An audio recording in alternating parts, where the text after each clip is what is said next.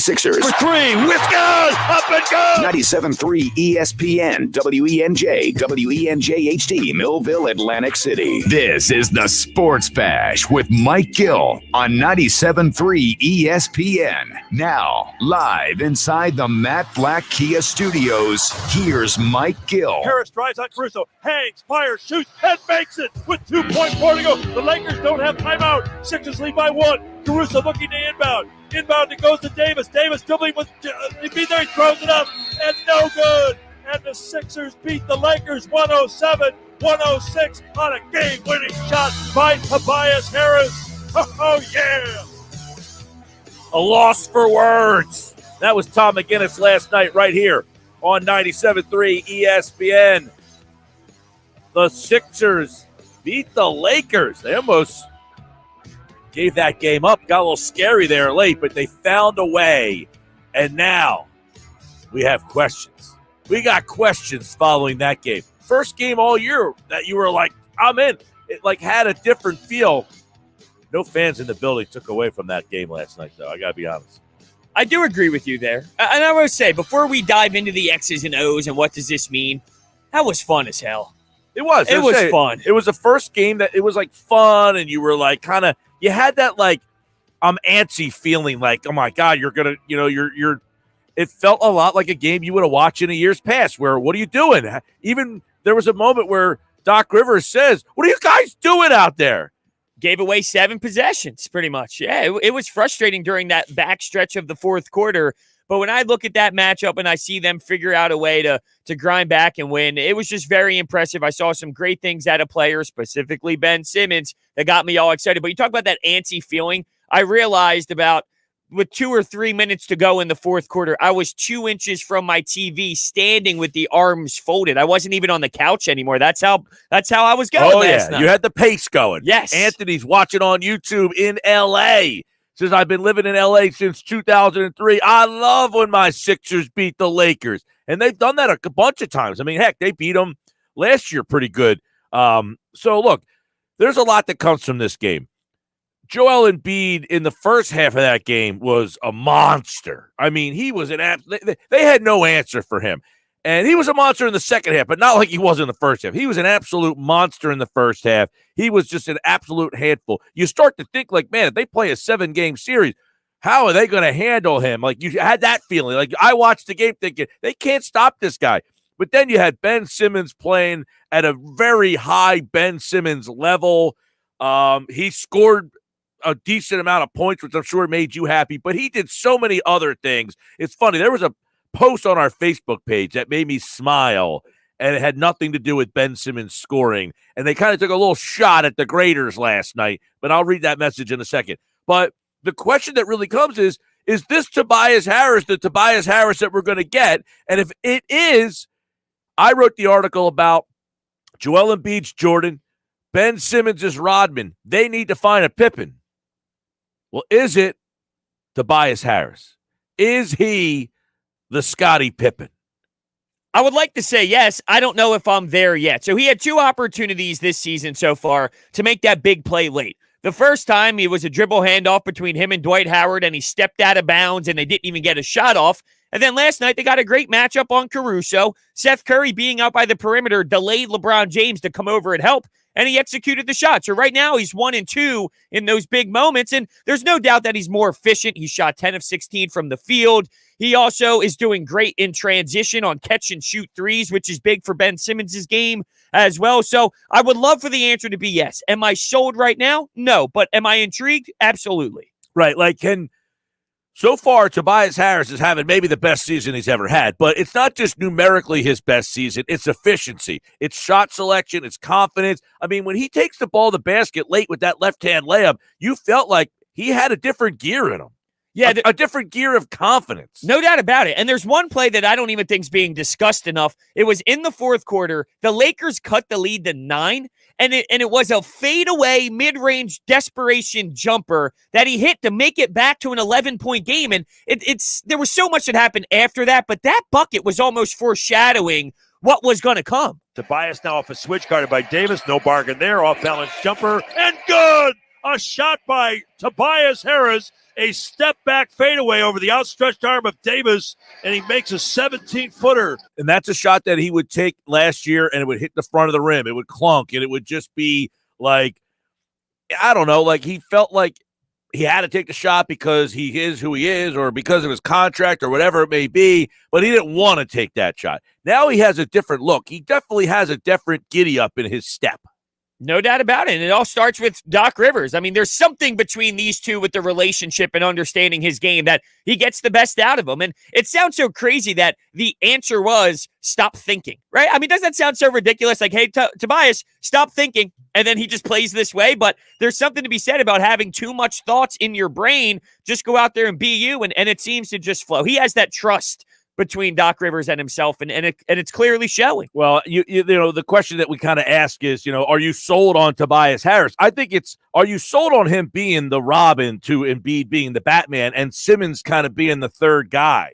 You know, because that's the way that I've kind of presented it in my view is, look, I get it. Simmons is not going to score every night. I'm not going to be mad at him for being the guy who scores 8-9 points. I'm not going to be overly ecstatic when he scored, what, he had 15 last night?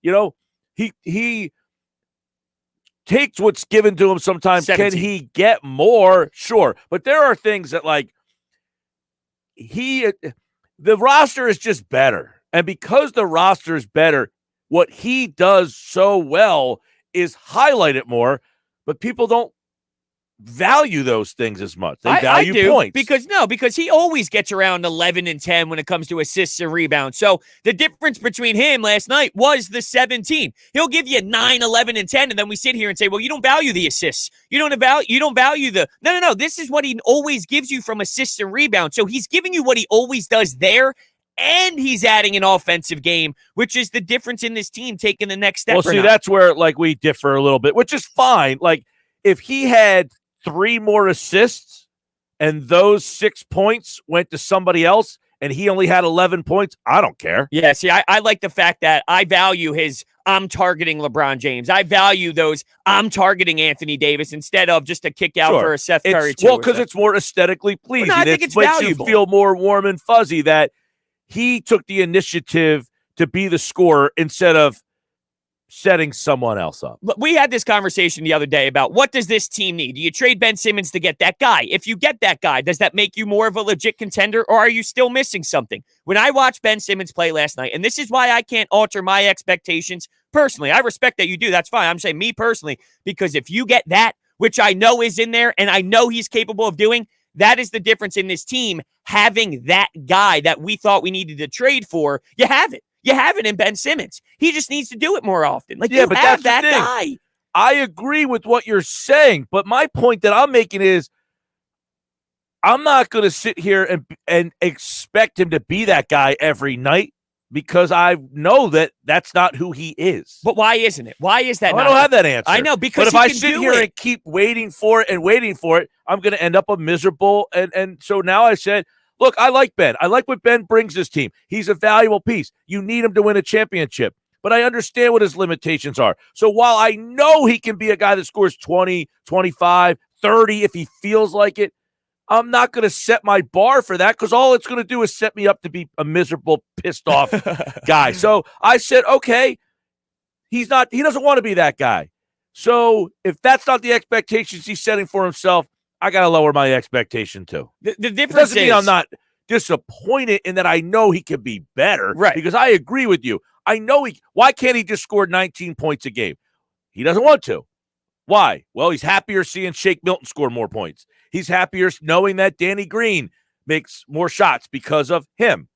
Danny Green took another shot publicly to the media when it comes to Ben Simmons and the aggressiveness offensively. He just nonstop does it. I bet you Ben Simmons doesn't even recognize, though. But the difference is the limitation things. He wasn't around the perimeter. He wasn't hanging out by 3. Like, the limitations of the shooting had zero impact on that game. So it's not even not if you were paying attention to people during the part of the fourth quarter when the lead started to evaporate. Sure, understandable. But I'm just saying what you saw out of him had nothing to do with the lack of spacing, lack of shooting on his part. It just had everything to do with I'm willing to go one-on-one with LeBron. There was a time where he took on AD. You know what? It wasn't the prettiest. It hit the rim a couple times. He got the offensive board and had a layup. It's just about the mentality of attacking for me, and it's in there, and that's why I know if he does it, we're talking about a team that can actually win a championship. But if he's not going to be this guy, then you don't have enough, and it's frustrating.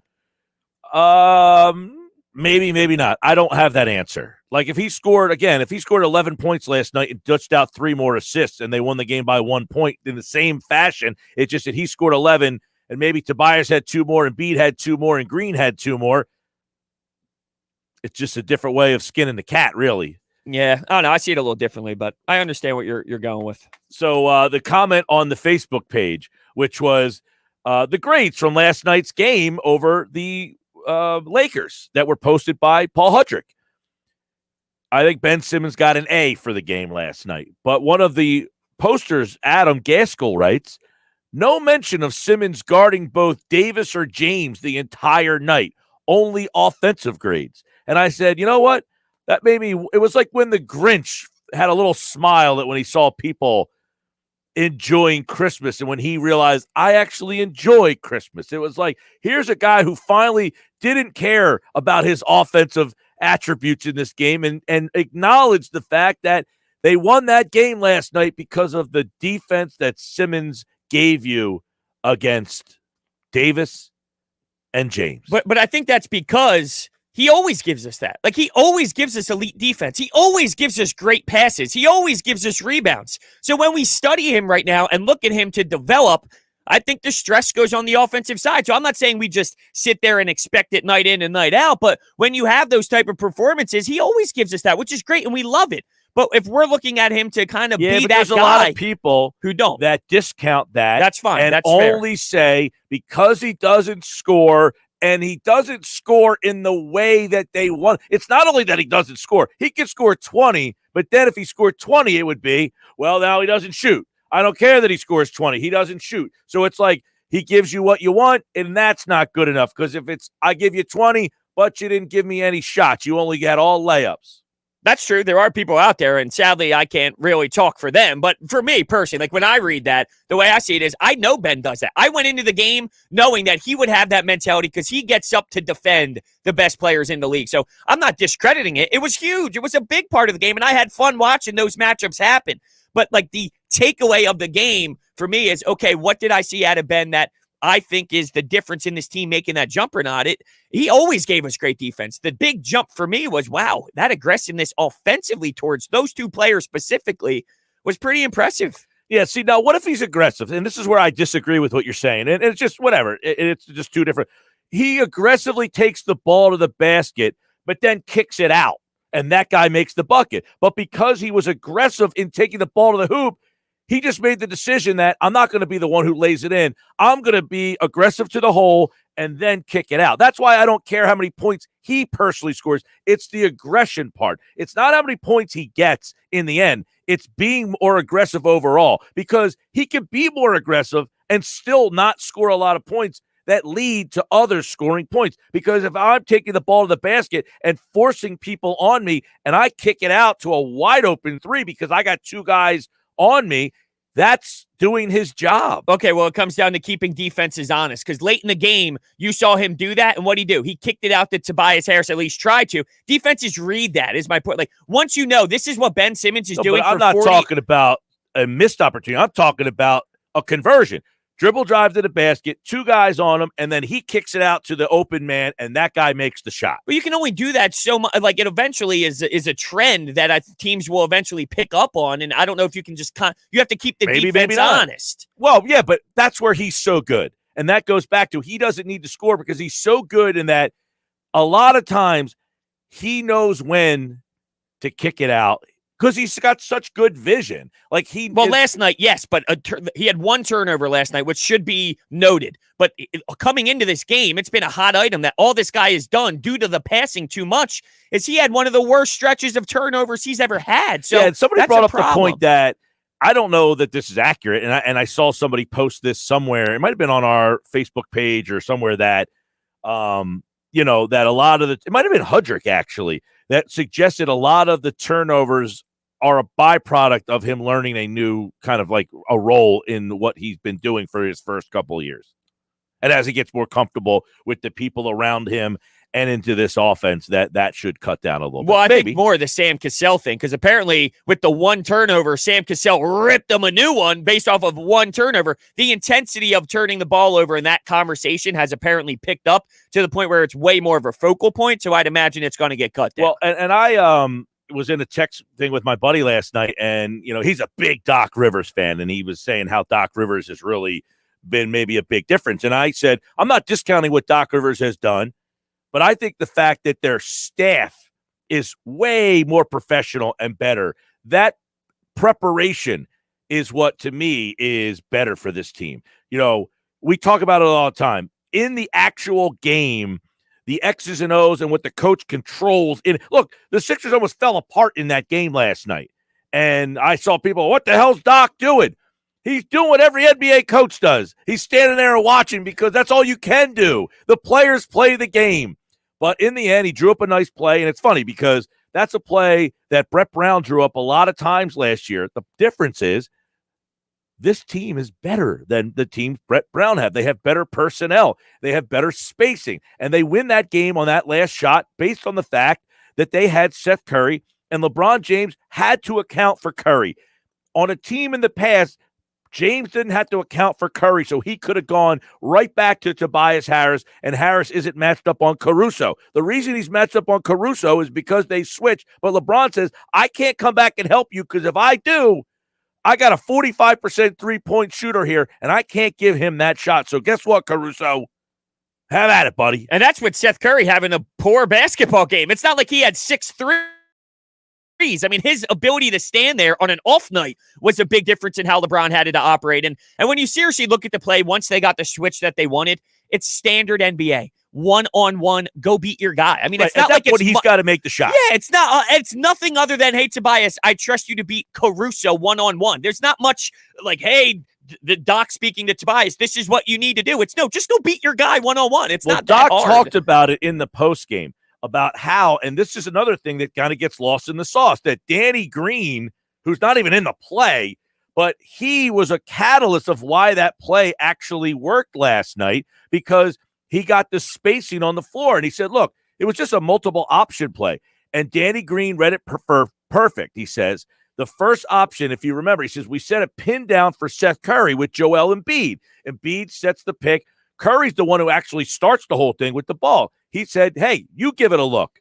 If there's nothing there for you, then Tobias will come set you the pick and roll, and we'll let Tobias try to run it. But they run that play knowing that L.A. is going to switch on you, and Tobias should have a matchup that's favorable. And if he doesn't, we will give it back to you, Curry, and you should get the open look. Yeah, I wonder if the play before it all went down was whoever's matchup on Caruso, go take it. Or if they plan to get Caruso on Toby. Like, I wonder if it was more of like a, hey, whoever's on Caruso, it's you. You attack this guy because you're going to be able to do some damage against him compared to the other guys on the floor. Well, the way he explained it there, it's like this is a multiple option play. So whatever it is available, we're going to rock that one. Not so much like, hey, I'm looking for Toby versus Caruso. Exactly. Meaning, hey, Curry, if you get the initial open look, you're free to take it. If it's not there for you. And he talked about it. Danny Green was the catalyst of the play because he kind of settled into a spot. And because Green hit 4 threes in the game, his defender can't go anywhere, right? Absolutely. He's got to stay there. Well, in the past, the Sixers don't have a guy making 4 threes, so that guy can muddle the middle. It's all about like the Sixers' ability now to not have so much traffic in all the lanes and in the middle, and it set up multiple options there, and they took advantage of it. Now, look, what is more concerning or what is more the takeaway? That they closed that game out and won it, or that they let the Lakers back in that game with a 12-point lead with, 2.5 minutes ago. Yeah, I like that you brought this up because there's 2 ways of approaching it. I was almost, not that I was rooting for them to lose, but in my brain, after Anthony Davis made that layup to take the lead, I thought, okay. That was a nice play. So was LeBron one-on-one with Embiid and that pass to the corner that went through all defenders. I turned white as a ghost. Caldwell Pope, yeah. Oh, my Lord, How that was about amazing. the pass behind his back? I mean, just nonchalant on a laser bounce pass behind his back. And it almost like he put some English on it, that it hit a spot and went right. I mean, I was like, are you kidding me? He's amazing, isn't he? But getting back to, I almost had a silver lining in my head. If this, like, the impact isn't as strong letting up off the gas if you actually win. If you lose, I almost felt like the team would have benefited more from that frustration, like horrible gut feeling loss, knowing how this team is the more anytime professional. hotline would have benefited. Yeah, no doubt about it. Well, no, there were some good calls for sure in there as well, I'm sure. But I don't know, like, I look at it as a positive that they closed it out and really grinded it. But I'm just saying, if they lost it, I feel it might have been an extreme positive as well, because knowing how this team is different than the ones in years past when it comes to the professionalism and the mentality of Embiid, maybe that could have been the difference in pulling out a game later on in the playoffs, because you would have dated back to this moment, if that makes sense. It does. No, I there's a part of you that you learn more from losses than you do from the wins. Right. Eric R. is watching on YouTube. He says, if Ben put up 17, 8, and 8 every night, you wouldn't ever hear a peep from me. You and the rest of the masses out there. Now, what was his assist last night? 17, 11, and 10. I think he finished with the 10 assists, 11 boards. I think so he got me the over on the assist number that you gave me last night. But, 17, 8, and 8, that's, the equivalent of... Yeah, I would need more than that. You want more than 17, 8, and 8? Yeah. Wow. Yeah, because I know he can do it. So I'm not. It's unfair to me. Unfair to me, Ben. What is a example of a line that he should average? Well, okay, if you go to average, I just meant like last night, for example, he gave you 17, 11, and 10. That satisfies me more than 17, 8, and 8. No, he says if he put up Averages. 17, 8, and 8 every night. Okay. That's basically if he averaged 17, 8, and 8. Okay. Averaging 17, 8, and 8 would be okay. I just meant he has a bigger game when it's 17, 11, and 10. That's a little bit more impactful. So 17, 8, and 8 is better than 15, 8, and... he really averages 12, which is different than 15. I'm asking. I'm saying, okay. So you're saying 17, 8, and 8 you're okay with. What if it was 15, 8, and 10? Yeah. All right. What if it was 13, 8, and 12? They're all the same, essentially, is what I'm saying. Yes and no. They're just coming from a different angle. Yeah, but it is different when you put the pressure on the defense. Like, it is different when you are the guy going downhill. It changes how you have to be defended and all. Right, it changes a lot. Him getting those 12 could be from him going downhill. You know what I'm saying? Yes, I do understand what you're saying, but I can't discredit the power of being the ball handler that attacks the rim and finishes as well. I think there's more value in finishing part that you value more than the assist. That's the thing. At times, it's situational. It's not as black and white as you're trying to make it seem in this conversation. Like, there's context involved situationally, yes. There are times where he's giving up free passes to the basket and turning it over because he's so focused on the assist that he's giving up points for not being aggressive because he's so focused on, well, I can get my teammate going. So in those specific moments, I would have to stress the lack of offensive awareness. So it depends on the situation. It's not so black and white. Jordan Tate says, I want 20, 9, and 9. He was a little selfish. He wants more points, more rebounds, and more assists. And the thing is why I don't bash these people for feeling this way is because it's attainable. Anthony, I want wins. That's all that matters. See, I'm with Anthony. I don't give a rat's rear end what Ben Simmons' numbers are. I think that impacts what we see when we want those wins. Someone was coming after me last night on Twitter. Brodes, you're flip-flopping on Ben Simmons every night. And I'm like, no, I'm not. But you are okay with some of this stuff. That will be the downfall in the postseason. So if you're not going to bitch and complain now, don't be bitching and complaining about these flaws in the postseason when it costs you wins. Because I'm worried about this being I would be a problem. more concerned. I would agree with you and be more concerned if they weren't scoring as much as they were. Like, if they weren't scoring 117 a game and they were only scoring 101, I would say they got to start scoring more points. It's got to come from someone. Someone's got to start scoring. 101 is not going to be good enough. They're scoring 117. I can't complain. Regular season 117. I get that. Yes. When it comes to the playoffs, I might come back to you and say, they're only scoring 101. You were right. I doubt that that's going to be the case, though. Because they have a good enough roster that they don't need him to score 17 points. It was nice last night, though. Makes you feel warm and fuzzy. But if he had 3 more assists and they won the game in the same pattern, I don't know that you would have came in today and said, I need it more from Ben. No, that's a big what if, though. I mean, that's not what happened. I know. I'm just going to bank on that. Remember this conversation. I'm not discrediting his assists. I just think when he's so assist heavy and so assist mentality wise, that affects him giving up baskets because he's turning it over, trying to make that pass. Sports Bash is brought to you by Matt Blatt Kia. They want to get you approved today. It's Matt Blatt Kia, Black Horse Pike, Egg Harbor Township. When we come back, we got anytime hotline calls on the Sixers win last night. What did you think about the game last night? Let us know in the comments section if you're watching on Facebook, YouTube, or Twitter through our website, 973ESPN.com. Sixers with a big win over the Lakers. Are you sold on Tobias Harris? Let us know. This is the Sports Bash on 97.3 ESPN and the free mobile app powered by First Bank of Sea Isle. Turn it on. Leave it on.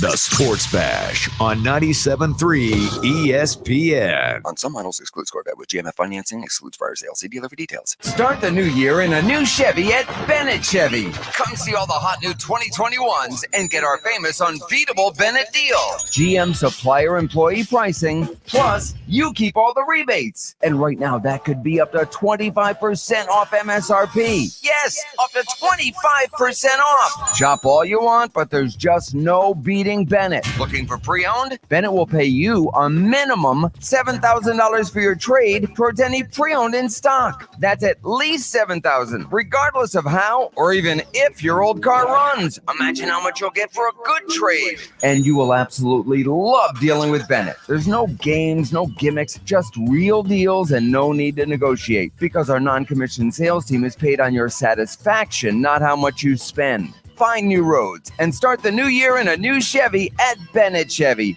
Egg Harbor Township, and BennettChevy.com. Do you love a good cigar almost as much as your family? Well, maybe that's an exaggeration, but you can find that perfect cigar at Smokers Haven. With 5 New Jersey locations, Smokers Haven has the finest selection of cigars in the area, like Ashton, My Father's, Romeo and Julieta, Monte Cristo, and more. All from the finest tobacco leaves and hand-rolled by the world's finest cigar makers. All locations are fully open. Stop in and let them help you find the perfect cigar to pair with your life. See all they have and their locations at SmokersHavenNJ.com. Interest rates are at an all-time low, making this the perfect time to buy a home or save money by refinancing your mortgage. South Jersey Federal Credit Union offers great rates, local decisions, and now through March 31st, a credit of up to $1,000 towards closing costs on qualifying mortgages. Visit SouthJerseyFCU.com, call 1-800-582-7640, or visit a branch for information. Must apply by March 31st, 2021. Subject to qualifications and approval. Owner-occupied residences only. Other restrictions apply. Equal housing lender. Okay, moms and dads, you gotta check this out. Target has all the easiest ways to check off your kids' entire list and get them ready for school. Like Drive Up. Order ahead and Target will load your school order right into your car's trunk. No contact required. Check.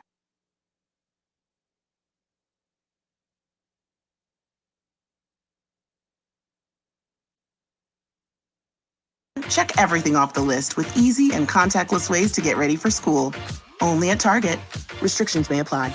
Weightlifters and fitness enthusiasts, you got to check out weightliftinghq.com. They are a local company right here in South Jersey that operates fully online and caters to weightlifters and fitness enthusiasts interested in working out from home. They offer high-end weightlifting and fitness equipment available to be delivered right to your home. Check them out online at weightliftinghq.com and use the code RADIO10 at checkout for 10% off your entire order. That's code RADIO10 at weightliftinghq.com. Babe, look, Cash Pop from the New Jersey Lottery. We just got to match one number, 1 through 15, to win. Whoa, so easy. Our anniversary date? September 6th? 14th. Not to interrupt you guys, but the more numbers you play, the better your odds of winning. Well, the 6th was our first date anniversary. Aw, let's play both numbers. With Cash Pop, you could win up to 250 times your wager. So pop in and play. Anything can happen in Jersey. Must be 18 or older to buy a lottery ticket. Please play responsibly. If you or somebody knows a gambling problem, call 1-800-GAMBLER.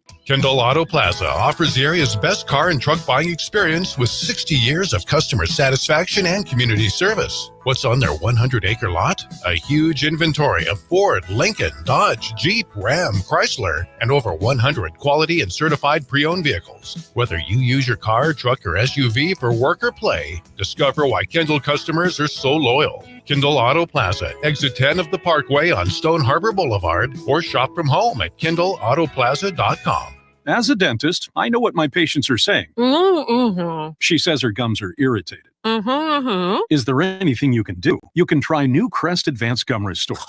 It detoxifies below the gum line to restore your gums back to health in just 7 days. The Sports Bash with Mike Gill and Brodes on 97.3 ESPN, the free mobile app. And now you can watch the show live on Facebook, YouTube, and Twitter at 97.3ESPN.com.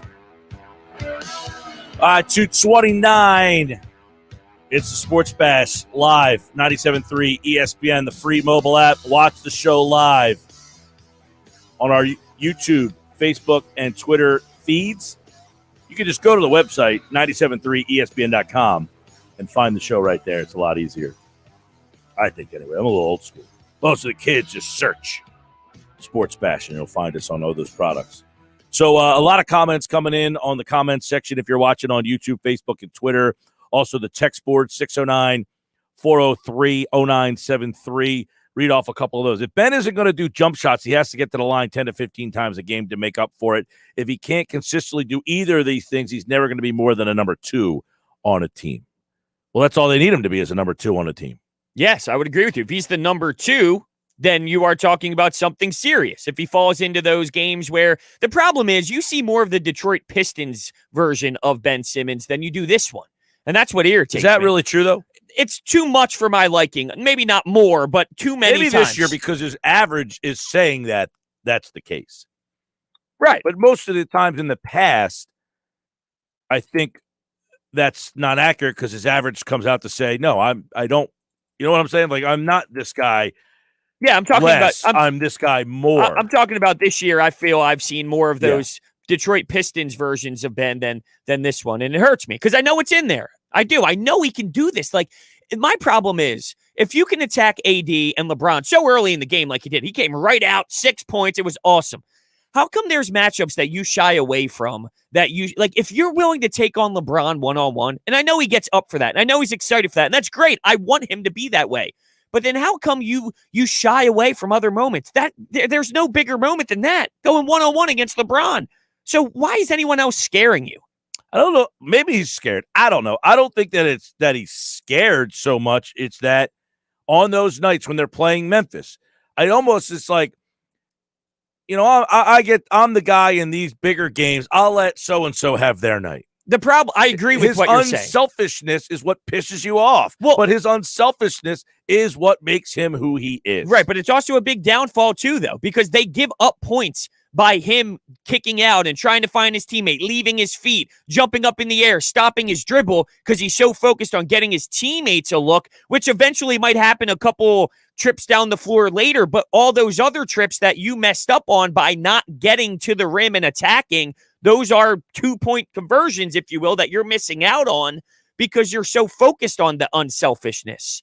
You know, when I hear Danny Green speak about him constantly, I mean, this guy's been around the block for a long time. I think he's almost stunned with how brutal it is at times because he's still chatting away to the media about it nonstop. Oh, I said for the years, I don't understand how others on the team don't put their hand around his throat. Embiid used to, and it seemed like he kind of gave up on it. Like when Jimmy Butler was here, I can't believe that there weren't reports of them getting in fist fights or that he just absolutely tore him a new one. Well, maybe because Jimmy enjoyed having the shot and the ball in his hands later, so he's not going to complain about that. Well, but maybe he wouldn't need to make that big shot if, you know what I'm saying? Like, I'm surprised that hasn't gotten so like a boiling over point.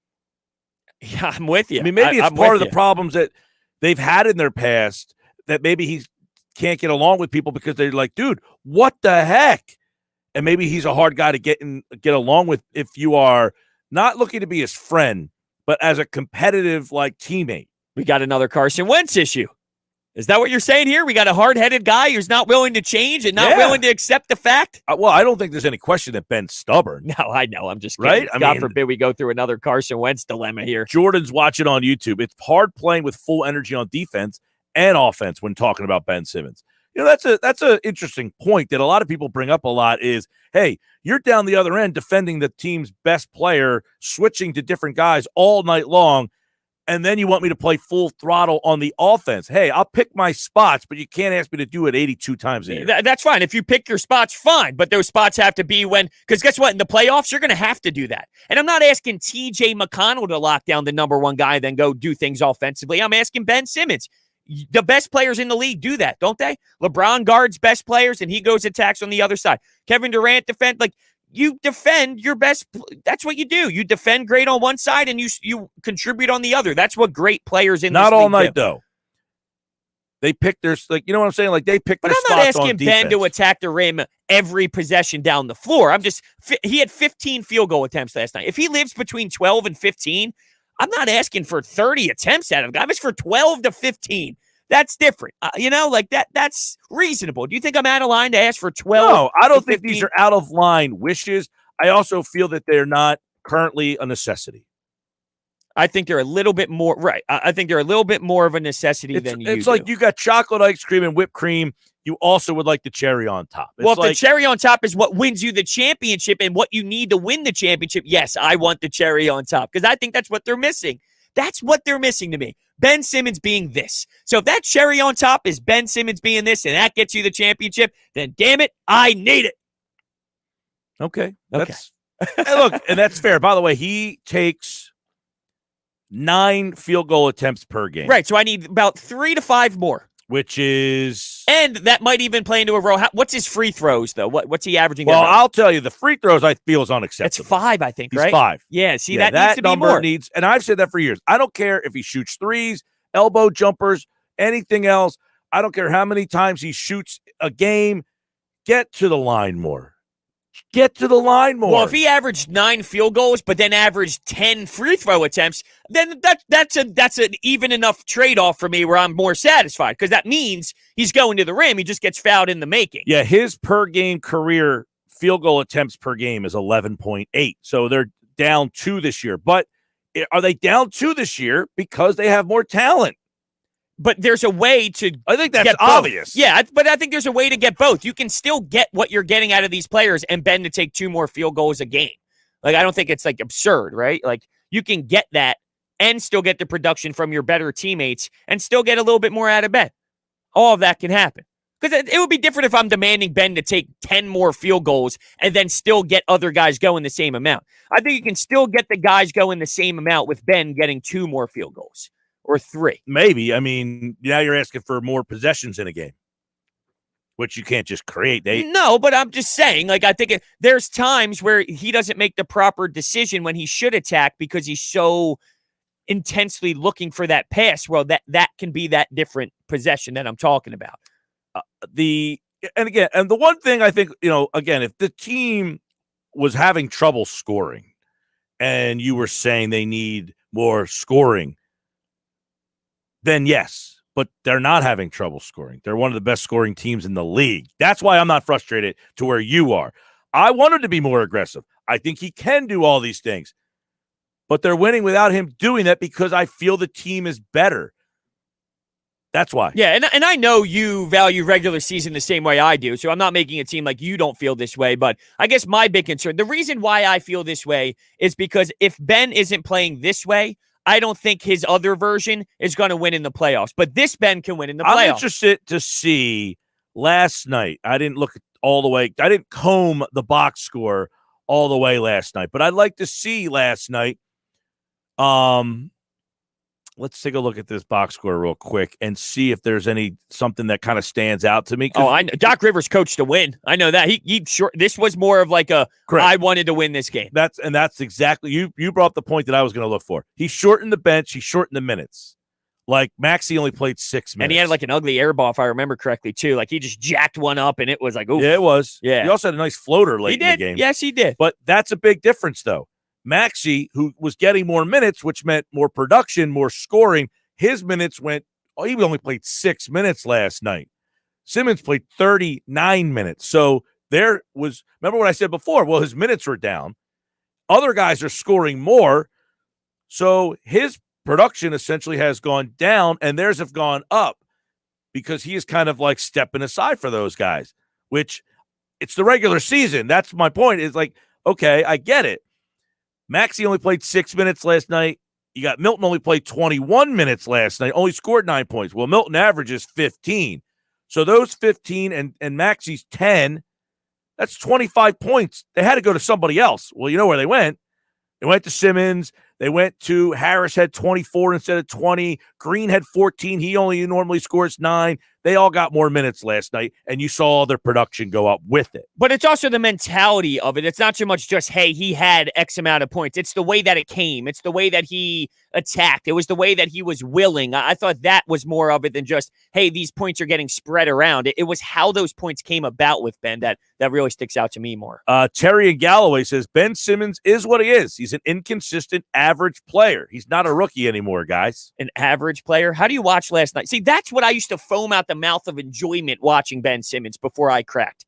That right there, how you watch a basketball game and go, that's average, that means you don't know basketball. That's not average. Yeah, the question is, though, but the point I think, and I'm agreeing with you, I don't think it's average. I think he's saying, yeah, he's great some nights, but other nights he's not. So if you take the combine it all together, you get a guy who gives you great, bad, good, very good, average. And at the end of the year, when you put it all together, compute it up, it comes out to how many greats, goods, bads, horribles, it comes out to average. Well, that's what that guy's saying, I think. Right. Is inconsistency a definition of immaturity in the game, being young, youthful? It is like Joel Embiid now is significantly more consistent. Well, he's also 26 and he's been battling and growing and becoming a different version of himself. So is Ben Simmons' flaw, while yes, it's very inconsistent, but is that part of being a young NBA player at 24 years old? Well, people don't want to hear that because he's been in the league so long. And he signed the contract. And I'm normally one of those, like,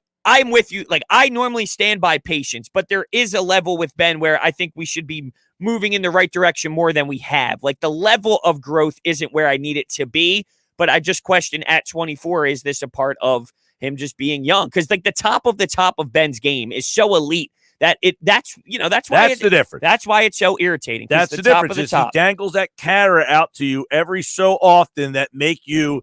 And I said, I'm not pulling for the Lucy pulling the football away from me anymore. The dollar bill on the fishing line where you walk down the street. And Charlie Brown, I'm not. I'm not Charlie Brown. Lucy, you're not pulling the football away from me. It's not happening. I know what Ben is. He's going to give you elite performances. He's going to frustrate you because you know that he can get there. But I'm not getting frustrated anymore because I recognize that he doesn't have to be that guy to be still great in that particular night. People just look at the points, and that's what pisses them off and frustrates them. I'm done looking at the points because I understand that he does enough everywhere else on the floor that if he's not there, they ain't winning. Whether he scores 0 points or 20 points, they can still win a game because of how good he is. That's what I've come to understand. Not what that guy's saying. He sees 0 points and he sees average. I see 0 points and say they don't win the game without him doing X, Y, and Z, even though he scored 0. You know why? Because he probably had 11 assists with 0 points that led to at least 22 other points. People don't look at those 22 other points and really care because they didn't go into his point column. Those 22 points went into somebody else's point column. And people look at that as a failure. And I'm not discrediting that. People do feel that way, sadly. My counter to that would be, well, last night he had 10 assists with those 17 points. So those 11 assists you mentioned that lead to 33 points or so, you can get that and the scoring, and this is why my frustration comes in, because I really am not discrediting what you're saying. I really do value that. But this Ben Simmons, to me, the way I see it, is the difference in winning that championship or not. Bob Heisen, watching on Facebook, says Ben's a throwback to when a point guard has more assists than points. You know, that's an era that's long gone that people don't remember, that the point guard was looked at and valued because he had more assists than he had points. Like, that was the guy that you yearned to get, the guy who facilitated and set others up and wasn't selfish. Now we've changed it where we want the point guard to also be a jerk. Well, it comes down to, because of the way the league is and how because it screws up defense. If this didn't screw up the way teams defend you, well, then I'd be all for it. But sadly, due to the lack of scoring, teams can defend you differently. So that's where my problem comes in. We have a lot of comments coming in from the people out there. We will continue to read off your comments, put them up on the stream. If you're watching live, go to our website, 973ESPN.com. You can watch the show live. You can put it up on your TV. I did it last night on the remote just to see if it worked. How'd it go? There you were. Oh, yeah? Yep. Beautiful looking mugshot and all. Oklahoma City hat today. Yeah. After a big Sixer win, you went OKC Thunder hat. So I had my Sixers hat on, but it was the wrong shade blue, and it made me look dumb with the blue sweater, so I had to rock this. I knew you would point it out, though. Had to. Yeah. All right, plenty more to go. Sports Bash here, 97.3 ESPN. Inside the Sixers, Jason Blevins today at 3:20.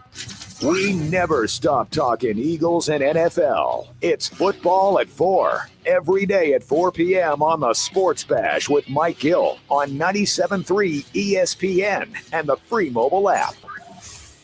Start the new year in a new Kia at Matt Blatt Kia in Toms River or Egg Harbor Township today. The new year is an opportunity to set new goals and start fresh. And at Matt Blatt Kia, our goal is to get you out of that old car you hate. Come in today or visit us online and get the credit you deserve this new year. 0% APR financing available for up to 75 months on new 2021 Kia Sportage LX SUVs in stock. Plus, Matt Blatt Kia in Toms River and Egg Harbor Township wants your trade, even if you owe thousands more than it's worth. Plus, you can't make a mistake with our 4-day love it or leave it return policy. It's gotta be a Matt Blatt Kia. Offers with approved Tier 1 or 2 credit through Kia Motors Finance. Not all will qualify. 0% based on 1516 per 1,000 borrowed. Go to mattblattkianj.com for complete details. Expires 2/4/2021. Matt Blatt Kia, 6211 Black Horse Pike, Egg Harbor Township. And now on Route 37 in Toms River. If you're struggling with a drug or alcohol addiction, now is the time to take action and get professional help. Call Recovery Centers of America at 1-888-RECOVERY today. You are worthy of recovery from your addiction, and calling RCA will be your first step in getting the help you need. Recovery Centers of America answers the phone and admits patients 24/7. And because safety is a top priority, all patients and staff are routinely tested for COVID-19. RCA's expert team of physicians and medical professionals will treat you with compassion and dignity and provide an evidence-based treatment plan that is custom-tailored to your specific needs. Recovery Centers of America at Devon and Lighthouse are local and in-network with insurance providers, so they're best-in-class inpatient and outpatient care, offered both in-person and via teletherapy, is affordable and accessible. Make this the year you conquer your addiction. Call today, 1-888-RECOVERY. That's 1-888-RECOVERY. Have you ever wanted to learn a new language like French, Spanish, or Russian, but thought it would be too difficult and time-consuming? Then go to Babbel.com and try it for free. Babbel works because it's built around real life. It teaches you everyday practical conversations that you will actually use. In 15 minutes a day, you'll be on your way to speaking a new language in just a few weeks. Babbel uses a modern conversation-based technique that makes language engaging, fun, and memorable. It starts by teaching you words and phrases. Then, sentences gradually get more complex. Soon, you're practicing short conversations about real-life topics. Babbel is created by language experts who use the spaced repetition method to help you learn quickly and remember what you learned. With Babbel, you can speak a new language. Babbel. Language for life. Celebrating 10 million subscriptions sold. Now try Babbel for free at Babbel.com. Just go to Babbel.com and start learning a new language today. That's Babbel.com. Babbel.com. Hey y'all, this is your girl Cheryl Underwood, and I want to tell you something. My digestive system used to make me feel sluggish, but those days are over. Now I feel great. That's because I increased my fiber intake with the Metamucil 2-week challenge, and I'm still hooked. I just took Metamucil every day for 14 days, and it's really that easy. Metamucil traps and removes the waste that weighs you down, so you feel lighter and more energetic. Now I never want to go back to that heavy feeling. Are you ready for the Metamucil 2-week challenge? For a coupon and daily support, sign up at Metamucil.com today. If you own a small business, you know how hard it can be to find new customers. But maybe you're unaware of new tools that can help your business stand out. Go to GetLocalCustomersNow.com for a free market competitive analysis that will show you what other businesses are doing to find new customers and how you can do it too. There's no cost and no obligation. Be one of the first business owners to sign up and receive $500 in free advertising on this station. Get started today. Visit GetLocalCustomersNow.com. That's GetLocalCustomersNow.com. Now, back to the Sports Bash on 97.3 ESPN. All right, 2:48, Sports Bash Live, 97.3 ESPN. I'm Mike Gill, at Mike Gill Show. That's Hunter Brody, at Brodes81. You can watch the show live, Facebook, YouTube, Twitter. Go to 973ESPN.com and watch the show. reacting to your comments. We'll do the Anytime hotline calls coming up at 3, and then we'll go to Inside the Sixers with Jay Blevins today and get his take on what happened last night. He had an interesting point in the game, too. He was saying, like, around the second quarter, he's like, normally by now I kind of have a feel of, like, this game, and he's like, I just can't, it felt like the Sixers were working so hard to score, even though they were up, and then the Lakers kind of got back in the game. You're like, man, it was going so much easier for them than it is for the Sixers. That's how it felt in the first half. Yeah, for sure. That's because Joel Embiid came off the floor after that first quarter with, 13 points against Marc Gasol, who's normally his father. Well, it looks like he, owned that matchup early on. And then, once Joel Embiid left the floor, that's when the Lakers kind of made their push and the Sixers had some struggles, which has been a problem all year. I don't think Dwight Howard had a strong performance, Limited run, but, like, that's what you brought him in. Like, you struggled when Embiid was off the floor. Yeah. And that's one of, something that you brought someone in here you thought could at least hold the fort down. I thought he had some ups and downs so far this year. So wildly. He is. Just wild in general is kind of a good word to describe his game. Eric R. is watching on YouTube. He says, the more Ben puts up, the more it takes away from more production from teammates. I agree with Brodes on when Embiid is out, he needs to find that gear and let the rest of the team step up. It sounds like he's saying, but if Embiid's not there, let Embiid be the monster, and doesn't matter who the secondary guy is. Yeah, I mean, Embiid didn't. It's crazy, right? And I can agree with that, though, too. Sure. It's like, when Embiid's out, Ben does need to play better because you're missing a guy scoring 28 points a game. So, if you're at 11, I need you to be at 18 if you're going to be losing Joel Embiid. But if Joel Embiid's not there, then settle back into your role. Like, whatever that is, be the guy who sets up Tobias for 20 and Milton for 15. And, if Milton doesn't have it that night, then you score a little bit more. If Milton's not getting the minutes, then you go and get those points. You know what's crazy? Like, he had a dominant first quarter, but after that, he just had like a solid game, Joel Embiid. We look at a 28-point performance, almost as like, Embiid kind of had a quieter night. At the end of the day, the 28-point performance, it was great, and he started out so red hot with that mid-range jumper that off the dribble has so much just juice to it. It's perfect. But after that, it was like, he just kind of had a nice game at 28 points. It's a hell of a game. Well, he slowed down, and it kind of coincided after he fell. Yes, it did. That fall was brutal. I felt I had like shivers going down my spine listening to the replay where it was nothing but the noise of his back hitting the ground. Yeah, but now did you feel that LeBron should – I thought LeBron – I don't even think it should have been a flagrant. I think it should have been a flagrant, but Sixers Twitter took it to like this extreme that he almost committed murder. Yeah, yeah. Like, let's calm down. I'm saying, like, to me, it was closer to not being a flagrant than anything. I think the rule, because he technically did not make a play at the ball, and he put his hands up to kind of shy himself away. The fact that Embiid fell the way that he did made it look bad. Yeah, the overreaction to LeBron should be kicked out of the game. I saw someone tweet this, pretty funny. Should be kicked out of the league. Pretty funny. But yeah, look, I thought the reaction was way too strong. Let's play ball, boys. Well, you can, like, that's what you watch the video afterwards and then decipher that it was a flagrant one. And I'm thinking, dude, referee, did you see LeBron's arms extend at all? It was almost like he was trying to catch Joel. Like, his hands happened to be there, and he was like, hey, buddy. And it wasn't like he extended his elbows out and, like, jacked them up. I agree with you. There was no forceful extension of the arms or anything. If that was the case, then that would be a little bit more disappointing. Well, sure. But I think people were also pissed because I believe it was the next possession. Embiid was taking it to the rack, and he elbowed Anthony Davis in the face, and they called a flagrant one. So people were like, whoa, you called one way, and how are these the same exact call? Well, it's just the letter of the law, the way the rule is written. Don't be mad at the refs because they're calling it the way that the league wants it to be called. But let's look at the positive, Gil. He played through it. He kept playing. That would have never happened in years past. Oh, yeah, sure. He did slow down after that moment. Not that I'm, like, ticked at him. Again, like, they won the game. I don't care how you get there. Like, they won the game. It's almost more impressive to me that late in that game, they won without Embiid having to carry you there. Isn't that more impressive? Yes, it is. I just asked the question, is that a sustainable move? But here's the thing. In a 7-game series, if Embiid closes you out 3 times, you only need one other win to close you out. So it comes down to if Tobias makes it on that night, then awesome. But I did like in a 7-game series, if this outcome happened in game 3 of a playoff series, do we feel the same way that we do now?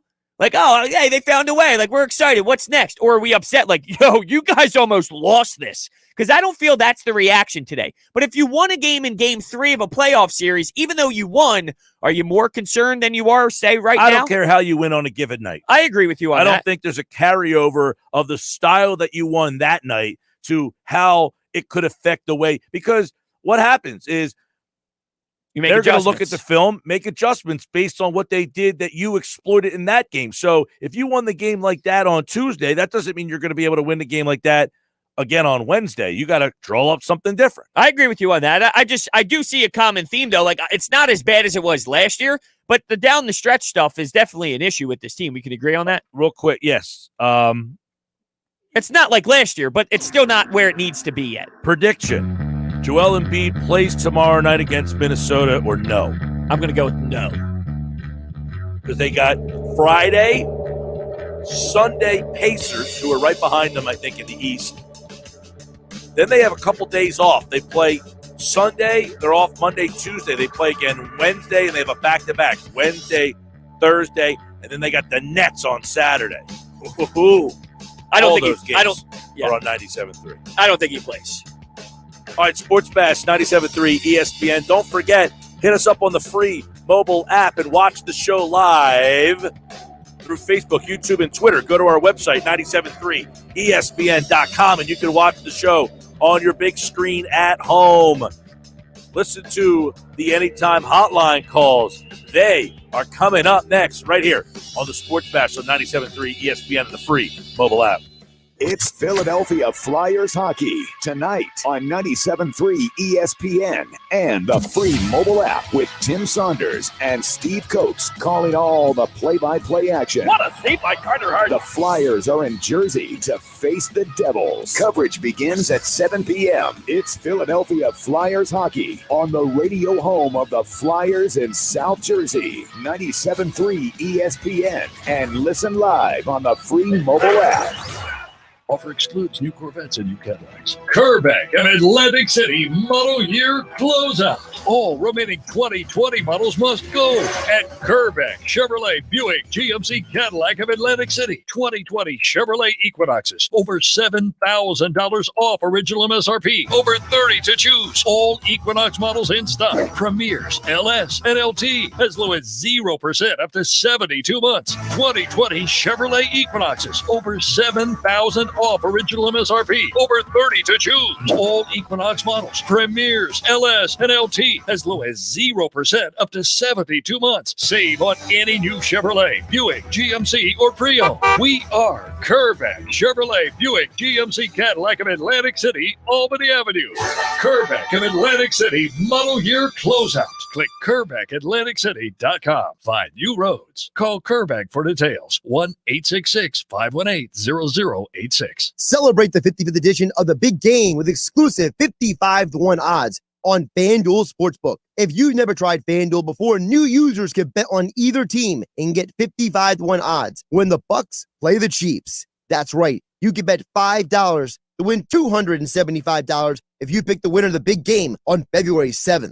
I've been betting football on FanDuel all season long, and on FanDuel Sportsbook, there are a range of betting options from player props to daily odds boosts. And don't forget about the same game parlays, so you can get a massive payout on a small bet only with FanDuel Sportsbook. Just download the FanDuel Sportsbook app and use my promo code HENNIG to get 55-1 odds on the big game. That's promo code HENNIG with FanDuel Sportsbook. Must be 21 or older to play and present in NJRPA, new users only. Must wager on designated boost market deposit required. Max bonus $275. See full terms at sportsbook.fanduel.com. Gambling problem? Call 1-800-GAMBLER. The success of Janet's meal prep business is keeping her from keeping up with customer appetites. Paleo Prep Meals, this is Janet. Yep, you just reheat. But we actually have a wait list currently. Oh, can you hold on one sec? She needs to hire. I need Indeed. Indeed you do. The moment you sponsor a job on Indeed, you get a short list of quality candidates from our resume database. Indeed delivers 2.5 times more hires than the other branded job sites combined, according to Breezy HR 2019. Visit Indeed.com/credit and get a $75 credit for your first job post. Terms and conditions apply. Dorothy Roofing. Call 1-877-97-KEVIN. Hi, I'm Kevin Daly, the owner of Dorothy Gale Roofing. Do you have a leak? Do you need a new roof? Give us a call today for honest, wholehearted advice at 1-877-97-KEVIN. Wizard quality roofing.com. A message from your neighbors and friends at First Bank. We've been serving residents and businesses of Sea Isle City and the surrounding communities for more than 130 years. Today's challenges, while unique, are another opportunity to show our strength and resilience. Our commitment to you remains strong.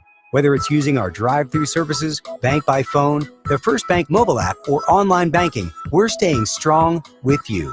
Be safe and be secure.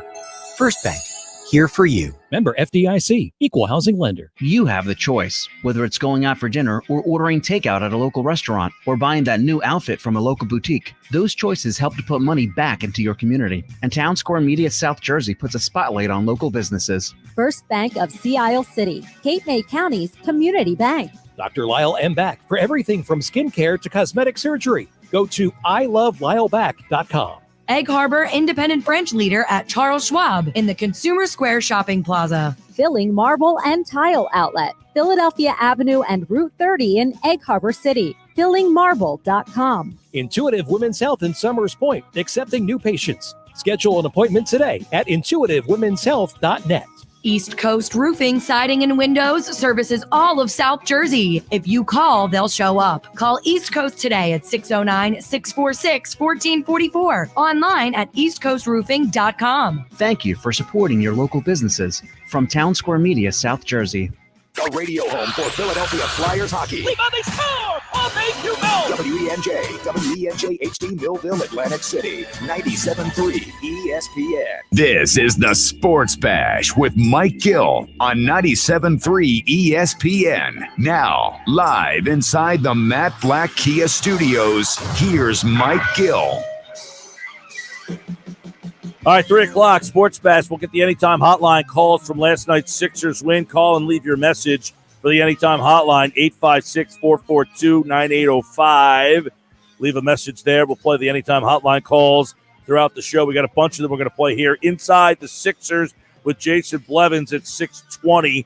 Get more from Blevins, McCormick, and Hudrick on the Sixers at 97.3 ESPN.com. Don't forget, you can watch today's show live on our website. Go to 97.3ESPN.com and watch us live on YouTube, Facebook, and Twitter. All right, so the Sixers win last night. By the way, somebody texted in about the Laker uniforms last night. Since when did the Lakers wear blue? That's from when they were Minneapolis. They had like their city editions or whatever third version. I don't like them. I don't mind them. I just didn't like them against the Sixers considering they're blue. No, I'm saying, I don't like the fact that these teams have all these ridiculous 15 different jerseys, but that's their version of what the Sixers have, the ones with the boathouse. That's the Lakers' version of that. Yeah. No, I mean, I like the jerseys in itself in a vacuum. I just didn't like it going up against the Sixers. Yeah, I was confused all night because the Sixers wear blue a lot. Right. And they don't wear red all that often. You know what sucks, though, about last night? Last night was your classic day where when you know they play the Lakers and you wake up, you're at Wawa, someone has a Sixers jersey on. Like the vibe around the city and the outside of the city in South Jersey here, it's like, LeBron and the Lakers are coming to town. You know what I mean? Like there's that juice. Like, hey, you're going down to the center, all that. And unfortunately, obviously, with the times we're in, we don't get it. But that was one of those games where there's so much buzz around Philadelphia just because of that matchup. And then you get blue jerseys. Yeah, the blue jerseys don't make it great either. No. But you're right. Like, not having fans. I thought watching the game when Harris hit the shot last night, it was so anticlimactic. Like, there's nobody there. There's that eruption and that whole, like, franticness when you have no timeouts left. You have 2 seconds and everybody's still, like, in euphoria because he makes that shot and they're still running the play even though because they have no timeout. It just felt – and then it was almost like Harris hit it. There's nobody there to celebrate with. And Simmons comes up to me. He's like, I don't even know what to do. There's nobody here. It's weird. I didn't feel it so much in that last shot, but I felt it more when the Sixers went up 16 in the first quarter. It was Furkan with a 3, Joel Embiid with the block on Embiid, Danny Green with a 3, and then the Lakers had to call timeout. Sixers up 16 against the Lakers in the first. That would have been one of those rising moments at the Wells Fargo Center where it feels like it's going to blow down with excitement. And he didn't really get it. Like that moment there, that's your standard eruption out of the Wells Fargo Center. It just wasn't there. All right, let's get to the anytime hotline calls from last night.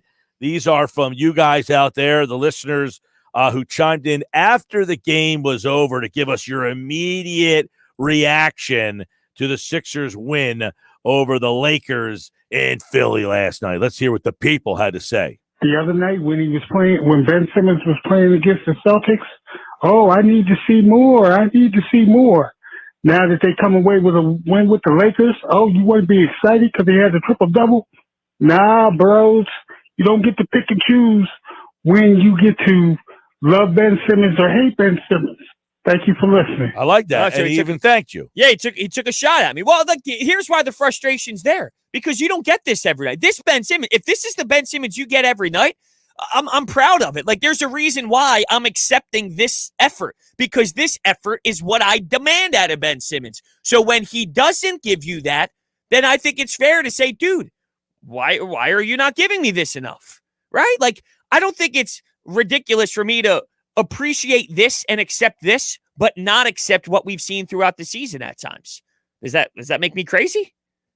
Not necessarily. Yeah, so I don't understand. I can pick and choose whether I feel that Ben Simmons' performance was good enough. Last night, absolutely. I just asked this question. Do we realize that they are in first place?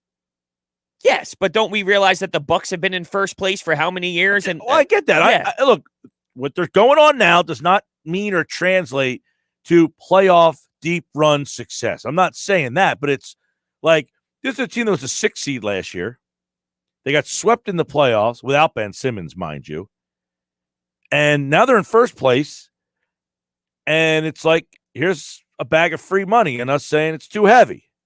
Not necessarily, though, because what's the ultimate goal, right? Is it to win the championship, or is it to be satisfied with some regular season? Unfortunately, the sport is set up where these regular season games are like a fun little journey, but it's just so irrelevant. So that's why I'm having a tough time enjoying it as much as maybe some else are. And maybe it's a flaw on my part. Maybe I should take a step back and just say, hey, enjoy it, but I can't. I would be the guy who come in and yell at Ben. You got to do more. You got to score more. You got to do more. And I'm at peace that's not who he is. Yeah, I can't be. And you know what? I'm at peace with it because, and this is the difference, Brodes, they needed him to in the past because they weren't good enough. They don't need him to do that anymore, so I don't have to ask for more because they don't need it from him. They are good enough around him that he doesn't have to be the scorer. They weren't good enough last year. They weren't. They did not. They needed him to score more because they weren't good enough. Now, they got other guys that can take that burden off of him and let him focus on what he's really, really good at. We want to focus on what he's not really good at and then say, because you're not doing it, it's not good enough. The team went out and said, don't focus on that. We'll go get guys that will do that for you. And if you happen to do it one night, handshake, thank you so much for your help. No, we had a conversation yesterday saying that we realize this team's not good enough. So I don't think this team is good enough, even though I agree with you that you don't need to be as much of a scorer as you were last year. The pressure is not there because you do have natural spacing, so it's not to the same degree. But I don't think... Maybe they are good enough. Maybe we're wrong. I know. I because I don't we think said that they're not good enough doesn't make us right. Yeah, I still personally believe that they are still. You can say it all you want. I'm saying it doesn't. I said it yesterday. It doesn't mean I'm right.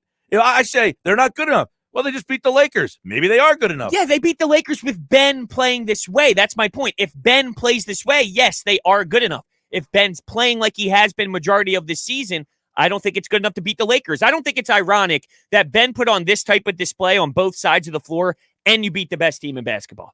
I think there's a correlation there because Ben played this way. So that's why I can't say, if you do this once in a while, that's okay. No, you need to do this to win. If you want to legitimately win, you need Ben Simmons to be this way. All right, anytime hotline. Tobias Harris, Toby Homie, Perk the Turk. We got her done tonight. Felt good to beat some real competition. Joel, MVP. Ben Simmons being aggressive, driving it to the rack. So happy to be a Sixers fan after Howie Roseman blew the year with the Eagles. Found some happiness. Sorry for the cursing. Well, he goes Eagles on us there. I mean, Roseman got thrown under the bus in a Sixer win. Well, you knew that was going to happen, right? I mean, there's not one Howie Roseman fan in the history of the universe. No, he had nothing. There was no reason to bring him into that game last night. That's pretty good, though. That's funny. Why not slide it in there? He threw out Furkan Korkmaz, who had about 10 minutes of play. Now, here's where I have the problem. What did he do last night that got him a mention, though? Well, he hit a couple threes. 2 threes, but on the other ends of those 2 threes, what happened? LeBron was licking his chops, saying, "Hey, let's get the switch," and then took it to the rack and had an easy bucket. So I think that's because he shot the ball well. It tells you a lot that he only played a handful of minutes because on the other end, that was everybody picking on him. Doc, we asked yesterday, do we think they were going to coach that game differently in terms of rotations? And he did. Maxey, so you're telling me in a playoff series, Maxey's a 6-minute player? I don't even think he's an any-minute player. Wow. You went from not wanting to trade him. This season, I don't think he's a playoff minute. He might be a 3-minute guy at best, but this season, I think he's going to grow into something awesome. I just don't think he's ready right now. He's not there physically. I think that's the big problem. I mean, he looks like a little twerp out there a little bit, no? Anytime hotline. I thought we only beat bad teams. Toby gets called for that absolute offensive foul, and he seals it for the Sixers in the end. Play that damn song. 1, 2, 3, 4, 5, Sixers. Let's go. Can you put the background music of the actual start of the song behind him doing that? Or is that too much there? I might be able to do it. You're good with the music, Q. That's I all. know. I didn't know what he was going to say. Yeah, me neither. But I'll touch on what he said first real quick about not beating good teams. To say I thought they couldn't beat good teams, did any of us say that? I think we said they haven't played a good team yet. In the beginning of the year, they played the I don't Hornets. think he was calling us particularly out. Oh, okay. He was just making a general statement. Sorry, I feel like I got a target on my back after the first call calling me out specifically. I just feel a bit of pressure right now to have to defend. But yeah, you're right. Like saying they haven't beaten someone yet and saying they can't beat someone is two different conversations. They ranked second easiest schedule in the NBA to this point. It's not like we just made that up or whoever said that specifically made it up. It's a reality. For the Sixers in the end. Play that damn song. 1, 2, 3, 4, 5, Sixers. Let's go. You think Amy Fadul is going to pop out the F-bomb on us on the radio? You ever realize she sings it at the end going to commercial? On the post-game live, she goes words for us. Does she? Yeah, she right here. She'll go, clap your hands, as it fades to commercial. That was one of the good things that this regime did. Keep the song. They brought it back. Not keep it, they okay. brought it back. It had been gone for, I never heard this song when I was growing up. Yeah, it's a hell of a song. I mean, it's a great item. They brought it back when when Harris bought the team. It's pretty simple, though, right? Like, can we do better? Well, yeah, of course. It was in the 70s. Well, simple. It's very simple. I like the orange and the black a little better when the Flyers used to get the W's. The orange and the black. The orange and the black. You know? All right, anytime hotline. I didn't like that song. Watching the game, and I'm still concerned about the Sixers' offense. There's just too much standing around. I mean, it's great that Embiid can go one-on-one and carry the team on his back, but he gets the ball in the post, and people just stand around. Ben Simmons, to me, has these empty calories where he's just technically a fast break point guard at this point. Every shot they have is mostly contested. I just would like to see more off-ball screens to get some ball movements, to get some more easy baskets. Great win, but still concerned about their offense. A lot of empty calories, he says. Well, I think he's he's not happy with what happened down the 4-minute stretch in the fourth quarter, which is reasonable, right? I mean, it did get ugly. Says there's a lot of standing around, though, in the whole game, that if it's Embiid not doing his thing.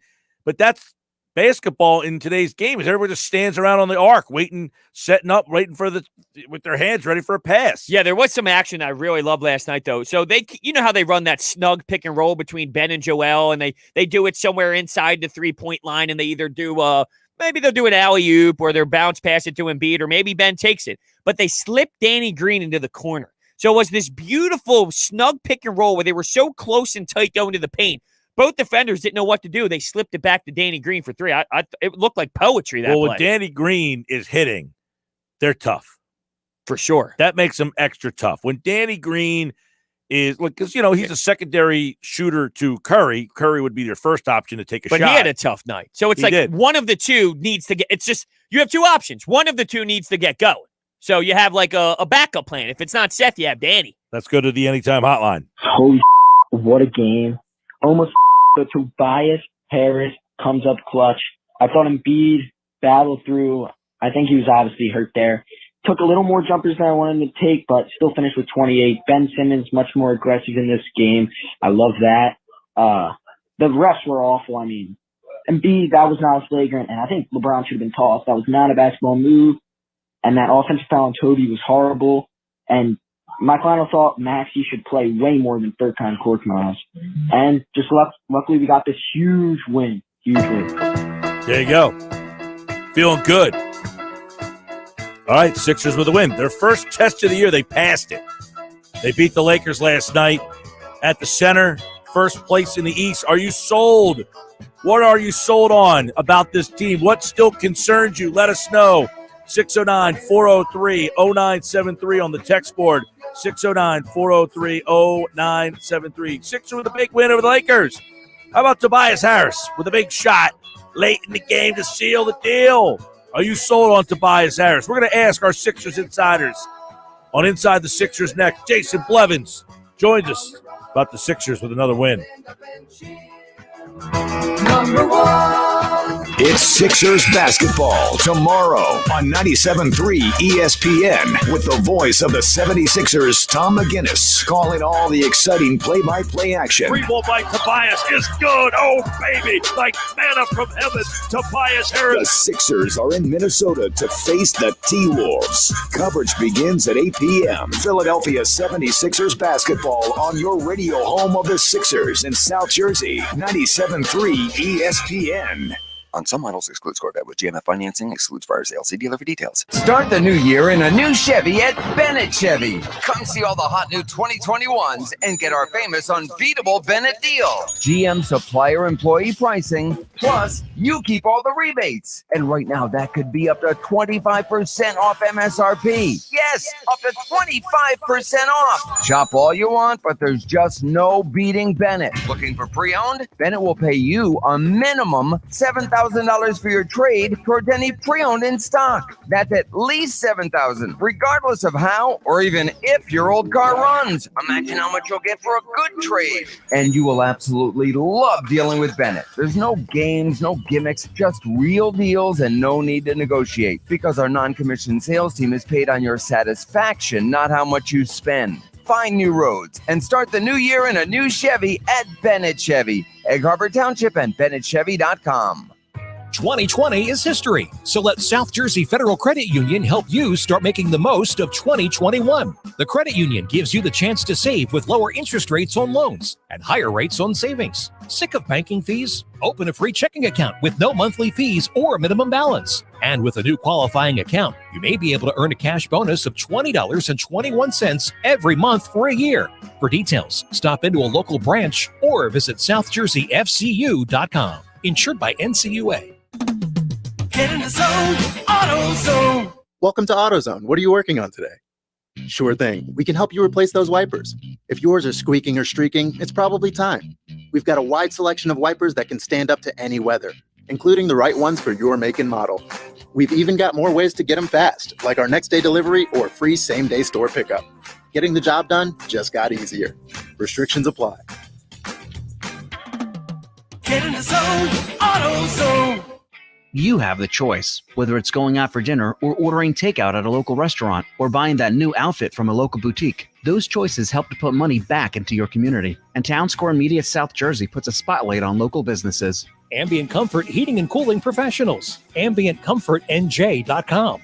Filling Marble and Tile Outlet, Philadelphia Avenue and Route 30 in Egg Harbor City. FillingMarble.com. Dennisville Fence, serving you since 1952. Be the envy of your neighborhood. East Coast Roofing, Siding, and Windows services all of South Jersey. If you call, they'll show up. Call East Coast today at 609-646-1444. Online at eastcoastroofing.com. Comfort Now by Bob McAllister. Improve the comfort in your home. Call 609-400-1005 and ask about discounts and rebate incentives. Visit iwantcomfortnow.com.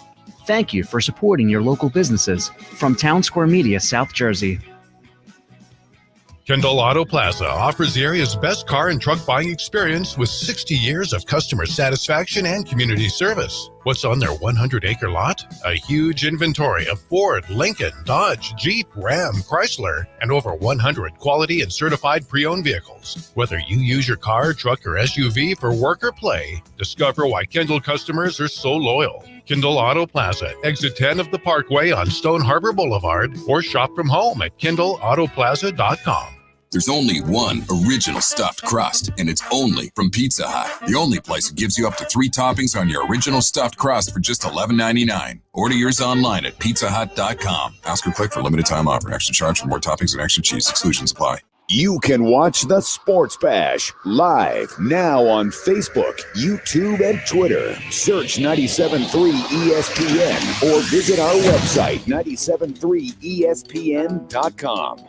All right, what a win last night for the Sixers. What does it mean in terms of how much did that kind of change your perception of them?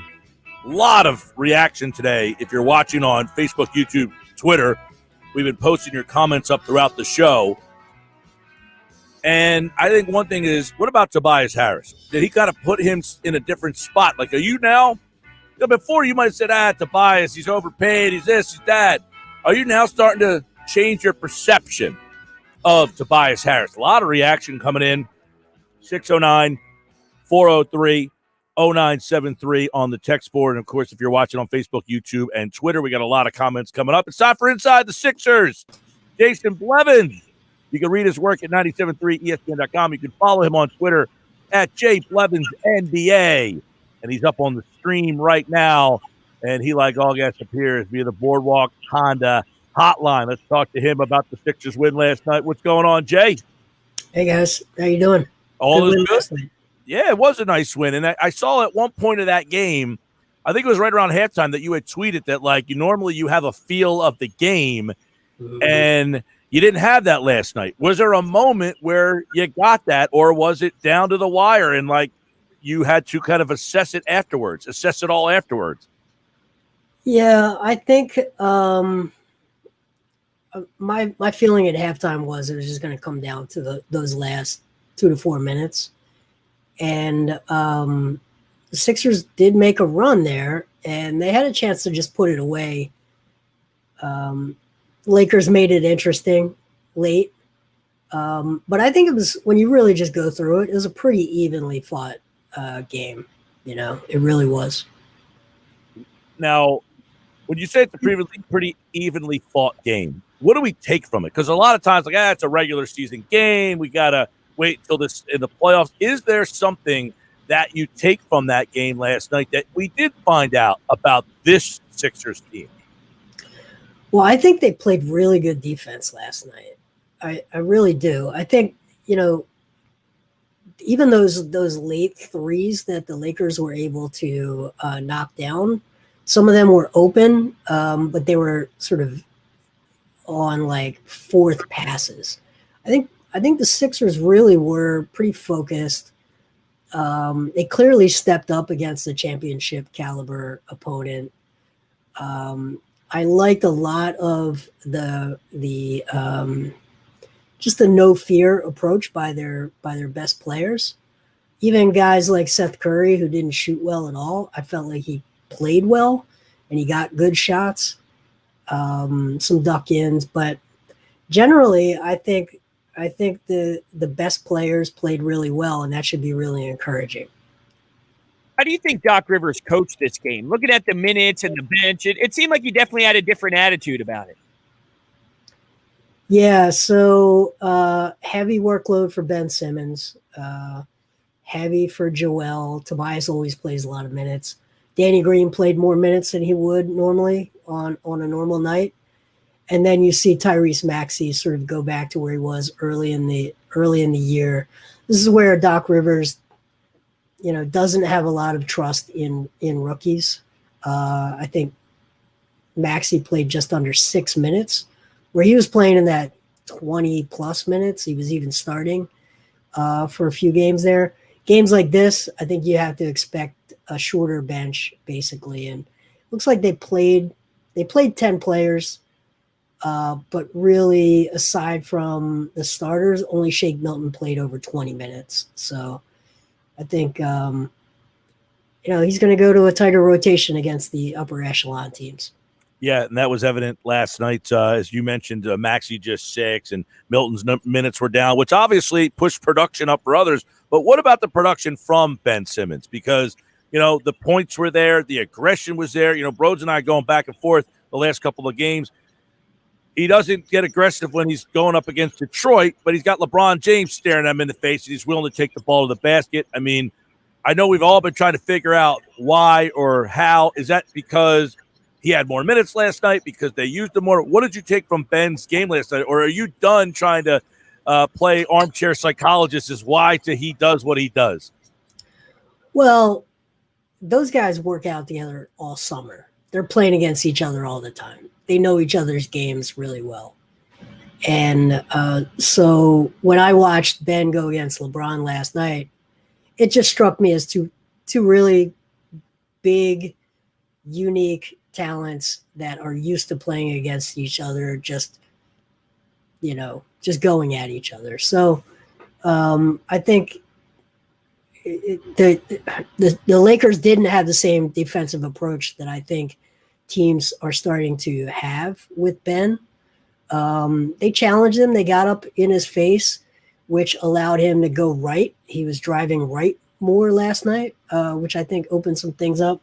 But I do think in the last few games, he has sort of dropped some of the thinking too much and just been a little looser the last few games.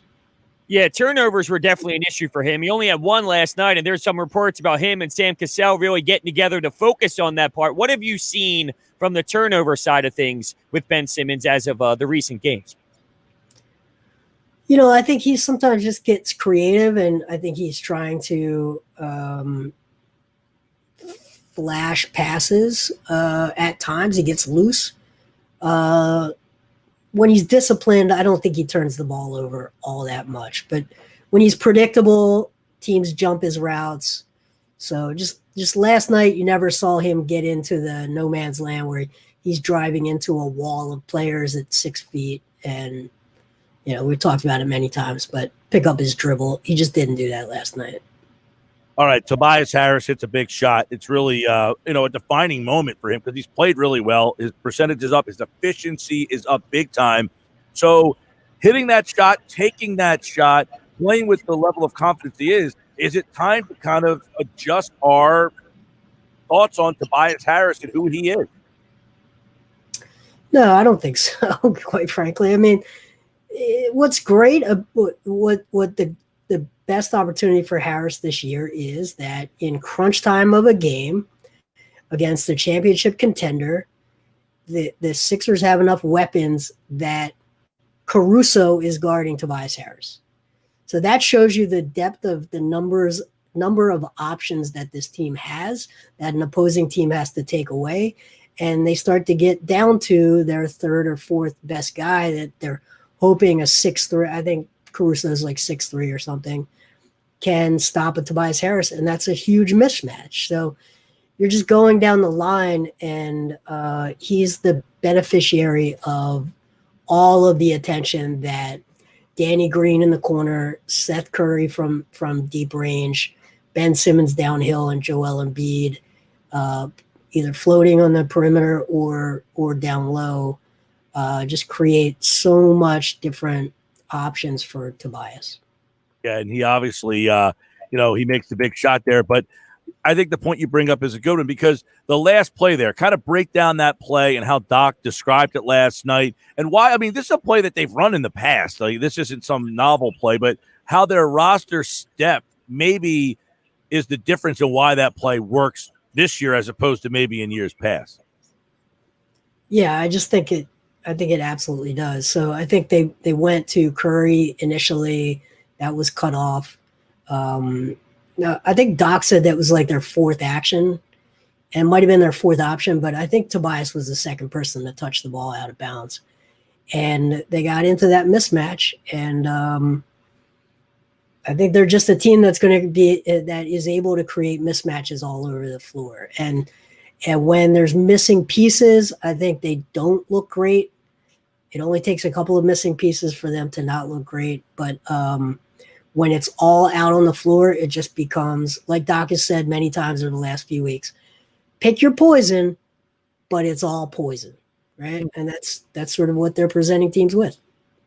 Tobias has been so much more efficient from the field. He finished 10 of 16 last night. Is it really as simple as less thinking? Like, I understand the transition catch and shoot has been definitely something that's positive, but I still see him put the ball on the floor. I still see him make plays that way. Like, you're telling me this efficiency is all just thinking less? I don't know. It's kind of crazy to see his efficiency jump up to this level. I agree. I don't think it's that simple. I think it's a combination of things. I think he's got less pressure. I think he's been given more simple instructions. And he's been given more of a green light. Go get your shot. Go get your offense. We're not going to force you to be just a catch and shoot guy. We're not going to force you to dribble the air out of the ball. Just go find your shot.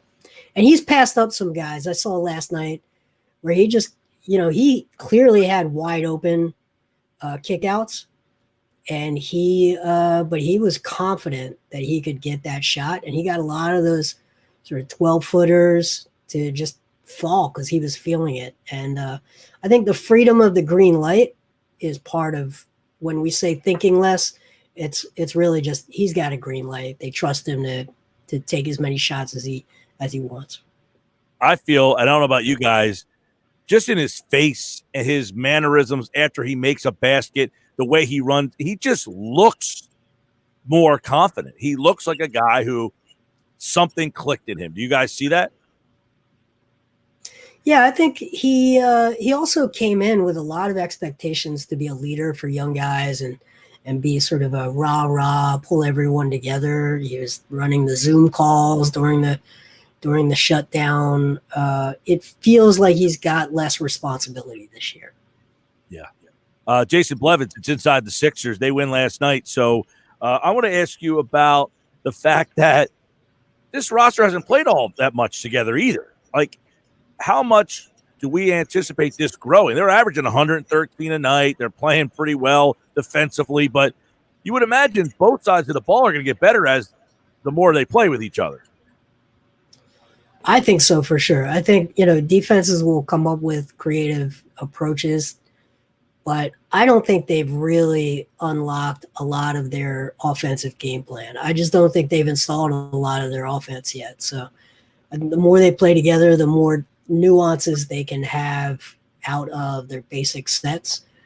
And I just get a sense that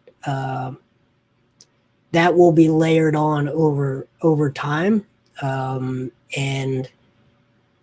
I also think they're still probably going to make one trade to get a stretch four type player, or they're going to take their chances and get a guy in the buyout market.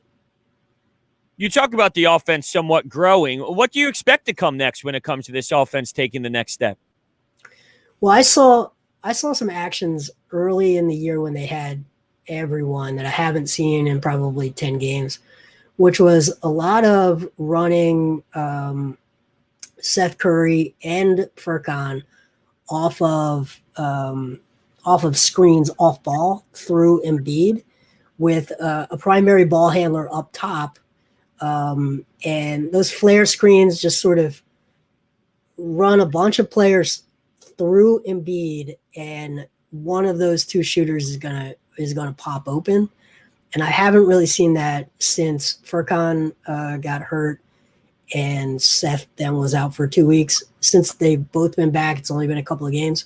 I haven't seen a lot of that, but that's one of those areas where just they used to run a lot of that with JJ Redick. I think they want to have a lot of that in the offense, and I would expect to see a lot more of that. And that's just going to create easier shots for them.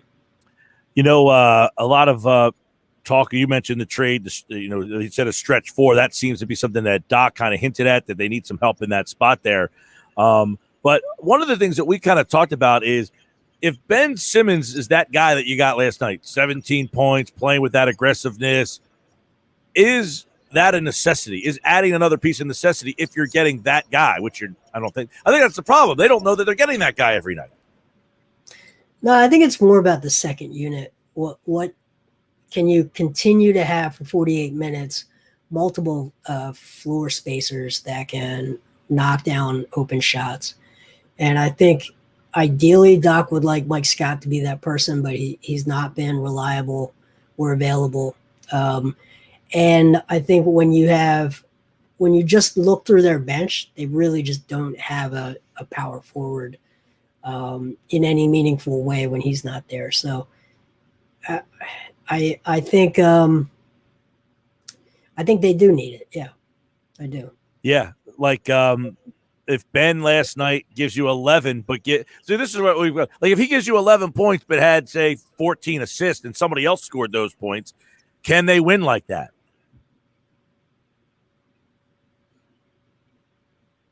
Yeah, but that's a regular season thing, and how much of that really translates to a playoff series? Yeah, well, that's what we don't know yet, right? Is how teams are going to defend this team differently come playoff time, I guess, right?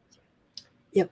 I think they're, again, we've talked about it before. They can clearly win a really high percentage of their regular season games, but I think I don't think they're done as far as roster construction. I think they want one more weapon to have on that second unit at least. Yeah, unfortunately, we're in a spot now where the regular season is what it is, and we just kind of have to wait, which kind of sucks because it takes away the joy of some of the emotional highs and all. But, that's kind of where the league is at. And I want to bring up Joel Embiid's fall. That was a pretty aggressive fall, but he battled in there, stayed in there, and he also played the second half of that back-to-back against Detroit.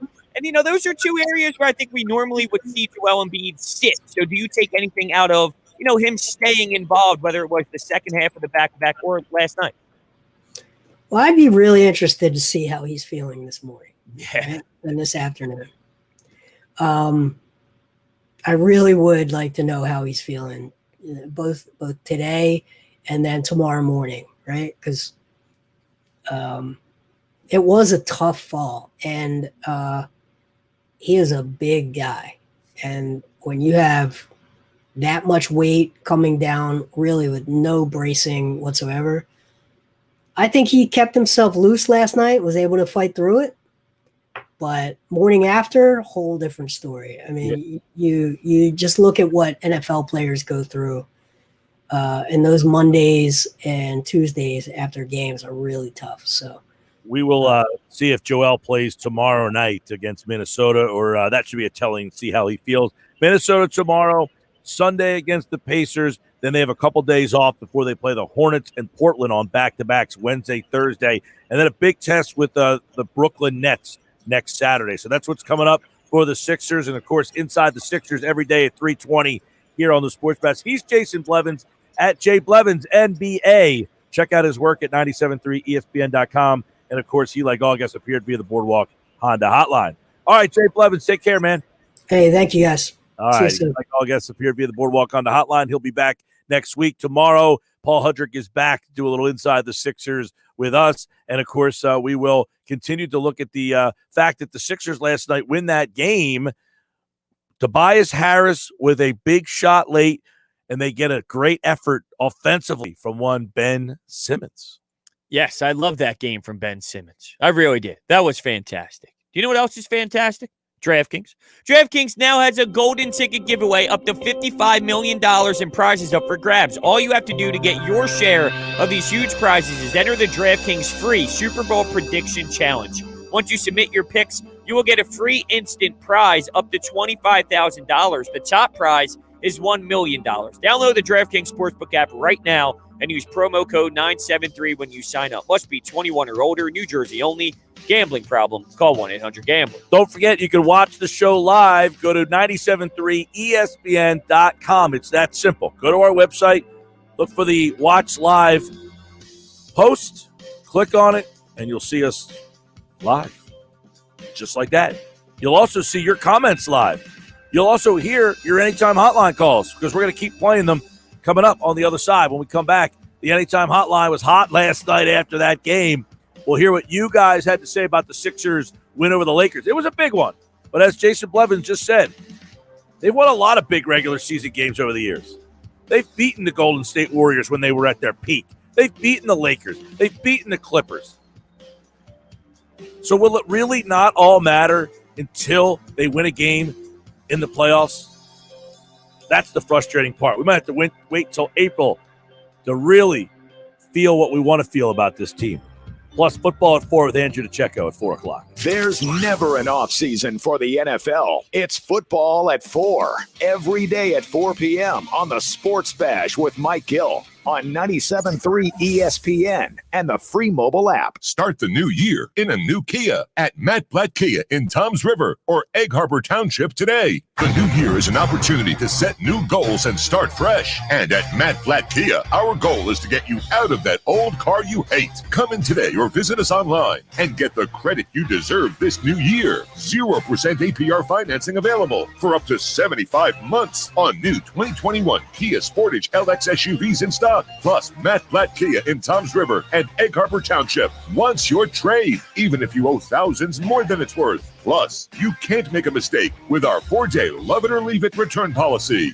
It's gotta be a Matt Blatt Kia. Offers with approved Tier 1 and 2 credit through Kia Motors Finance. Not all will qualify. 0% based on 1516 per 1,000 borrowed. Go to mattblattkianj.com for complete details. Expires 2/4/2021. Matt Blatt Kia, 6211 Black Horse Pike, Egg Harbor Township. And now on Route 37 in Toms River. Let's face it, football fans, 2020 was kind of like...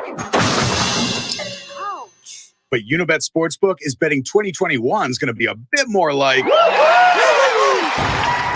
And it starts with a big game. Sign up for $20 free today, $21 on game day, and two $250 risk-free bets. Let's do 2021 better. Unibet Sportsbook. Crazy about the odds. Must be 21 or over to play and physically located in New Jersey. Restrictions apply. Gambling problem? Call 1-800-GAMBLER. If I'm not commuting anymore, where do I really want to live? While you handle life's questions, Merrill Guided Investing helps you manage your portfolio and invest for your next move with the option to work with an advisor at a low cost and minimum. Merrill, a Bank of America company. Visit merrilledge.com/investing goals to get started today. Investing involves risk. Merrill Lynch, Pierce, Fenner & Smith Incorporated, both a registered broker-dealer and investment advisor, member SIPC. Investment products are not FDIC insured or not bank guaranteed and may lose value. If you own a small business, you know how hard it can be to find new customers. But maybe you're unaware of new tools that can help your business stand out. Go to GetLocalCustomersNow.com for a free market competitive analysis that will show you what other businesses are doing to find new customers and how you can do it too. There's no cost and no obligation. Be one of the first business owners to sign up and receive $500 in free advertising on this station. Get started today. Visit GetLocalCustomersNow.com. That's GetLocalCustomersNow.com. Get in the zone, AutoZone. Welcome to AutoZone. What are you working on today? So you've got an oil change to do. We can get you everything you need. Right now, you can get 5 quarts of Valvoline Max Life high mileage motor oil and an STP oil filter for just $26.99. Plus a $5 bonus reward if you're an AutoZone Rewards member. Not a member? We can sign you up fast right here in store or on AutoZone.com.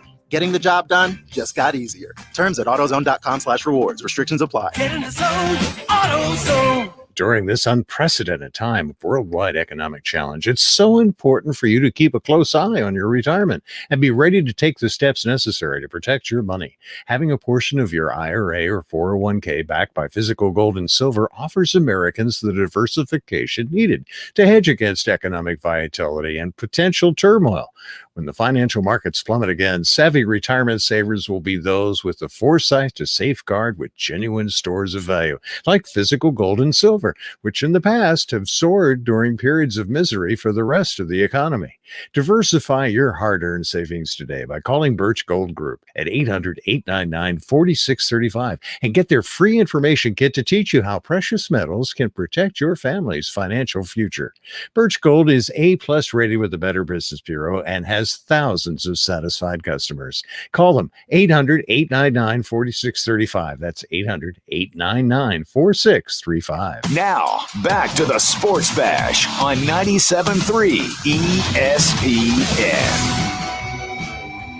All right, 3:43. Watch us live. Go to our website, 973ESPN.com. Watch the show live. We're listening right here on 97.3 with a free mobile app. Don't forget, you can download the free mobile app on your phone. You'll watch the show on your phone as well. All right, we got a lot to do. We got anytime hotline calls. We got a lot of comments and texts, 609-403. 0973 is the text board if you want to dive in there. We also have some NFL news I want to get into. This Deshaun Watson stuff is bizarre. Not bizarre. I mean, the fact of the matter is he wants to get out of there. But the domino effects after it, I think, are just like bonkers. I think just the quarterback conversations around the league this offseason is crazy. Like, I don't think Aaron Rodgers is really going to leave Green Bay, but of course that conversation's out there. Watson, Wentz, Matthew Stafford. There's so many big names that it's possible. Big Ben, we don't know what's going on there in Pittsburgh. Just in general, the quarterback conversation is pretty wild around the league. Yeah, and we talked about this during the season, about all these older guys that would be possibly leaving or only had 1 year left, that there was a window to make trades. Remember we were talking about Sam Darnold and getting traded, like if the Jets got Lawrence, of course they didn't get the number 1 pick, so now they don't have to trade Darnold. But that there was going to be opportunities because, Indianapolis needs a quarterback. The Saints might need a quarterback. Pittsburgh might need a quarterback. Tampa Bay might say, look, Brady's going to play another year, but we need to, if we can get a young guy to sit for a year, we're going to go do it right now. So there's so many teams that are losing high-level quarterbacks. They're not just looking to replace guys because their guy stunk. They're looking to replace high-level players, and they can't do it through the draft. Yeah, imagine being Sam Darnold. Let's, hypothetically, if he got traded to the Houston Texans for Deshaun Watson, they did like some sort of swap or whatever, with other things involved, of course. You go from Adam Gase and the New York Jets to a dumpster fire organization. When are you ever going to succeed if you're Sam Darnold? Because there's some talks there. Hey, do you try and go get? Yeah. Like if you're Houston and you're going to lose Deshaun Watson, do you take a chance on a guy like Sam Darnold and think you can kind of rejuvenate his career a bit? If that's your best option on the table, I guess you might have to. He is essentially, look, he has officially asked to be traded from the Texans. Now teams are going to start lining up. But keep in mind, the Lions have also, him and Matt Stafford and the Lions have both agreed that it's time to move on there. So you have those two quarterbacks who are now in the trade market. So what do you do if Carson Wentz officially says, I would like to be traded? That's 3 quarterbacks who have made it known that they want to be traded. Possibly. Potentially. Do you look into it even if he doesn't say that, or are you just not even thinking about getting a quarterback that's available right now? Like, are you right now interested in putting a package together to go out and get a Deshaun Watson, or you don't even think it's a reality so it doesn't go through your head? I mean, if I'm Howie Roseman, I certainly think I make a call. What are you looking for? Right. Would you be interested in Wentz? Like, you got to think if you're Houston, you want something significant in return, obviously. Is Carson Wentz the most intriguing, skilled player out there of Matthew Stafford? I don't know. I mean, I'm just saying, do they view Wentz as a guy they can easily fix that has an upside that's MVP level where you're telling me I get Wentz for Watson? Oh, we could fix all those issues from last year. Let's do it. Not one-on-one, but I'm just throwing it out. Oh, no. I mean, look, the 49ers too, Garoppolo, Goff, there's this whole story that they're not interested in, or that he's not firmly the quarterback there. So if you're Houston, you feel like you have options. No doubt. You have a lot of options. Right. So it's just what level. Here's the question I would have then. Would you be willing to take Watson for that number 6 pick? Yes. Yes. Okay. Yeah, it's not. I don't even think twice about it. All right. Yeah, Deshaun Watson for the. Yeah, I mean, you don't know what Wentz you have in the number 6. Yeah, you don't know what you have in Wentz and Hurts. You know what Deshaun Watson is. If you tell me that cost me that 6 overall pick, yeah, I mean, your quarterback's way more important than any other position, of course. Because I think of all the teams, I mean, the Jets have the 2nd pick. You would do it too, by the way? Probably. Look, I don't think Deshaun Watson is as perfect as everybody thinks. If he's here and he's the quarterback, you're going to point out a lot of flaws just like you would with anybody else. So he's not just going to come in here and be A+ and perfect. Yeah, he doesn't have DeAndre Hopkins here. Right, exactly. But I would do it because there's so much drama surrounding 11. I'm almost done with him, just even if it's his fault or not. So, yes, I would do it. The drama surrounding 11 is just getting to the point where even if he was good, not great, you're almost like, you know what? It's not worth it. Yep. Even if he's great, I don't even know if it's worth it. That's how much I think it's just piling on at this point. Seriously, though, like all the stuff that's going, he still hasn't talked. Not one word. It's been 7 weeks or so, I think, right? At least. Yeah. The last time he started a game was the last time he spoke. And when was that? Was that Green Bay? Because I think Hurts came in that second half of the Green Bay game. So, yeah, it's been since Green Bay. Since he hasn't said a word. I think this is all agent-driven, though. You know, like, yeah, just don't talk right now. What's the benefit? So why would another story come out kind of painting him in this light? This is like how many weeks postseason now that story came out yesterday, which did not paint him in a good light. And there's been 10,000 other articles that came out since then that did not paint him in a good light. So at what point is it this is what you have here? So when did he just post this? Oh, today, 49 minutes ago, he posted on Twitter. Wentz did? Yep. Whoa. But it has nothing to do with the team. Oh, jeez. It's just a video. You teased me. Congratulating Rodney McLeod for being named the Man of the Year. Does he even control his own Twitter? He probably doesn't even control it's his video. He's in the video. But you're right. His last tweet before that was Christmas Day. It was an Instagram post that he cross-posted from Instagram to Twitter. I want to see the responses. I can only imagine the comments on this video has to be something about saying some sort of words here, right? Or I guess not. Look, it looks like a lot of people are. Bro, tell us right now. Do you want to stay or do you want to go? That's what I was kind of looking for. Not too many of those, though. Do we not feel that Wentz's silence is speaking volumes? Sure. Is that where we are? Like that Carson Wentz just simply does not want to be here, and he doesn't want confrontation, so he's just staying in. I don't know, though, because there's been reports that he's talked to the head coach. So, like, if you're talking to the head coach, does that mean he doesn't want to be here? Like, is Carson Wentz so stubborn to the point where he's not even going to give this new guy a shot at all? What do you think about this one? Dom Corleone is watching on YouTube. Says, what does Wentz need to speak about? Come out and address a bunch of BS negative stories for what? When there's 30 different stories from 30 different people who are respected in this industry, it's not. It would be different if it was one BS story. This isn't BS anymore. Well, right. Like 2 years ago, there was that story that got criticized a lot. They're like, dude, one story coming out critical. People criticized that story.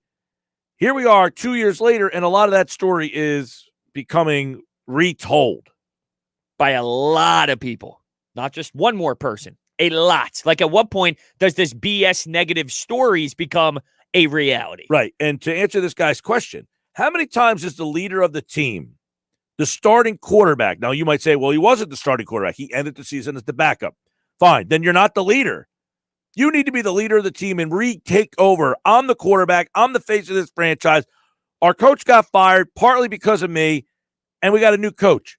I need to make a statement. I need to come out and say, hey, we didn't get it done for Doug. We got him fired. Shame on us. We're here to support Nick Sirianni, and we're going to play our best for him. I don't disagree with you. I want to throw a little devil's advocate, though, just for some interesting conversation. Does Aaron Rodgers right now need to address the media that he wants to be there? Does he need to make a statement right now? He kind of has, though. What was his statement? No, he made the statement post-game. As he came back out and said something about those post-game comments? I thought that he... Maybe he did. I didn't say it. Maybe I'm not aware of it. Well, he does that McAfee show. He does do the McAfee podcast. He does. But I'm just saying, like, there's a lot of reports right now that, hey, Aaron Rodgers isn't happy. He somewhat threw LaFleur under the bus, saying that wasn't my decision. If I was aware of the situation, I probably would have done something different on third down. So there's speculation that he might want to get out of Green Bay. He did say the other day, I don't think there's any reason why I wouldn't be back, but there's not many absolutes in this business. He said that on the podcast, though? Yes. Okay, so I guess that kind of washes out what I wanted to bring up to you. Like, hey, like, does Aaron Rodgers as a leader need to come out and say, this is my city, Green Bay, I'll be back, because of the question marks now as a leader? We're looking at Wentz to do that. How many times like Aaron Rodgers need to do that? How many times last year did Tom Brady, though? He didn't come out and say, yes, I'm leaving, or no, I'm staying, but he talked about it frequently, even after the season was over. You're talking before he left New England? Yeah. I just personally, right now, off the top of my head, don't remember too much of him saying a lot about much of it. I just thought he gave you your kind of your cliche answers. He did. Yeah. He did. But, like, he didn't hide in the foxhole and just avoid the whole thing. If people asked him, he answered it. It wasn't like he didn't do interviews and just avoided everything. Well, here's the difference, though. Tom Brady's your starting quarterback. That means you are forced to have to answer questions. Once you become the backup, it's not... I'm talking about once the season ended. Oh, once the season was over. Okay. Because I was going to say, you're obligated. You have to do that. But when you're the backup, you don't have to speak. So yeah, it's but sort of like he's playing with the rules. Wouldn't you like to just clear the air on how of a mess this season ended up being and what role you played in that. Yes. And what you're hearing about yourself, and take it head on. Hey, I've been hearing a lot of stuff, because I guess he wants to play this card that I don't read the papers. He probably might not, though. He might even be one of those guys who is so out of touch. Maybe he's that out of touch with it. Ben Simmons said the other day. I wouldn't be totally shocked or surprised by. Yeah, Ben Simmons made similar comments the other day when he was getting ridiculed. He's like, I don't pay attention to that. You know what? He was throwing some curses out there. He did. I don't pay attention to that garbage, essentially was his message. Maybe that, because we feel it's so hard not to, maybe we don't get the right read on it because we're not in those situations. When there's this much being spoken about you, maybe you just go, you hide away from it. Maybe that is a reality where Carson's unaware. It seems hard to believe. But I said before, look, the guy's from North Dakota. He lived a pretty sheltered life. He didn't have a lot of diversity in his life growing up. He was probably the one man down there that was the man among boys. And he has lived this life that he's kind of gotten his way, which makes him kind of a stubborn, hard-headed guy now. You have all these things that get you to a certain point. And then you get to the real world, and it's like there's a lot of diversity out there, and I can't just kind of get through the way that I did because all these diverse backgrounds are now in one locker room together. And I don't know that he's handled it very well. Andrew DeCecco, Football at 4. On the other side, we'll get his thoughts on the staff, the draft, offseason, his thoughts on the biggest battles that are coming up. All that and more. Football at 4. Next, right here on the Sports Bash Live on 97.3 ESPN, the free mobile app. And don't forget, watch us live on 97.3 ESPN.com. It's Philadelphia Flyers hockey tonight on 97.3 ESPN and the free mobile app with Tim Saunders and Steve Coates calling all the play-by-play action. What a save by Carter Hart. The Flyers are in Jersey to face the Devils. Coverage begins at 7 p.m. It's Philadelphia Flyers hockey on the radio home of the Flyers in South Jersey, 97.3 ESPN, and listen live on the free mobile app. Health Update with Robin Stoloff, brought to you by Angelic Health Telehealth. Do you really look at the nutrition label, or do you just dig right into what you're eating? The Nutrition Facts label was created to give us insight into what's in our foods, from how much sugar and fiber is in a box of cereal to how much fat is in a package of almonds. Knowing this information can help us compare products, track nutrients, ensure we're getting enough vitamins and minerals, and not getting too much of what we shouldn't be eating. We can see if we need more or less of a particular nutrient, and reading the label can even help us manage certain chronic conditions. So whether you're a little unclear on how to read the Nutrition Facts label, or you just want to understand why it's useful in making the best nutrition decisions, we've got 4 dietitian-approved answers to the most common questions about nutrition labels. Check it out on our website. I'm Robin Stoloff for Health Update. Brought to you by Angelic Telehealth. They're by your side. Visit angelic.health today.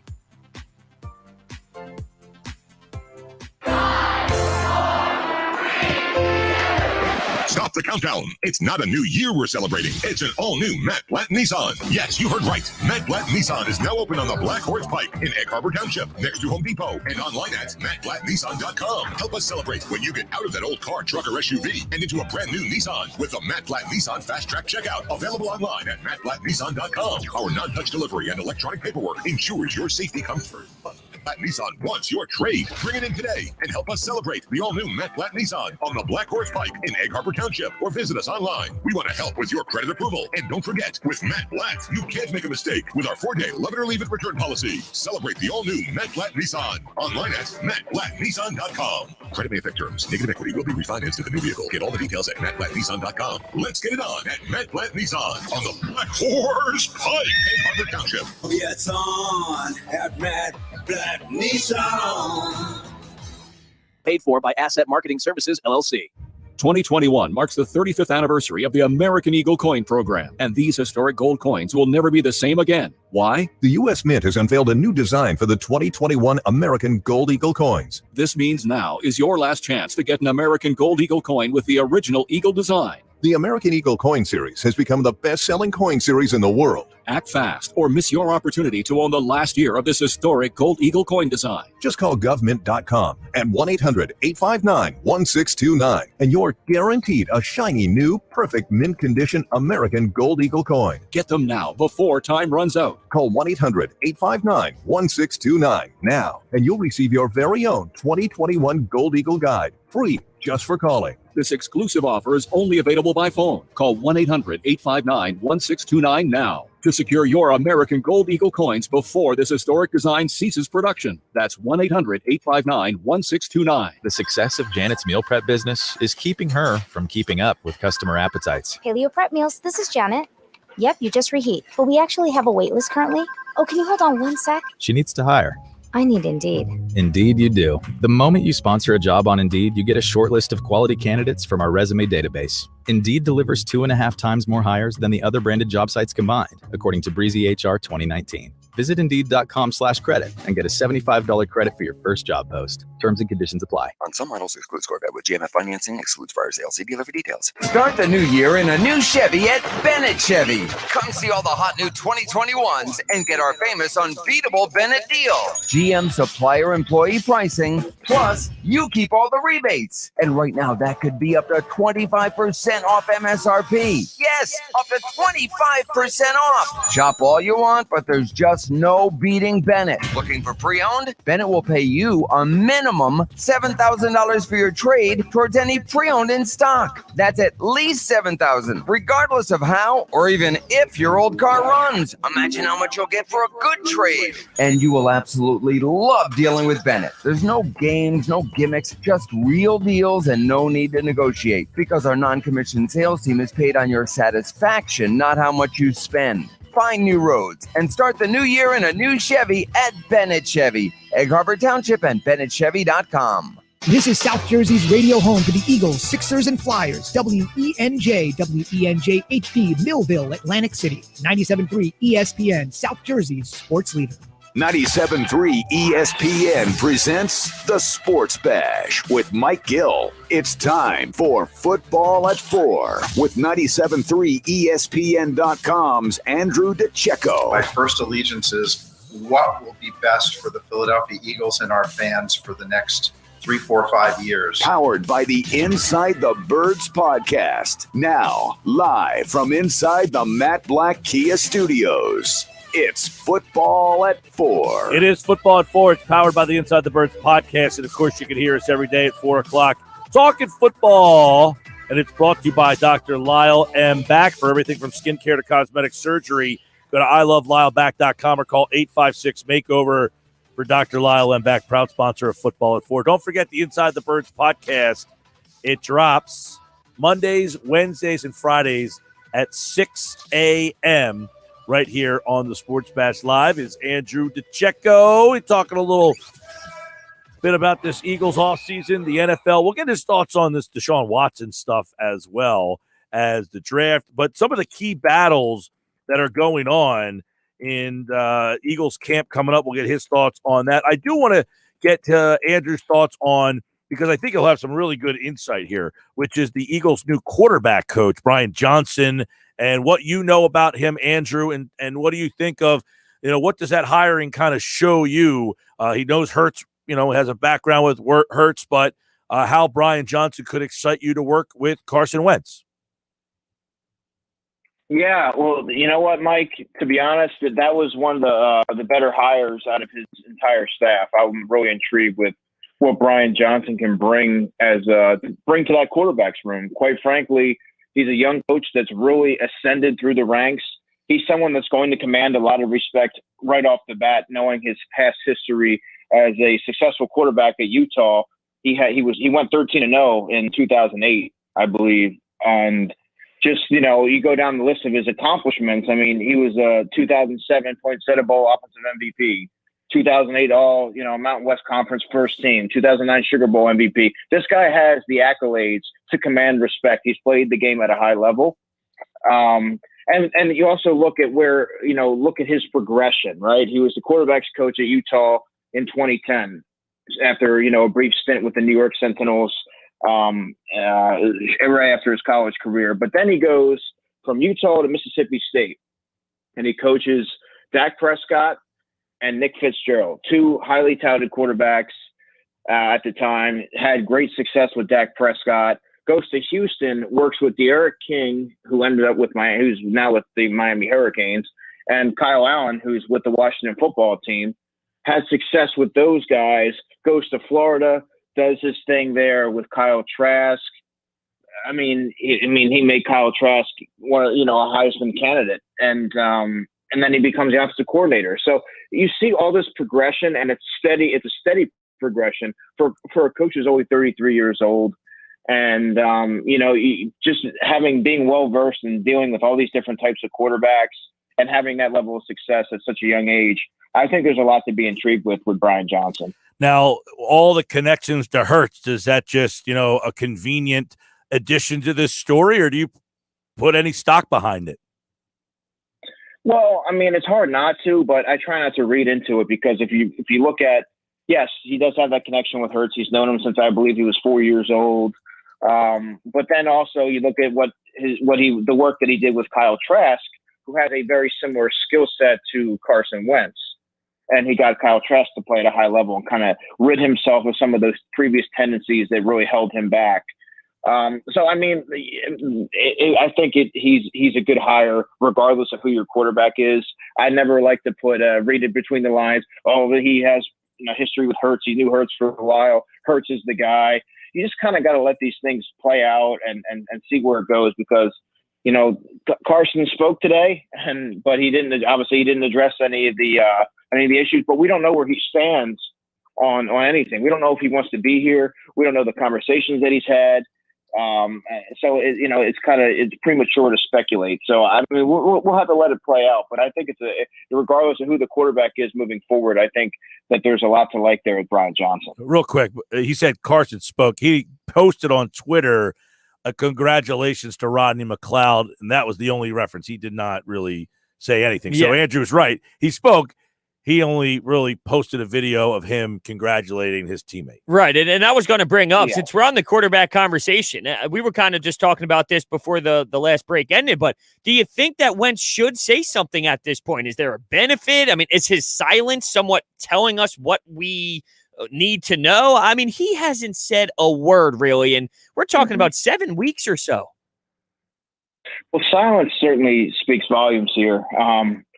Hunter, and you and I we touched on this last time when I was on Tuesday, and at this stage, too much time has passed for him to really kind of solve anything or kind of settle any kind of questions that are kind of lingering. I mean, there's going to be he's going to be kind of scrutinized one way or the other. People are going to be looking at his body language. People are going to be looking at his delivery and does he look like, trying to read his mannerisms and things like that. I mean, it would have been, I thought the time for him to say something would have been shortly after the Doug Peterson firing. Thanks for everything that you did to help me, since I started. He was the first head coach in the National Football League. And then certainly the window certainly closed shortly after that article came out from the Inquirer. So, I mean, right now I don't necessarily know what him saying anything is really going to solve, but it was a little surprising that he didn't say anything, given the things that have kind of transpired over the offseason. Yeah, I agree with you that everything would be nitpicked, but just to continue with that, isn't that going to happen on the field with every throw, every snap, every kill? Everything about anything Carson Wentz does to this point is going to be insanely nitpicked, and that just concerns me for the future. Can you move forward with someone that it's going to be dissected more than anything we've ever seen, and in this city, it already is obnoxious? Yeah, I mean, every single day, Hunter, we see something that people are, kind of inferring, speculating. Is Carson going to speak? When every hire is kind of looked at, is this a hire for Carson, or is this more of a hire geared towards Jalen Hurts? Everything's kind of looked at under a microscope, and the silence really creates a lot of this chatter. But it's going to be really hard for Carson to go back into that locker room, given everything that's sort of unraveled. Given the article that came out that detailed him being very difficult to coach, and the different things in the film room. And, Press Taylor's not here anymore. Everything he does is going to be looked at and scrutinized under a microscope. And I don't know if he just may be over it, frankly. He just may be, he just got over the Nick Foles thing. Then he had Jalen Hurts closing in on him in practice in the rearview mirror, and then Jalen Hurts became the starter. And, sometimes it's just a lot to overcome for a player to mentally, that you almost wonder how can he possibly respond from that kind of adversity, because it's just everything just keeps piling on. You can't help but wonder if a change of scenery would benefit both him and the Eagles. So Andrew's with us. We have a listener who's watching on the YouTube channel, says, what does Wentz need to speak about? Come out and address a bunch of BS negative stories? What for? So do you think that Wentz doesn't need to come out and say anything? Like, does he need to address, like this guy's saying, why does he need to address this stuff? He thinks, if it's BS. Right. I'm sure he's advised not to speak on it.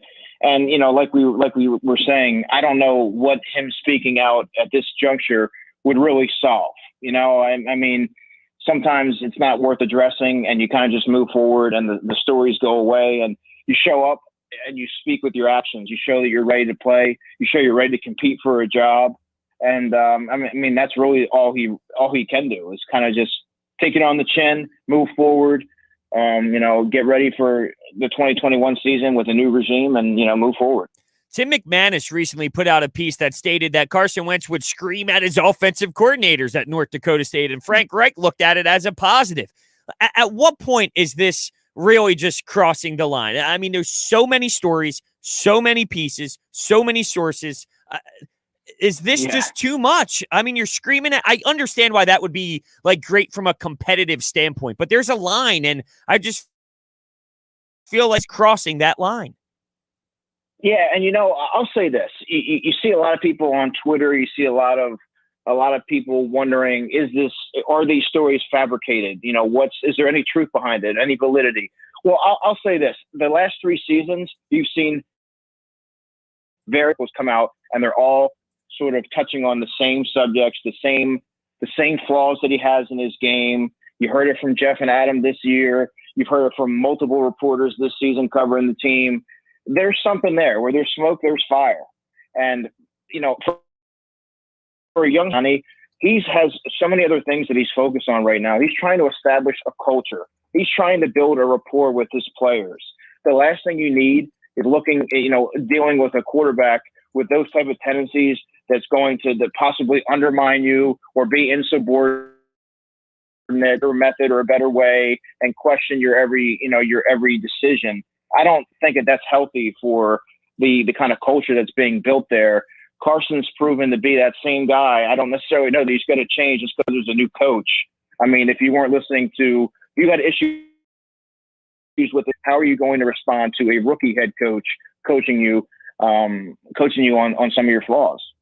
Yeah, it's a really odd scenario where here's the guy who was the starter. He leaves as the backup, so we didn't have to hear from him. It's been like 8 weeks since he has said anything either, Andrew, that the coach hasn't come out and talked yet either. Now, he will speak tomorrow at noon. What do you think that Nick Sirianni can say tomorrow that might help some of this? Man, I mean, there's going to be a lot of questions about the quarterback. I mean, you already know that. I mean, I think that he's going to give you safe answers. I don't think that he's going to be definitive one way or the other. I think he's going to, we have 2 good quarterbacks here. We're going to get Carson back on track.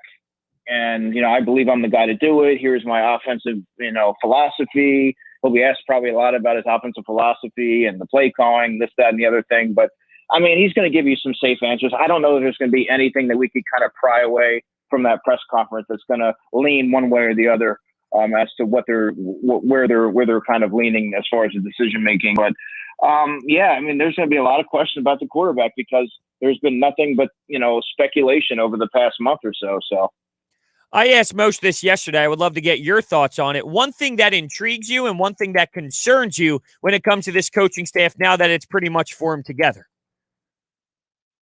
Well, I like the diversity of the coaching staff. I like that they've they've had varying degrees of success at different levels. I mean, you look at Steichen and, yes, their offense was kind of maddeningly inconsistent with the Chargers, but they were 6th in the NFL in passing yards. You got a lot out of Justin Herbert. So you're getting a lot of variety there. Jonathan Gannon did a lot of developing with the young Colts secondary last season. Sirianni himself has worked with quarterbacks, wide receivers. He's a bright offensive mind. I pretty much like what they've done from a developmental standpoint. And I think that in the past regime, there wasn't a whole lot of developing going on. So I like the player development aspect of the coaches. What concerns me, though, Hunter, is the youth. I understand that many might say it's not about the age, it's about the quality of the coaches and the experience. Well, I mean, there's a little bit of validity to that, but I mean, you're getting a lot of first-time, play callers here. I mean, that's just what it is. And I probably would have surrounded myself with a veteran defensive coordinator, or getting a veteran coach like a Jim Caldwell in there to kind of just to lean on, to bounce ideas off of. Because I mean, this is the first time for a lot of these guys, and it can go really well, or it can kind of spiral out of control because there's a whole new sense of responsibility among the coaching staff now. I know the other day we kind of touched on the new offensive coordinator, Shane Steichen. Excuse me, man. His name is going to drive me nuts over these next couple of months here. But I know you wrote a piece for Inside the Birds. You did a little bit more studying on him. What are some of the things that you found out about him that may be positive or negative? Because it seems like if you are a Charger fan, they couldn't wait to get rid of this guy out there. What are some of the things that you've kind of learned since he's been hired here that you either like or don't like? Okay, so we'll start with the cons and the things that really struck me and right off the bat were there's a lot of questionable play calling, poor situational football, situational execution. Clock management was really spotty at times last season. They kind of adopted the identity of Anthony Lynn, who has that running mentality. And obviously that was going to be their philosophy with Tyrod Taylor. But even when they turned the keys over to Justin Herbert, they were committed to running the football. They had Austin Eckler, and you have all these different running backs that they were getting into the mix. They just weren't very good at it. They were 30th in the NFL in rush yards per play. And that was their idea. Like they were running on play on like it was backwards, basically. Like his philosophy was backwards. When you have a quarterback like Justin Herbert, who has a bazooka for an arm, quick release, prototypical size, speed, can get outside the pocket. When you have someone like that can kind of create on his own, I mean, you kind of got to turn him loose. And I don't think they necessarily took advantage of his entire repertoire of skill set there. And but I mean, I did like that he's an aggressive coach, meaning there's a lot of play action, but a lot of times the play action set up the deep throws. And the Eagles offense in the past couple of years has been very compressed, very stagnant. You had to put together, 12 play drives in order to generate any kind of points. But this one, there's going to be a lot more solely predicated on the deep shots. And that's one thing that I liked. And he also wasn't afraid to give his quarterbacks the liberty to pull the ball down and create yards with their legs if the opportunity presented itself. So, I mean, he's not going to call plays. I highly doubt that he will because this is Sirianni's first opportunity to do so. But he's going to be heavily involved and kind of like the Frank Reich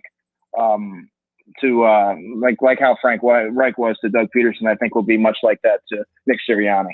All right. So you obviously see this staff kind of put together, and I know that, maybe we were hoping for a veteran somewhere in there, but now that it's essentially put together, what is your overall take of Nick Sirianni's staff from top to bottom? Because they know it's pretty much now they got the quarterback coach in here. They've gotten pretty much what do they need? A running back coach? They need a special teams coordinator. Special teams coach, yeah. So what are you thinking of this staff top to bottom?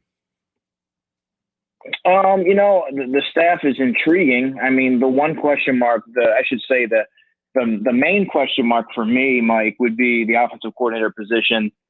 He's only been he was an interim offensive coordinator in 2019, and then he called plays and took over for the 2020 season. I probably would have went the veteran route with that, just to have a guy there to kind of take a little bit off of Sirianni's plate. He's going to have a lot going on, frankly, as a first-time head coach.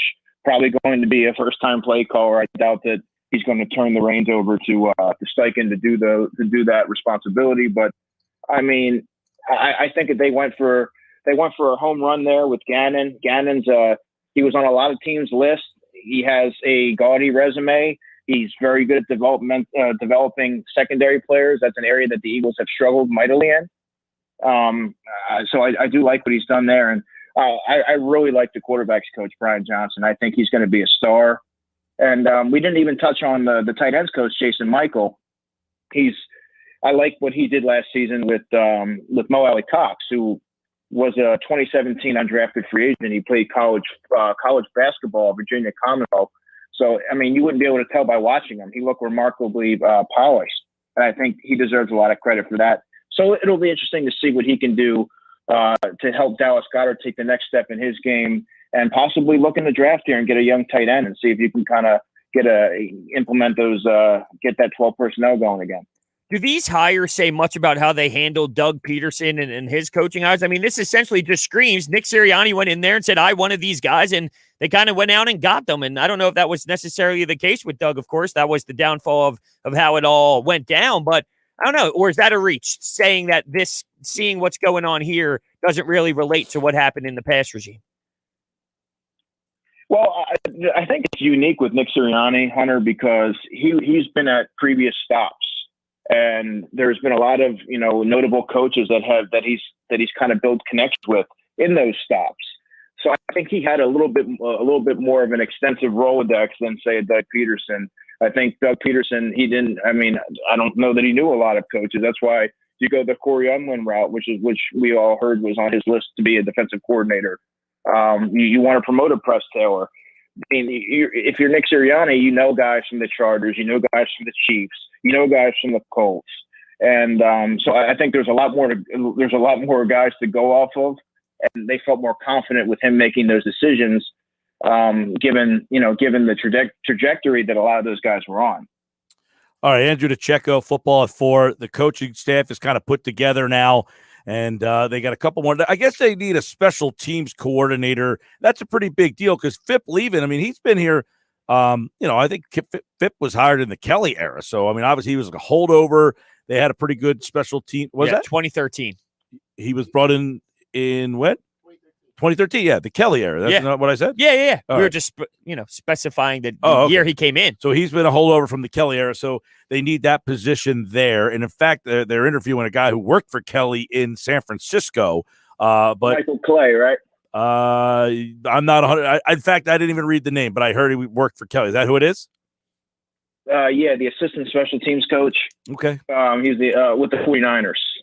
So yeah, he would have been there with Chip Kelly. Yeah, so they obviously went with a very young and inexperienced staff to kind of turn this thing around here. So it'll be interesting to see how it all works out. But Sirianni's going to talk tomorrow. As Andrew said, we'll see what he has to say there. But other than the Wentz stuff, is there something else that you think that he needs to kind of come out? Because, Andrew, there's so many things on this team. I mean, they got salary cap problems out the wazoo. They've got – what about Andre Dillard? What about Jordan Mailata? What's going to happen with Brandon Brooks? Lane Johnson? Are those guys healthy? Jason Kelsey, does he want to play again next year?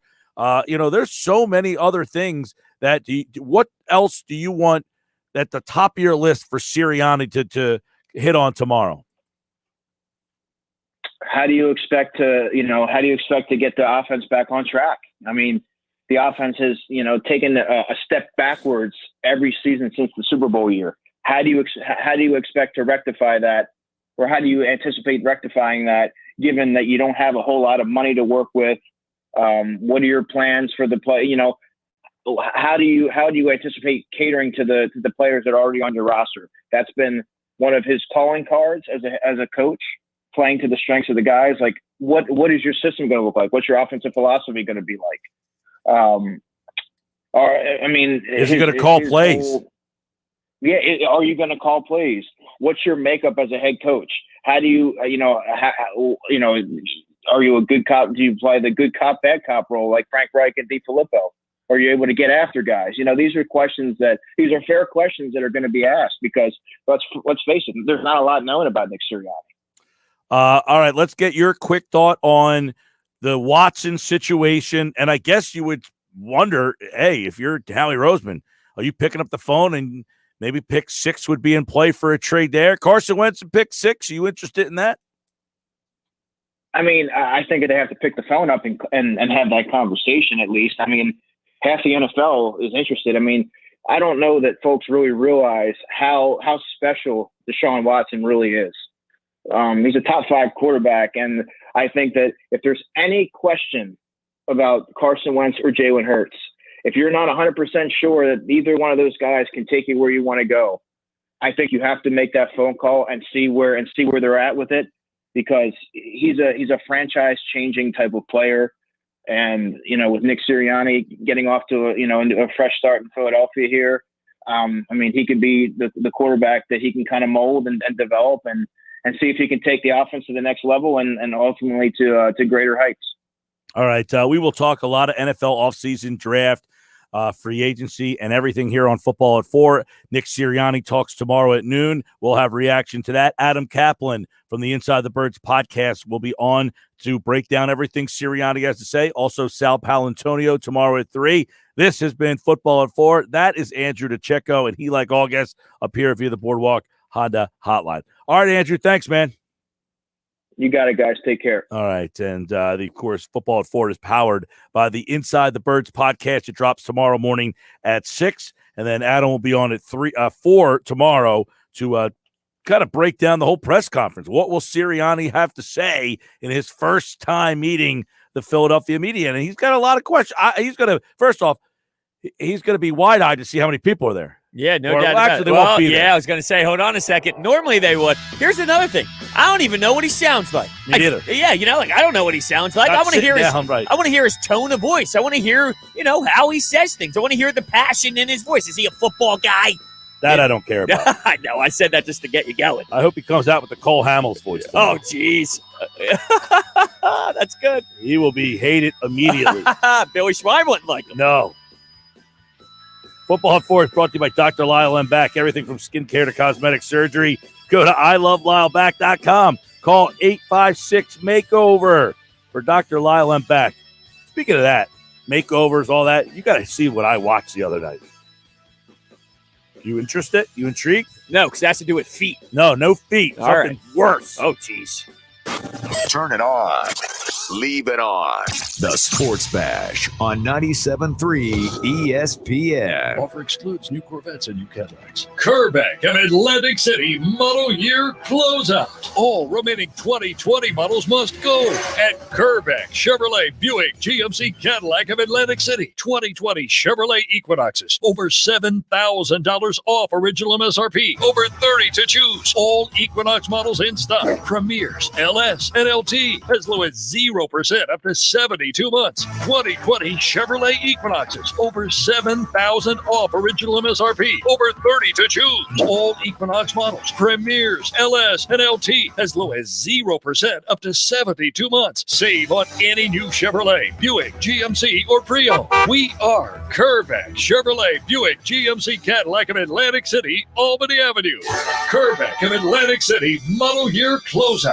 Click KerbeckAtlanticCity.com. Find new roads. Call Kerbeck for details. 1-866-518-0086. Hey guys, are you afraid of taking off your shirt in public? Don't be embarrassed. Just say, I love Lyle Back instead with male breast reduction. Many men develop a fullness in their chest as boys that persists and even worsens as they get older. This condition is called gynecomastia, and with simple liposuction, most cases can be effectively treated. Call 856-MAKEOVER today to schedule your private consultation with Dr. Lyle M. Back. That's 856-MAKEOVER, or visit ilovelyleback.com. Have you ever wanted to learn a new language like French, Spanish, or Russian, but thought it would be too difficult and time-consuming? Then go to Babbel.com and try it for free. Babbel works because it's built around real life. It teaches you everyday practical conversations that you will actually use. In 15 minutes a day, You'll be on your way to speaking a new language in just a few weeks. Babbel uses a modern conversation-based technique that makes language engaging, fun, and memorable. It starts by teaching you words and phrases. Then, sentences gradually get more complex. Soon, you're practicing short conversations about real-life topics. Babbel is created by language experts who use the spaced repetition method to help you learn quickly and remember what you learned. With Babbel, you can speak a new language. Babbel. Language for life. Celebrating 10 million subscriptions sold. Now try Babbel for free at Babbel.com. Just go to Babbel.com and start learning a new language today. That's Babbel.com. Babbel.com. Buying some pretzel sticks? Excuse me? This is your wake-up call from TracFone Wireless. Okay. What if you didn't eat all those pretzel sticks by the end of the month, so this store took them back? Good luck. That's how some wireless companies are with your data, but TracFone Wireless gives you unlimited carryover data with active service, so you keep what you pay for. Plans start at $20 a month. Wow, that's cool. Sir, are you bothering the customers? Yeah, hang on. This is your wake-up call, people. TracFone Wireless. Now you're in control. Available at major retailers. See terms and conditions at TracFone.com. On some models, excludes Corvette with GMF financing, excludes buyer's LC dealer for details. Start the new year in a new Chevy at Bennett Chevy. Come see all the hot new 2021s and get our famous unbeatable Bennett deal. GM supplier employee pricing, plus you keep all the rebates. And right now, that could be up to 25% off MSRP. Yes, up to 25% off. Shop all you want, but there's just no beating Bennett. Looking for pre-owned? Bennett will pay you a minimum $7,000 for your trade towards any pre-owned in stock. That's at least $7,000, regardless of how or even if your old car runs. Imagine how much you'll get for a good trade. And you will absolutely love dealing with Bennett. There's no games, no gimmicks, just real deals and no need to negotiate, because our non-commissioned sales team is paid on your satisfaction, not how much you spend. Find new roads and start the new year in a new Chevy at Bennett Chevy, Egg Harbor Township, and BennettChevy.com. There's only one original stuffed crust, and it's only from Pizza Hut. The only place that gives you up to 3 toppings on your original stuffed crust for just $11.99. Order yours online at pizzahut.com. Ask or click for limited time offer. Extra charge for more toppings and extra cheese. Exclusions apply. Now, back to the Sports Bash on 97.3 ESPN.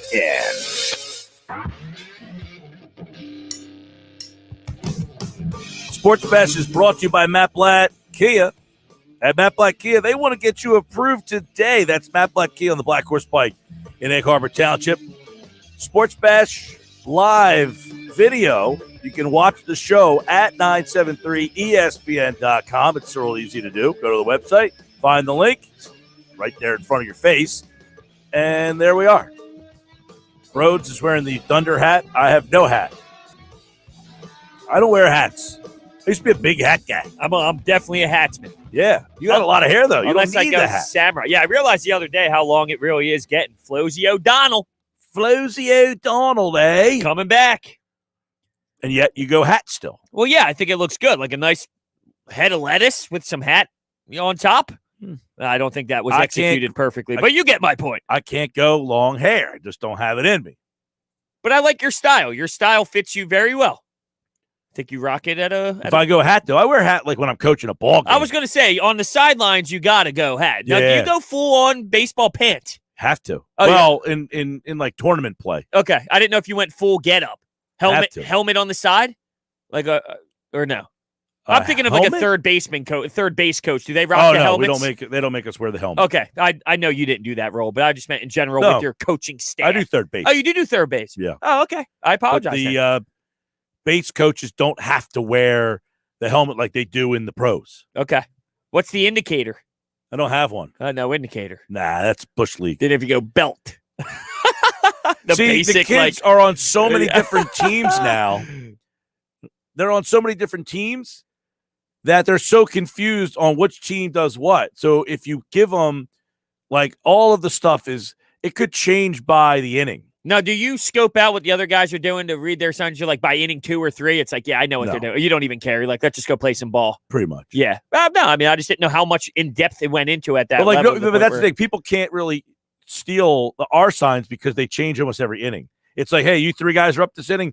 This inning, the steal sign is going to be this letter. Gotcha. This, you 3 guys are up this inning. This inning, the steal sign is now What happens if you bat around, though, and then you're well, I'm not just saying you three, but like, pickle. hey, you're the first three up here. We changed it to this. From Right. This to no, this. it's a smart philosophy. Hell of a coach you are. They call you coach? Or do you demand respect? better. Like, can they call you Mike? No way. No? You gotta force the way. coach on him. It's funny, though, because now that my friends are playing, like, at the higher levels now, like the NHL and all, like, it's always been coach for me. I was always a coach guy. Like, hey, coach. But when you get to that level, like, they call their head coach Tony. Like, if his name's Tony, it's like, hey, Tony, what should I do here? Because, like, at that point, you're 28, 29, 30, you're a professional in the NHL. But I always thought that was weird because they're the coach. You got to go first name on them, though, at one point, once you kind of grow up a bit. Yeah. That always threw me off. Joe Show, watch it on YouTube. Do you think LeBron should have been ejected last night? I do not. No. I don't even think he should have been really called for a flagrant. Yeah, I think you're a little bit on the other side there. I thought it was your typical classic 2020 NBA Well, I mean, flagrant. if you're saying by the letter of the law, yeah. I'm saying that's a weak rule. I mean, he didn't extend the elbows. The arms didn't go out. It's not a flagrant. Did you like the Joel Embiid call on the following possession where he elbowed Anthony Davis when he was trying to take it to the basket? It was like the next play. Awful. Yeah, awful. I tweeted out, I said, those two calls, the NBA should be ashamed of themselves. Well, that wasn't even, we've seen way worse in this league get caught a flagrant than those two. Sadly. I'm not proud of That's what I'm saying. that. They should be ashamed of themselves. Horrible. All right, what else we got I'm here? just thinking the fact that we're accustomed to that and it's not even that big of a reaction just shows where we are in terms of how we feel about the officiating in general. Broad should sponsor for Head and Shoulders. He's up there with Troy Polamalu for best hair. Always loved Jeff Pone and Pookie. One of my favorites. I used to go a little not Head and Shoulders, a little mane and tail. What was it, the horse shampoo? I rock that in college. Yeah, of course. Now, I like the Joe Show. He usually has a lot of good interaction, but this one I can't endorse. I mean, is this Billy Schwein running this account? I don't think so. I don't think Billy Schwein even knows how to run the internet. They should have offered Dawkins a position as defensive coordinator. Why does everyone assume that Brian Dawkins would be a good defensive coordinator? I have no idea. He has been out of the league for how many years? He's never coached before, ever. What would make anybody think he wants to be the defensive coordinator, number one, and number two, be good at it? But like if these guys who everybody always brings up, Seth Joyner, that's what I was going to say. Anybody who's in the media who used to play, they would be the best coach. They're not coaches for a reason. They don't want to do it, number one. Number two, it's not like someone's banging down their door saying, man, you're giving great commentary. You're hitting all the right points. You need to be out here on the field with us. You got to coach. No. Brian Dawkins doesn't want to coach, and he wouldn't be a great coach. He might be a great motivational speaker, but what scheme is he running? Well, that's why I get annoyed with the Seth Joyner people, because Seth Joyner was so anti-Schwartz that people who were anti-Schwartz just ate it up. Because when you hear Seth Joyner speak, he go, oh, you can't run this here. You got to run this there. Yeah, well, guess what? When you run what you want to run, there's going to be holes in other areas. And those holes are going to get demolished. And then the people who wanted Seth Joyner is going to be freaking out that, well, he never does this and he never covers this. So just because you were going to do something other than Jim Schwartz in a specific scenario in a game, it doesn't mean it's the answer just because it's an alternative to what Schwartz did. Because there's plenty of philosophies that are against what Jim Schwartz does, but those defenses have other holes as well that gets abused by the opponent. So I never understood the Seth Joyner love over Schwartz. I think it's just because it's anyone other than Jim Schwartz. No, Seth Joyner played for Buddy Ryan. It's ridiculous. That's why. It's ridiculous. If you played on those Buddy teams, you can walk on water. They never won one stinking playoff Yeah, I was going to say, what did they win? I say it all the time. The fans like Buddy more than they like Andy. That's wild. Buddy was horrible. He was a horrible head coach. He was very good. They had very good defenses. But he was a horrible head coach. Their offenses were horrific. We should hate Buddy Ryan. He was terrible. If they had an actual head coach, they might have actually won something with the talent that they had. But he didn't give our – when we called Buddy Ryan, had him on the show one time, very nice guy, by the way, he was out washing his horse. That horse had more offensive knowledge than Buddy Ryan did. He didn't care about the offense at all. And those teams were good enough to win, but their offenses were so primitive. we should hate Buddy Ryan. Instead, the Eagles fans think he can walk on water because he had a defense that was really good. And guess what? They came up small when they needed them the most. Yeah, you're not wrong about that. The Andy Reid nonsense is just crazy. I mean, there's still people out there who think Andy Reid is still bad, and the only reason why he's winning is because he has Pat Mahomes. And it's just like, it's not the case. You're so uneducated if you think the only reason why Andy Reid is successful is because Pat Mahomes. Do you see these play designs? Do you see his coaching tree? Do you see everything surrounding Andy Reid? Yeah, it took him a while to get the job done and to complete it. But guess what? He could possibly, if him and Mahomes go on this stretch, similar to what the not Tampa Bay, Tom Brady and the New England Patriots did, you might be able to put him down as one of the best coaches ever in the history of the game in top 2 conversations. I had on my list yesterday to talk to Jason Fitz about, has Andy Reid passed Bill Belichick? I think the answer is yes. Now, there's a difference between being the best coach of all time and then being the winningest coach of all time. You want to know Buddy Ryan, by the way, to sum it all up? Yeah, let me know. 0-3 in the playoffs. Even Rich Kotite won a playoff game here. He was 1-1, and Ray Rhodes won a playoff game here. Buddy Ryan, damn it. Philly guy. Football guy. We didn't grow up in Philly. I know, but I'm just saying the personality that people relate to. Tough guy. Well, Football he guy. had the whole thing with the Cowboys. He kind of brought back the liveliness of that rivalry, and that's why people like the Cowboy rivalry more than the Giant rivalry, because Buddy Ryan brought it all back. That's another reason I think Buddy Ryan. Why? Because he brought back a rivalry? No, because he made these morons out there think that the Cowboys rivalry is bigger than it actually is. Should be the Giants first, the Cowboys somewhere else. But because Buddy brought the whole Cowboys thing up, everybody sniffed Buddy's ass and was like he was the greatest because they played defense back then. Their offense sucked. It pisses me off thinking about how bad their offenses were. Randall Cunningham running around. They had a coach who had no idea what to do with them. They put him in on third downs. Hey, Jaworski, come on off the field. Let's put this guy in. We should do a 4-hour show where every Buddy Ryan lover calls in and just gets to talk to you for 2 to 3 minutes. So we can kind of just get a nice reaction. They do every day. Oh, we should have Seth Joyner coach the defense. We should have Brian Dawkins. But I just want nonstop Buddy Ryan calls just to see how you'd react. And we have 3 minutes of it right now. Not calls, just bringing it up, and your face is turning red. No, of course. Topic? No, of course I have. That's part of this business. We both have done that before, but I'm kind of liking this reaction a bit. I thought that would be a good, fun show. I'd love it. I'd sit here, put my feet up, drink a nice cup of coffee. I'd just enjoy it. I'd enjoy the show. I'm sure people could get you rattled a bit. All because somebody said they should have offered Dawkins the position. Yeah, see, that's the thing. He wasn't even brought up. You brought this upon yourself, this little blood boil you just gave us. Somebody posted it. But no, they mentioned Dawkins. Yeah. You went off into it. You brought up it yourself a little bit. You know, nobody ever, somebody just said, I'm a Jim Johnson guy. I was just going to say, no one ever wanted Jim Johnson to be the head coach. That's interesting. Yeah, you're not wrong. You know, it was never like, they need to fire Andy Reid and make Jim Johnson the head coach.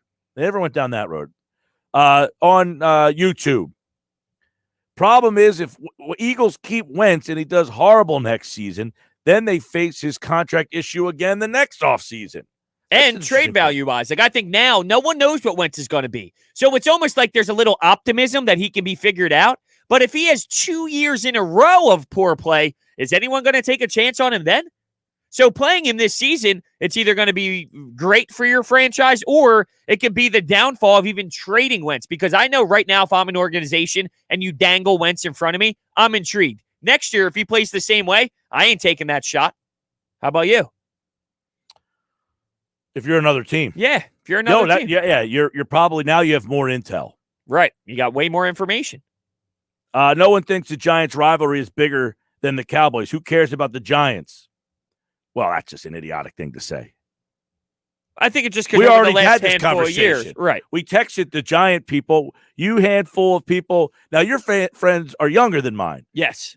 My buddies said Giants, Eagles. Well, it's funny, though, because the day of Week 17, when they thought the Giants got screwed, they were switching it all around and saying, like, oh, now I hate the Eagles. And they resurfaced the conversation because of that moment that we screwed them out of a playoff spot. Air quotes. Well, that's a stupid reason. I agree. My friends now, are this stupid. guy says, I wasn't alive with Buddy Ryan coaching, but I despised the Cowboys. Well, that's because you can't think for yourself. You only despise the Cowboys because that's what you were told to do. I fall in that category. I'm falling in that moronic category that you are putting these people into. Yeah, most and people, I acknowledge that. If I asked that kid who says, I wasn't alive with Buddy Ryan, if I said, why do you despise the Cowboys? He would not know an answer other than, well, that's just what you do. Sure, and that would be my answer. If you ask me, why do I hate the Cowboys? I was born into it. Born into hating the Cowboys. And who taught you that? I guess my family, just growing up, you hate the Cowboys. Just the society, what we live around. Philadelphia, the city, South Jersey. Well, just what we live around. The Giants, they're right there. Half the state, right there. But they like the Giants, and down here we don't. But you got to blame because it wasn't, my parents were not like diehard, insane sports fans. They're just your casual, hey, it's Sunday, let's throw it on the TV kind of thing. So it's really the city of Philadelphia that taught me to hate the Dallas Cowboys, not so much specifically my family. So we got to blame the city for They're coming not this smart way. either. Fair point. Jeff Bone and Pookie on YouTube is watching. Jim Johnson's defense. We need that swagger back. Here's a problem with Jim Johnson's defense. They came up small in the playoffs, too. You know who's didn't? I guess I can't say Schwartz with that Super Bowl, but Schwartz. Star Trooper Buddy Ryan built some great defenses. That's what he says. He did.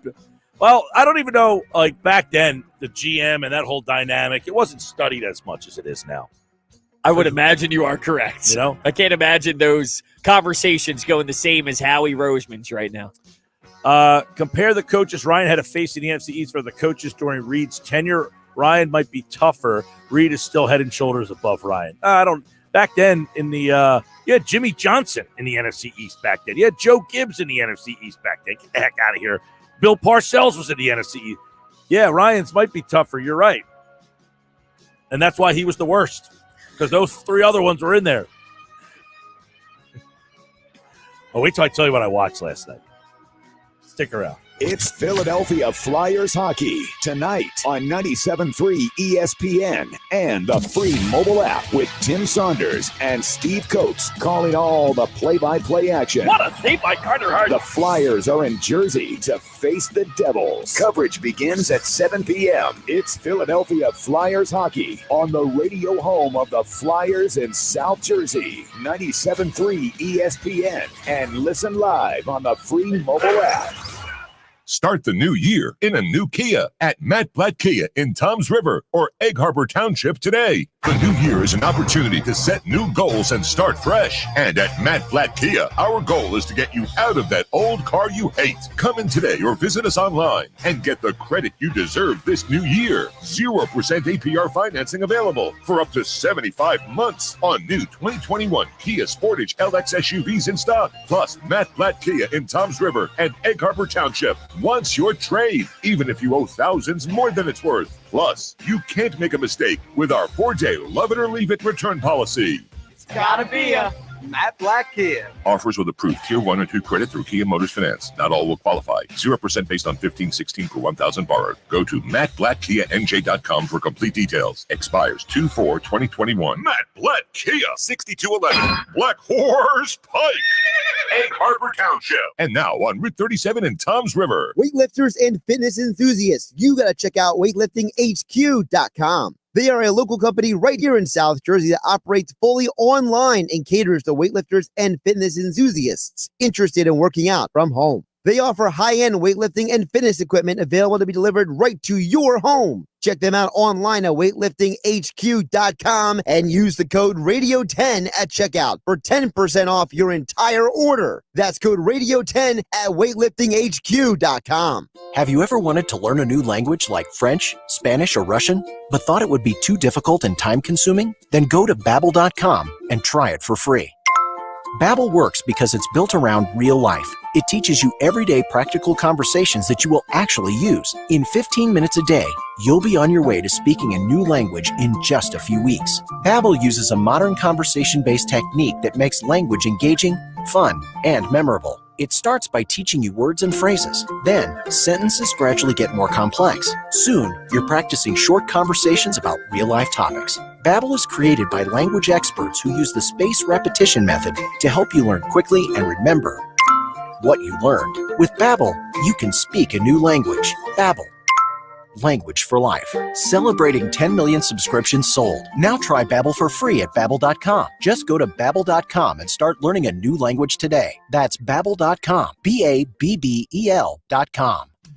Do you crave the thrill of success and all the opportunities that come with it? Are you an ambitious professional who seeks an exciting career opportunity with unlimited earning potential? Are your achievements most rewarding when they also benefit others? If so, then you may have what it takes to join South Jersey's leading radio and online marketing sales team at Town Square Media. Discover your passion for advertising sales and earn a guaranteed salary while you learn. Leverage newfound skills in integrated marketing campaign design and help local businesses recover and grow in the coming year. With commission gains and hands-on training, your income grows right alongside your skill set, so you'll never be making less than what you're worth. Call Michael Rubel, Market President, at 609-910-5249 to schedule an interview. Kick off a challenging but fulfilling career in advertising sales with Town Square Media, Atlantic City. Positions are competitive and won't be available long. Call 609-910-5249. Town Square Media is an equal opportunity employer. There's only one original stuffed crust, and it's only from Pizza Hut. The only place that gives you up to 3 toppings on your original stuffed crust for just $11.99. Order yours online at pizzahut.com. Ask or click for limited time offer. Extra charge for more toppings and extra cheese. Exclusions apply. The Sports Bash with Mike Gill and Brodes on 97.3 ESPN, the free mobile app. And now you can watch the show live on Facebook, YouTube, and Twitter at 97.3ESPN.com.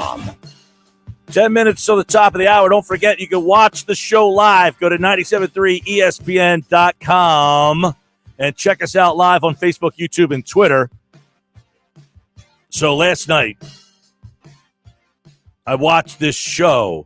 Essentially, so they have like the 600-pound life, and they watch those people. They did a whole hour on this one guy who was the 900-pound man. Whoa.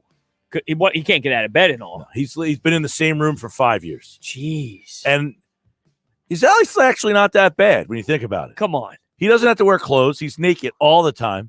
Come on. His wife gives him a shower every day. She gives him food every day. You think this is a pleasant place to live right now? A great existence. You're not right. Now, we talked about these shows are like the Hallmark Channel. Yeah. This one wasn't. Oh, it didn't end well? Ricky did not make it. No way. Passed away. I said it to my girlfriend. She said, "Do you think this is going to be a Hallmark Channel?" I said, "He's not making it." How old was he? 36, 900 pounds. At what point? I don't know how it gets to this point, but how do you get to that level? I don't know. I mean, I'm not one to talk. I'm a bigger guy as myself, but I don't know. He said he was into drugs, and then he got off the drugs, and when he got off the drugs, he started to pour on the weight, and then, your wife starts enabling, they just feed you, and the next thing you know, I don't know, you must have something in your metabolism that's off that to let you get to that size, but yeah, my fiance right now is crushing because she was watching it on normal cable, and I was like, man, you're really watching this a lot. Then I walk up, and the TV is on Hulu, paused, on my 600-pound life. So she went from just a casual TV when it's on watcher to I'm now binge watching this show. And it's like, come on, we can't be doing this. I get an alert on my phone now that'll be like, hey, because I guess I have YouTube TV. So Google must get my viewing habits and be like, hey, this is what's on right now. I look down, it's like my 600-pound life. So she's watching it. No.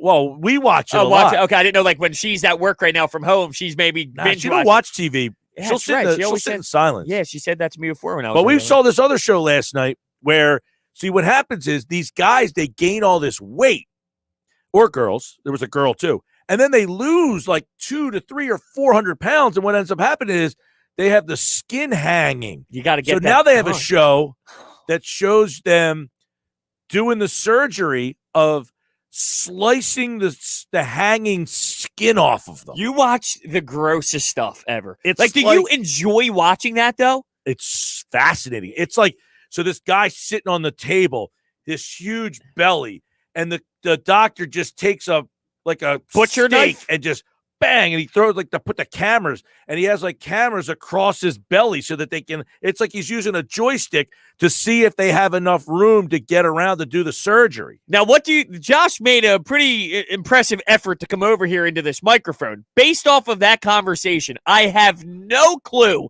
what Josh is about to say. I just want to know what is considered a little bit more outside the norm. Is it the reality stuff that Mike watches that you consider disgusting, or the fact that almost everything I watch that's not a movie or a sport is comic book stuff? Huh.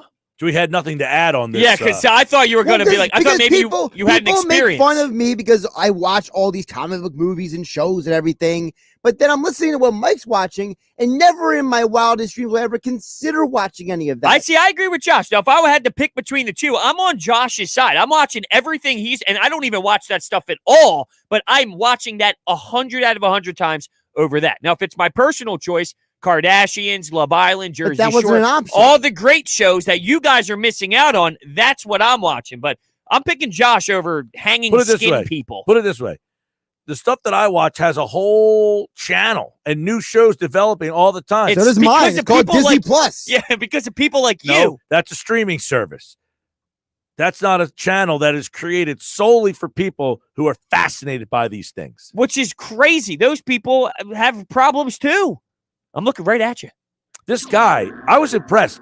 He was 580 pounds. 580 he weighed. And when he went back to the doctor 1 year later, he was like 220. But he had so much skin hanging. I wonder if he uses Poshmark to buy his clothes, baby. He said he was wearing a 7X shirt, and now he's down to a 1X shirt. Is his next shirt going to be my feet, that feet show? Yeah, after that, his feet's going to hurt him. That show's not bad. Come on. You watch that over the Flyers games.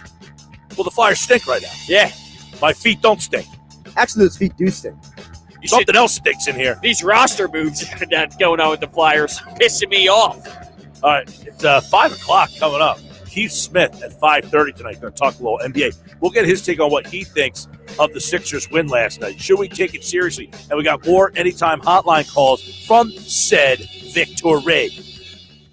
It's Sixers basketball tomorrow on 97.3 ESPN with the voice of the 76ers, Tom McGinnis, calling all the exciting play-by-play action. Three-ball by Tobias is good. Oh, baby, like manna from heaven, Tobias Harris. The Sixers are in Minnesota to face the T-Wolves. Coverage begins at 8 p.m. Philadelphia 76ers basketball on your radio home of the Sixers in South Jersey, 97.3 ESPN. Stop the countdown. It's not a new year we're celebrating. It's an all-new Matt Blatt Nissan. Yes, you heard right. Matt Blatt Nissan is now open on the Black Horse Pike in Egg Harbor Township, next to Home Depot, and online at mattblattnissan.com. Help us celebrate when you get out of that old car, truck, or SUV and into a brand new Nissan with the Matt Blatt Nissan Fast Track Checkout. Available online at mattblattnissan.com. Our non-touch delivery and electronic paperwork ensures your safety comes first. Plus, Matt Blatt Nissan wants your trade. Bring it in today and help us celebrate the all-new Matt Blatt Nissan on the Black Horse Pike in Egg Harbor Township, or visit us online. We want to help with your credit approval. And don't forget, with Matt Blatt, you can't make a mistake with our 4-day love it or leave it return policy. Celebrate the all-new Matt Blatt Nissan online at mattblattnissan.com. Credit may affect terms. Negative equity will be refinanced with the new vehicle. Get all the details at mattblattnissan.com. Let's get it on at Matt Blatt Nissan on the Black Horse Pike, Egg Harbor Township. Oh yeah, it's on at Matt Blatt Nissan. A message from your neighbors and friends at First Bank. We've been serving residents. Our commitment to you remains strong. Whether it's using our drive-through services, bank by phone, the First Bank mobile app, or online banking, we're staying strong with you. Be safe and be secure. First Bank, here for you. Member FDIC, Equal Housing Lender. Pros bring something extra to every job. Now at the Home Depot, they also get something extra. Pro Extra, our free loyalty program built for pros just like you. Members earn perks with every dollar spent, like Pro Extra Dollars, a tool rental credit, and more. New members get $20 off their next in-store purchase of $200 or more just for signing up.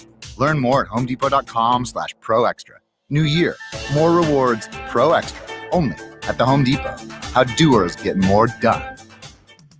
Do you crave the thrill of success and all the opportunities that come with it? Are you an ambitious professional who seeks an exciting career opportunity with unlimited earning potential? Are your achievements most rewarding when they also benefit others? If so, then you may have what it takes to join South Jersey's leading radio and online marketing sales team at Town Square Media. Discover your passion for advertising sales and earn a guaranteed salary while you learn. Leverage newfound skills in integrated marketing campaign design and help local businesses recover and grow in the coming year. With commissioned gains and hands-on training, your income grows right alongside your skill set, so you'll never be making less than what you're worth. Call Michael Rubel, Market President, at 609-910-5249 to schedule an interview. Kick off a challenging but fulfilling career in advertising sales with Town Square Media, Atlantic City. Positions are competitive and won't be available long. Call 609-910-5249. Town Square Media is an equal opportunity employer.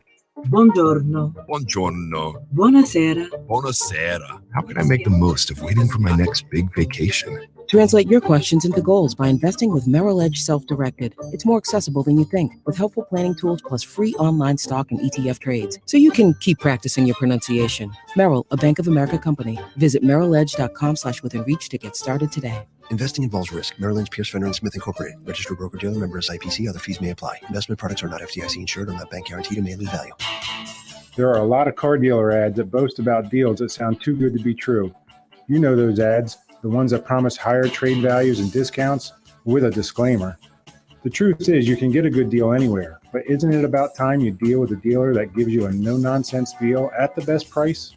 At Gentilini Motors, we've built a reputation for taking care of our community and treating customers like family for 65 years, because treating the customer right always ensures the best deal. I'm Paul Gentilini, and I assure you, no other dealer in South Jersey beats our deals.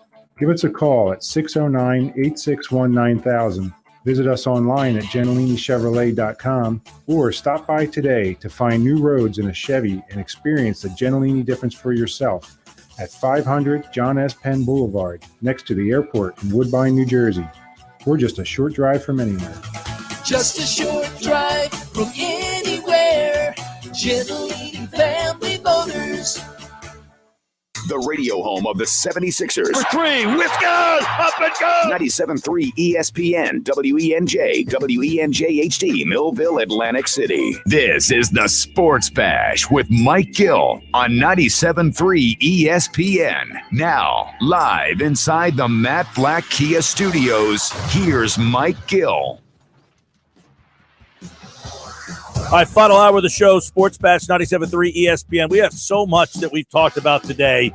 We didn't talk about the Flyers who play tonight, by the way. You can listen to that game on 97.3 ESPN. They'll play the Devils. I'm imagining Durso will be on game night tonight. Yes, he will. 6:20 tonight. Kevin Durso previews Flyers-Devils. And you can hear that action right here with Tim Saunders and Steve Coates on 97.3 ESPN. Can I just get a little frustration out just real quick? Do it. I can't. This is where we're at defensively, just so you know, just for the people to know.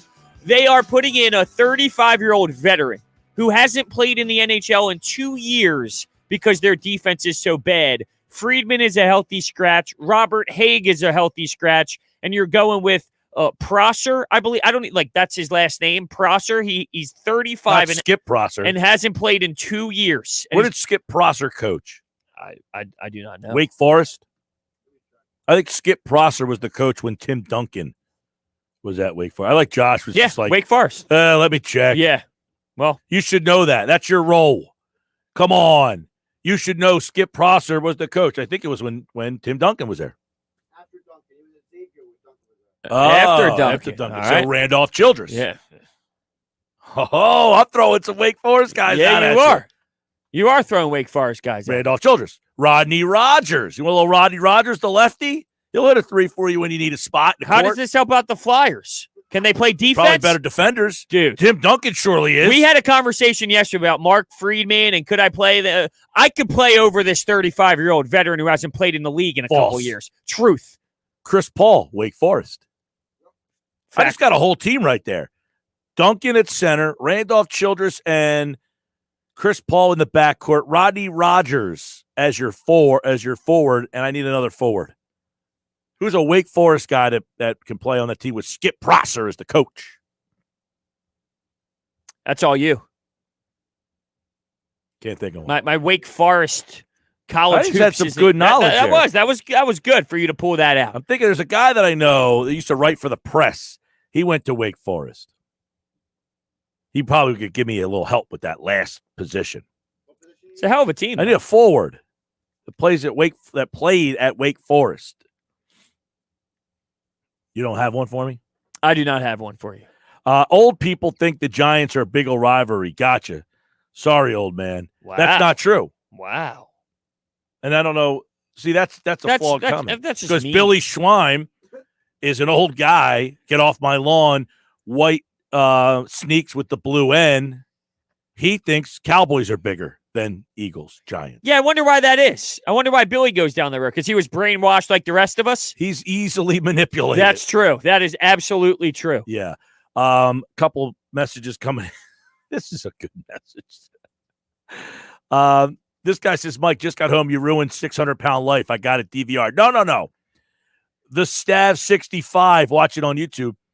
I didn't say my 600-pound life. I watched the 900-pound man. He had like his own special. By the way, Kyle Davis watching on Facebook. Josh Howard for Wake Forward. Yes. Played a couple of years ago. You got OK Boomer. I got an OK Boomer from Mint Diggity. I think I lean with Mint. I always like Mint. Dude, I'm way more hip than the Boomer crowd. Huh, that's interesting. I don't know. I don't know if you're fully aware. Internally you might think so, but I've seen that closet. I've seen those white ends. No. Yeah. Don't never. lie to the people. I came over. He said, Brodes, I'm having a party. I came over. You were at the grill. You had the white ends, and you had like Barry Manilow playing on the speaker. The blue end. What did I say? White ends. Oh, yeah. The white shoes you with don't the even blue. know what to No, call I them. do. There's also the Nike version. By the way, it's a nice little Stitch Fix. Oh, yeah? Is that the one that you – see, it's fun. So when you get clothes, do you then wear it like the next day? I got this box a couple days ago. So you let it sit Well, in the because closet with for the a little. Stitch Fix, what you have to do is you pick which ones you want to keep, and then the ones you don't want to keep, they send you a thing, and you package it and send it back to them. So I didn't go through the stuff that I wanted to because some stuff I was kind of in between, like, do I want this? And so I got to try it on and let my girl, do you like the way this looks? You know what I mean? Yeah. So this has been sitting there for a couple days. Okay, because normally when I buy something, I'm probably wearing it like the next day. I'm just excited to put it on. Nice little hood. That is a nice hood. I'm a big fan of the hood. I rock some of those. And it has a good length to it. It's not a hood that Cowboys, because I despise Jerry Jones. I don't really have a hatred towards the guy. It doesn't bother me. I think he's. I like the fact that he's their owner because they can continue to be a dumpster. Yeah, I think he's I think he's like a coward, but I don't care about him. He doesn't make my blood boil. He's just kind of there. Yeah, he's just whatever. Right. All right, what else we got here? A lot of text messages. 600-pound life is horribly fascinating. That's how people kind of approach it. It's so out there. It's so obnoxious. These people got to such a crazy point in their lives that it intrigues people. Now, this guy makes the best point. I don't know why I didn't think of it myself, but I give him credit. What is worse than 600-pound life or my feet are killing me or whatever Josh is watching is a Canucks Sharks game from 2011. No, you're missing out. That's a great game. Are you kidding me? In San Jose? With that type of crowd? Stop. What's that place called? The Drunk Tank? No, that's the Shark Tank. I mean, I was going to say, isn't that something that's like a part of the vet? Regarding rivals, I think the Eagles-Giants were always the bigger rivalry, but the recent Eagles domination over past years made it one-sided. The Cowboys, I feel, are just hate it more due to fans and the amount of Dallas fans in the Northeast. Yeah, that's what it comes down to. It just comes down to we hate the people because you're so flawed mentally. You're flawed. Your thought process is flawed on why you like the Cowboys, so that pisses us off. I mean, I didn't mean to go back down this road, but there's a lot of Giant fans that live in this area too. But at least that makes sense, though, because whether you're from South Jersey, you're an hour and a half away from New York, you can at least justify it. I'm a Dallas Cowboys fan because my mom bought me a locker when I was 6 and then gave me a sticker. I mean, grow up. So that's why we get frustrated, because you're a loser. Why do you like the Cowboys? Another one on the YouTube channel. Rivalry just can't stand Cowboys fans. It's more of a fan-to-fan rivalry than an on-field rivalry. Do we even have a team rivalry? You see these guys after the game going out for a drink after. I feel even with my Giants friends that are fans of like the New York teams, we don't have that pure like fight back and forth on a Sunday. Maybe that's just because the Giants haven't been that relevant over the last handful of years. But with the Cowboys fans, it's nonstop. Every time you see them, it's constant battle, constant going back and forth. I don't know if you have that same back and forth reaction with Giants fans. McPherson Photography is watching on YouTube and says the Eagles-Dallas Cowboys rivalry is the best. It's because Dallas is treated like the Yankees, but they can't back up the greatness. They've talked about nonstop like they're the greatest team ever. See, I get the whole concept of why. The point I'm making is the Eagles fans should not validate that the Cowboys are not the Yankees. Yeah. We're validating that what they want. They want to be thought of in the same. Right. It's like we're giving them the power. If we didn't give them the power to feel that way, we're fueling it. We're pouring gas on the fire, essentially. That's right. Yeah. But there's no way of stopping us. You talk about how irrational don't we like all the are. Giants. Yeah. I can't do that. I hate the Cowboys. What? I just hate them. The Giants. I hate them. I hate the Cowboys. The Giants are. They are the natural rivalry due to geographics. I would agree with you on that. They are a fan base that is somewhat arrogant. If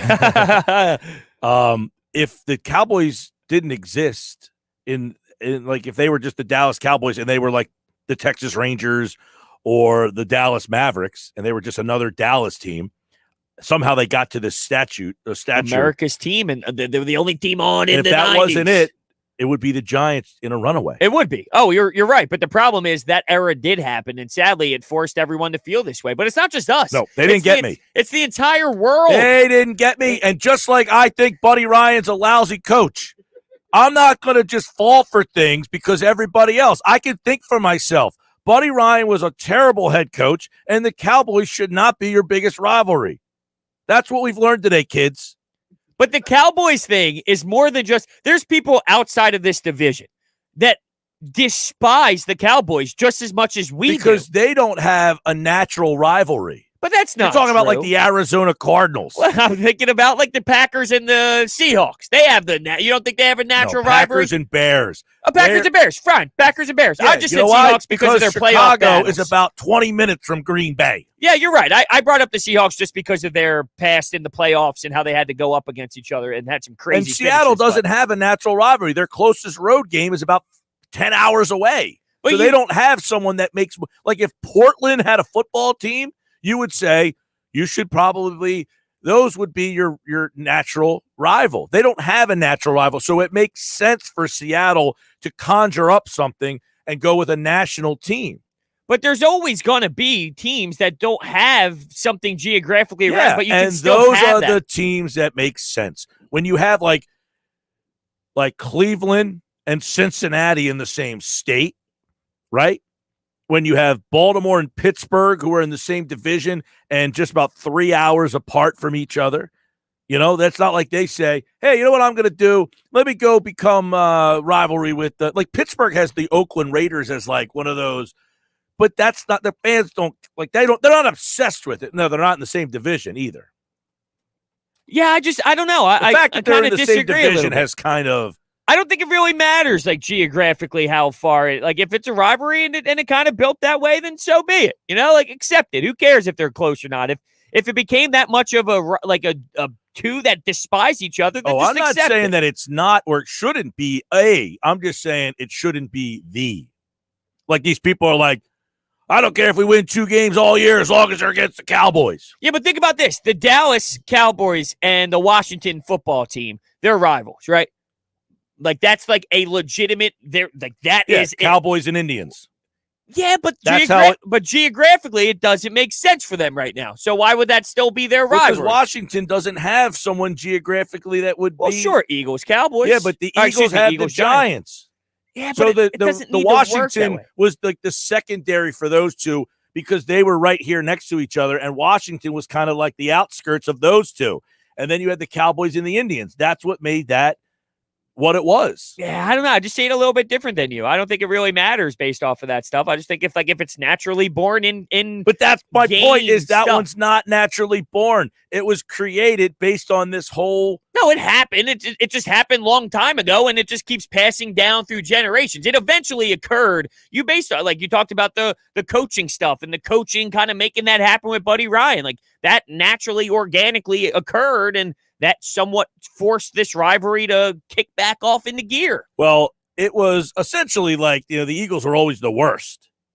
Yeah, they were. And the Cowboys at that time were, they had won all those Super Bowls in the 70s. So in the division, they were kind of the team that had the history. So it was like the Eagles. This is why I think the Eagles kind of got into it, is that they kind of got envious of the fact that the Cowboys were winning all the time. And I hate building a rivalry based on smelling someone else's success. Yeah, but it's once like you're basically envious of this team that you don't have no reason to be envious of other than the fact, they won. But isn't that just sports? So, like, there's a big cycle of this. Like, there's the Penguins, for example. They destroyed the Flyers forever. Now it seems like the Flyers are going to get the upper hand on the Penguins. And then and then down the road, the Penguins are going to come back on the Flyers. And then like, that's just rivalry. You're going to have your ups and downs in your battle. Yeah, but and that happens with every team. The reason why the Flyers and Penguins isn't they beat you, you beat them, back and forth, this and that. It's because they're in the same state.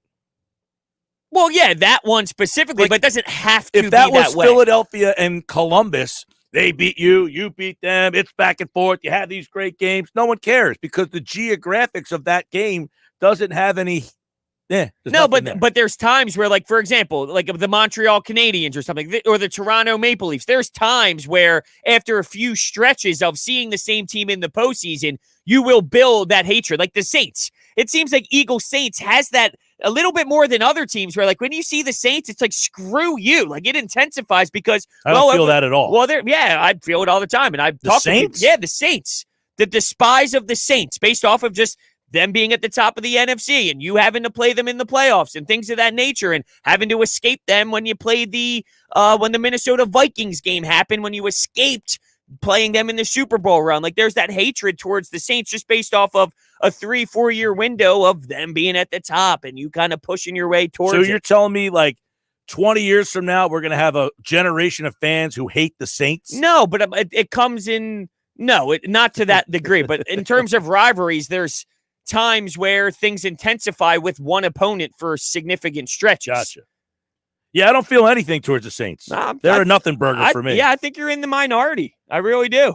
That should be a question. Do you hate the Saints? Yeah, absolutely. Do you hate the Saints? And Brody's 4 friends can't be on that text list. That's fine. That's fine. We won't allow I've never heard one person ever say, I hate the Saints. I'm surprised by that. Never. I really am. Yeah. Yeah, it's a hot item for sure. Hate the Saints. Hate the face. Hate Sean Payton. Yeah, not a fan of anything that the Saints do.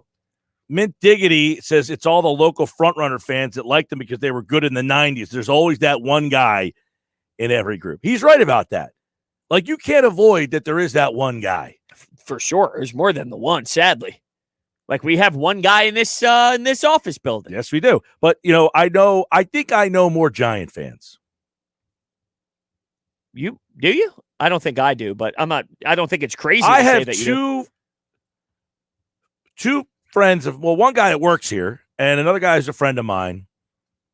I know of other other Cowboys fans. I wouldn't say they're like in my everyday circle of friends. Acquaintances. I definitely think I know more Giants fans or quote, like, would be friends with more Giant fans.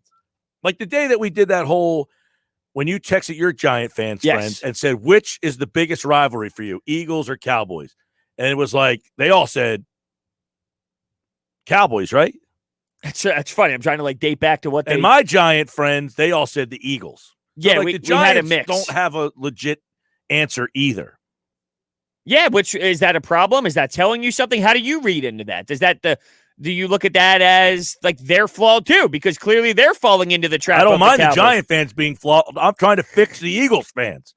Let them have problems. To want to emulate them is our problem. If we're following the same path of the Giants, then we are now the Giants. Well, maybe they're following us, though. Maybe they want to be like the Eagles because of their recent success. So maybe the Giants fans are following the Eagles fans. Oh, this is crazy. This is not the way that it should be. 609-403-0973. And the rivalry is the best. My Eagles fan husband and I are at the game every year, and it's awesome. See, if you can have fun with it, that's good.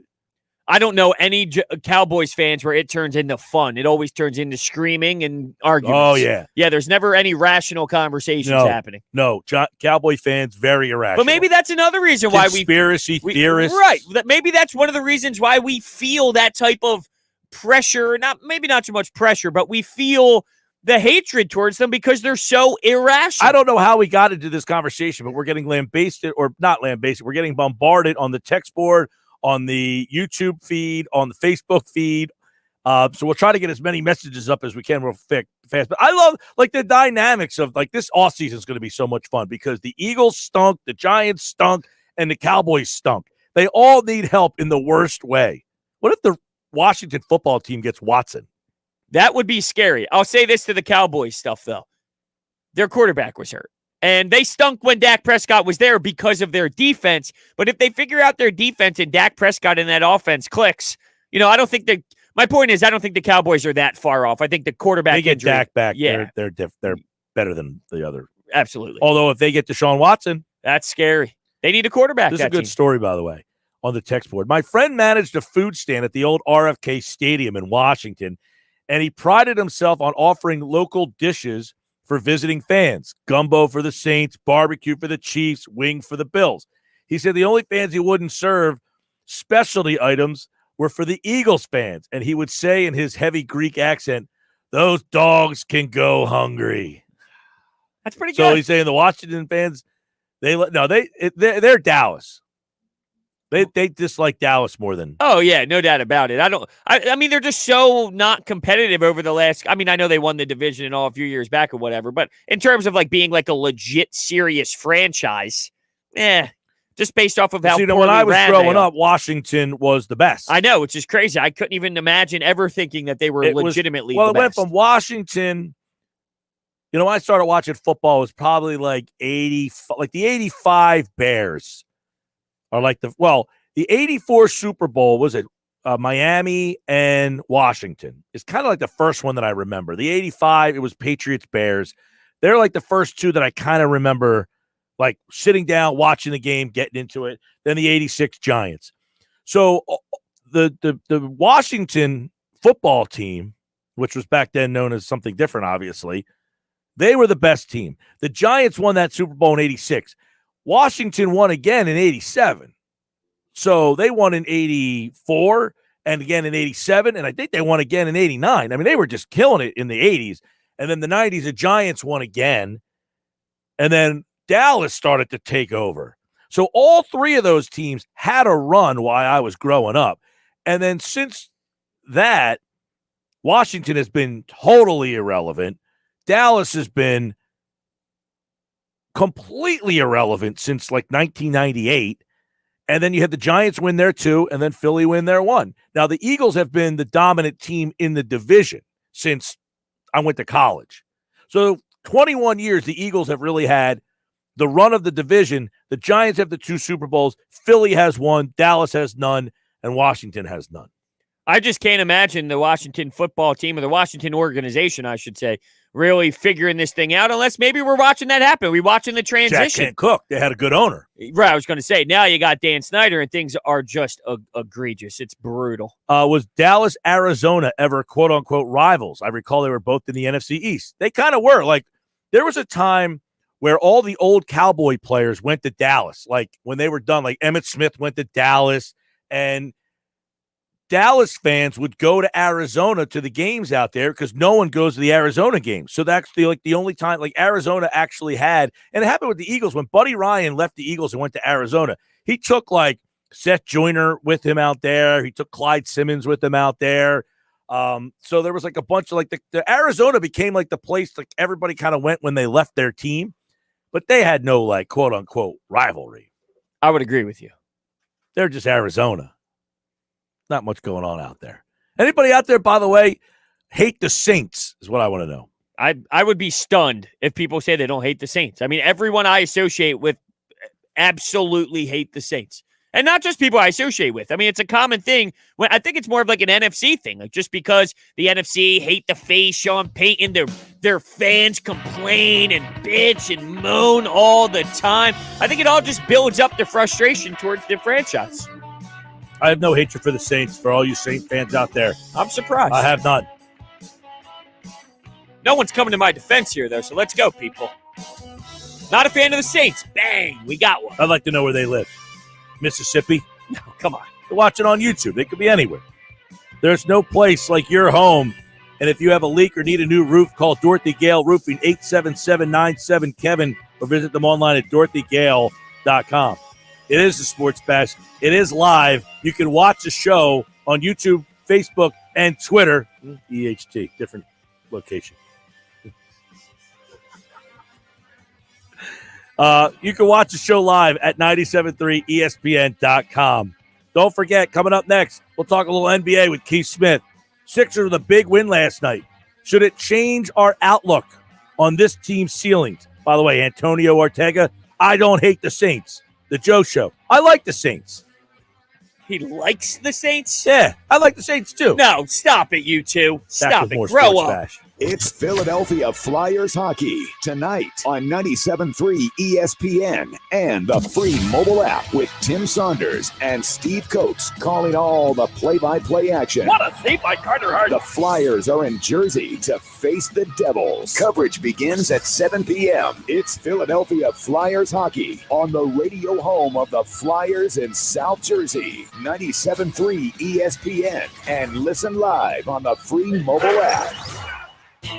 Are you tired of car dealer ads that boast about deals that sound too good to be true just to find out they can't live up to the promise? That's why we've been saying for so many years that it's worth it to take the short drive to Woodbine. At Gentilini Ford, we've built a reputation for taking care of our community and treating customers like family for 65 years with the best deals, real value, and no empty promises. I'm Paul Gentilini, and I assure you no other dealer in South Jersey beats our deals. We've been built Ford proud since 1955 as South Jersey's longest-standing Ford dealer for a reason.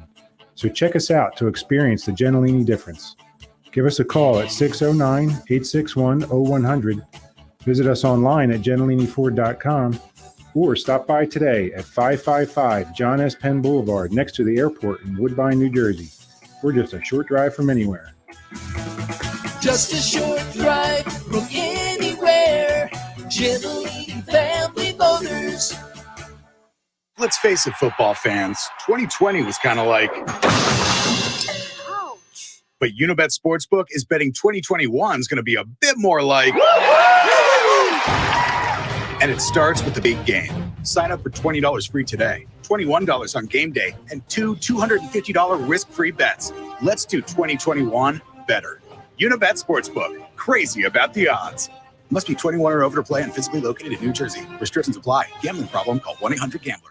Finding great candidates to hire can be like, well, trying to find a needle in a haystack. Sure, you can post your job to some job board, but then all you can do is hope the right person comes along, which is why you should try ZipRecruiter for free at ZipRecruiter.com/news. ZipRecruiter doesn't depend on candidates finding you. It finds them for you. Its powerful technology identifies people with the right experience and actively invites them to apply to your job. You get qualified candidates fast. So while other companies might deliver a lot of hay, ZipRecruiter finds you what you're looking for. The needle in the haystack. See why 4 out of 5 employers who post a job in ZipRecruiter get a quality candidate within the first day. ZipRecruiter, the smartest way to hire. And now you can try ZipRecruiter for free. That's right, free at ZipRecruiter.com/free. That's ZipRecruiter.com/free. ZipRecruiter.com/free. Buying some pretzel sticks? Excuse me? This is your wake-up call from Truck Phone Wireless. Okay. What if you didn't eat all those pretzel sticks by the end of the month, so this store took them back? Good luck. That's how some wireless companies are with your data, but TracFone Wireless gives you unlimited carryover data with active service, so you keep what you pay for. Plans start at $20 a month. Wow, that's cool. Sir, are you bothering the customers? Yeah, hang on. This is your wake-up call, people. TracFone Wireless. Now you're in control. Available at major retailers. See terms and conditions at TracFone.com. When you support your local small businesses, it helps keep your neighbors employed, helps kids save for college, and strengthens your community. And Town Square Media South Jersey puts local businesses in the spotlight. Ambient Comfort Heating and Cooling Professionals. AmbientComfortNJ.com. Filling Marble and Tile Outlet, Philadelphia Avenue and Route 30 in Egg Harbor City. FillingMarble.com. Dennisville Fence, serving you since 1952. Be the envy of your neighborhood. Comfort Now by Bob McAllister. Improve the comfort in your home. Call 609-400-1005 and ask about discounts and rebate incentives. Visit IWantComfortNow.com. East Coast Roofing, Siding and Windows. Services all of South Jersey. If you call, they'll show up. Call East Coast today at 609-646-1444. Online at eastcoastroofing.com. Thank you for supporting your local businesses. From Town Square Media South Jersey. The Sports Bash with Mike Gill and Brodes on 97.3 ESPN, the free mobile app. And now you can watch the show live on Facebook, YouTube, and Twitter at 97.3ESPN.com. Yeah, don't forget, go to our website, watch the show live. You can see what's going on because Brodes has the Thunder hat on today. Last time you wore the Thunder hat, you got hit hard, but Keith Smith got the Patriots hat, and that's not allowed in this video circle. Not here, not now. Keith Smith, NBA writer, Yahoo Sports NBA, set to join us here. Sixers win last night. An impressive win, Keith Smith, but I'll ask you, does it do anything? It's a regular season win. Like we like to say here, it's a Tuesday night in February. You're not really win, lose, but was that different? Was the Sixers win last night different for them? What's funny is I think the win was kind of just, well, let's see, prove it to us when it really matters. That's what I think the win did. Had they lost, though, because that would have been a real blown opportunity, I think it would have been a lot worse than the win is good, if that makes sense. Because I just think it would have been one of those collapses where it just would have been completely falling apart and not good at all. So I think they did, well, and I think there's just going to be a lot of people who are going to look at this team and say, I've seen this movie before. Are we going to get a different ending this time around or not? Yeah, I know they have had some big wins over the years. They beat Golden State on the road. They beat the Lakers. So they have won big games in their past. So I kind of agree with you there. But maybe the how they won the game last night. Tobias Harris taking the big shot, hitting it, playing with confidence. The way that last kind of play went, we've seen in the past them look lost in late game situations. So was that something that revealed something about them? Yeah, I think that was good. I think seeing him, what he's really done all year, he in a lot of ways deserves to take that shot because that's the tough part with Joel Embiid. He is so great, but that can be a difficult spot for any big man to create something. Jokic is a little bit different because he's such a good ball handler, but Embiid, it's a little hard for him. So I think what becomes important there is that you have somebody else who you can get that ball in their hands and they're going to create a good look.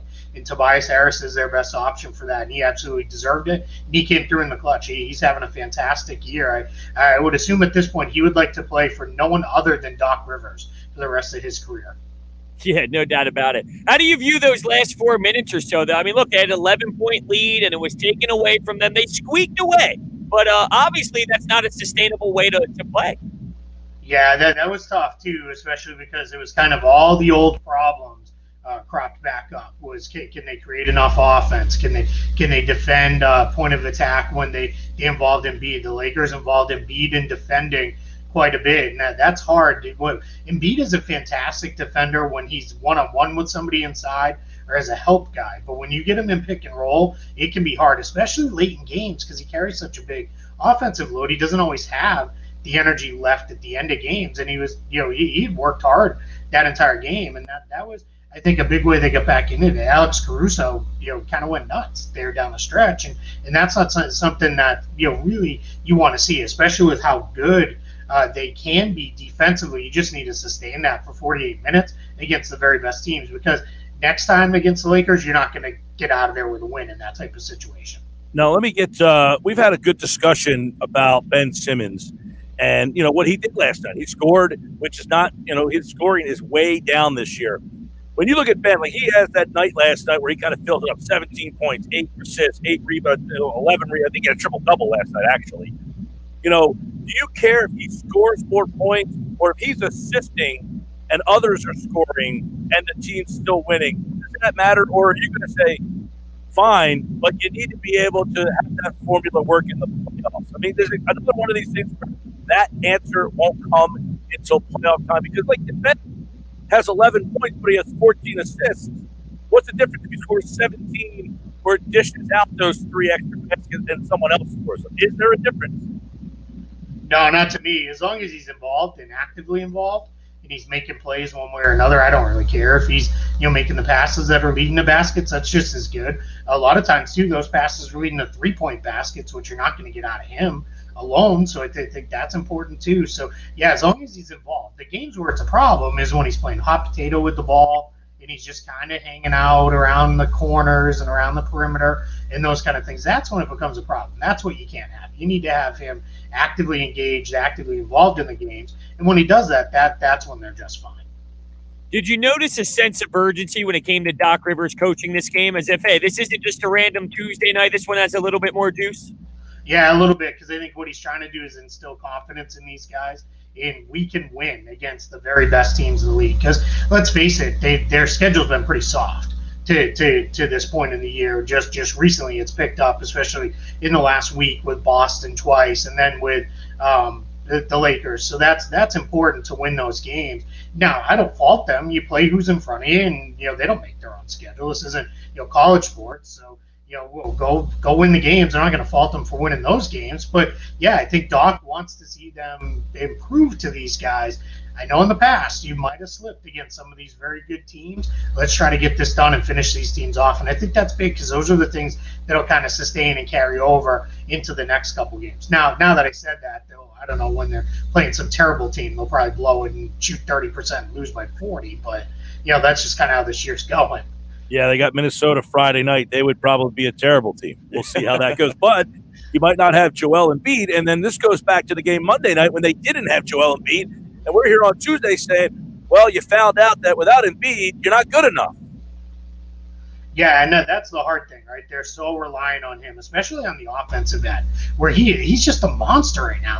Nobody can do anything with him. Marc Gasol defends him as good as anybody does in the league, and he gave him a little bit of trouble, but not anything that seemed too hard for Embiid. So yeah, well, when he's going the way he is, he's impossible to stop. But the problem is, it seems like every game he still tends to pick up 2 or 3 dumb fouls, puts himself on the bench. It's those fouls when he's 40 feet from the basket, either setting a screen or pressing up on somebody defensively for who knows what reason. Those are the ones that kill you. So those are the ones you got to get figured out if you get those out of there, because then you can be on the floor even longer, and that's going to be more important. But right now, I mean, they're firing on all cylinders, so that's nitpicky stuff. Yeah, a hot discussion today was actually LeBron James and that flagrant one. A lot of Sixers fans not happy. Now, Gill and I both agree that it was not that bad. I want to get your thoughts on it. I mean, look, in the rules of the game, yeah, flagrant one, but I thought people made it seem as if it was a little bit more aggressive than what actually went down. Yeah, I saw some people on Twitter. It was like, throw LeBron out of the league. He should never play again, and stuff like that. And then I think Doc Rivers, came out after and was like, those were just fouls when I played. Now there's a little bit of that. It was everything was harder back in the day, for these guys than it was for anybody else, playing now. But yeah, I think flagrant one was absolutely the right call. I don't have any problem with that call at all. I don't think there was anything more than that.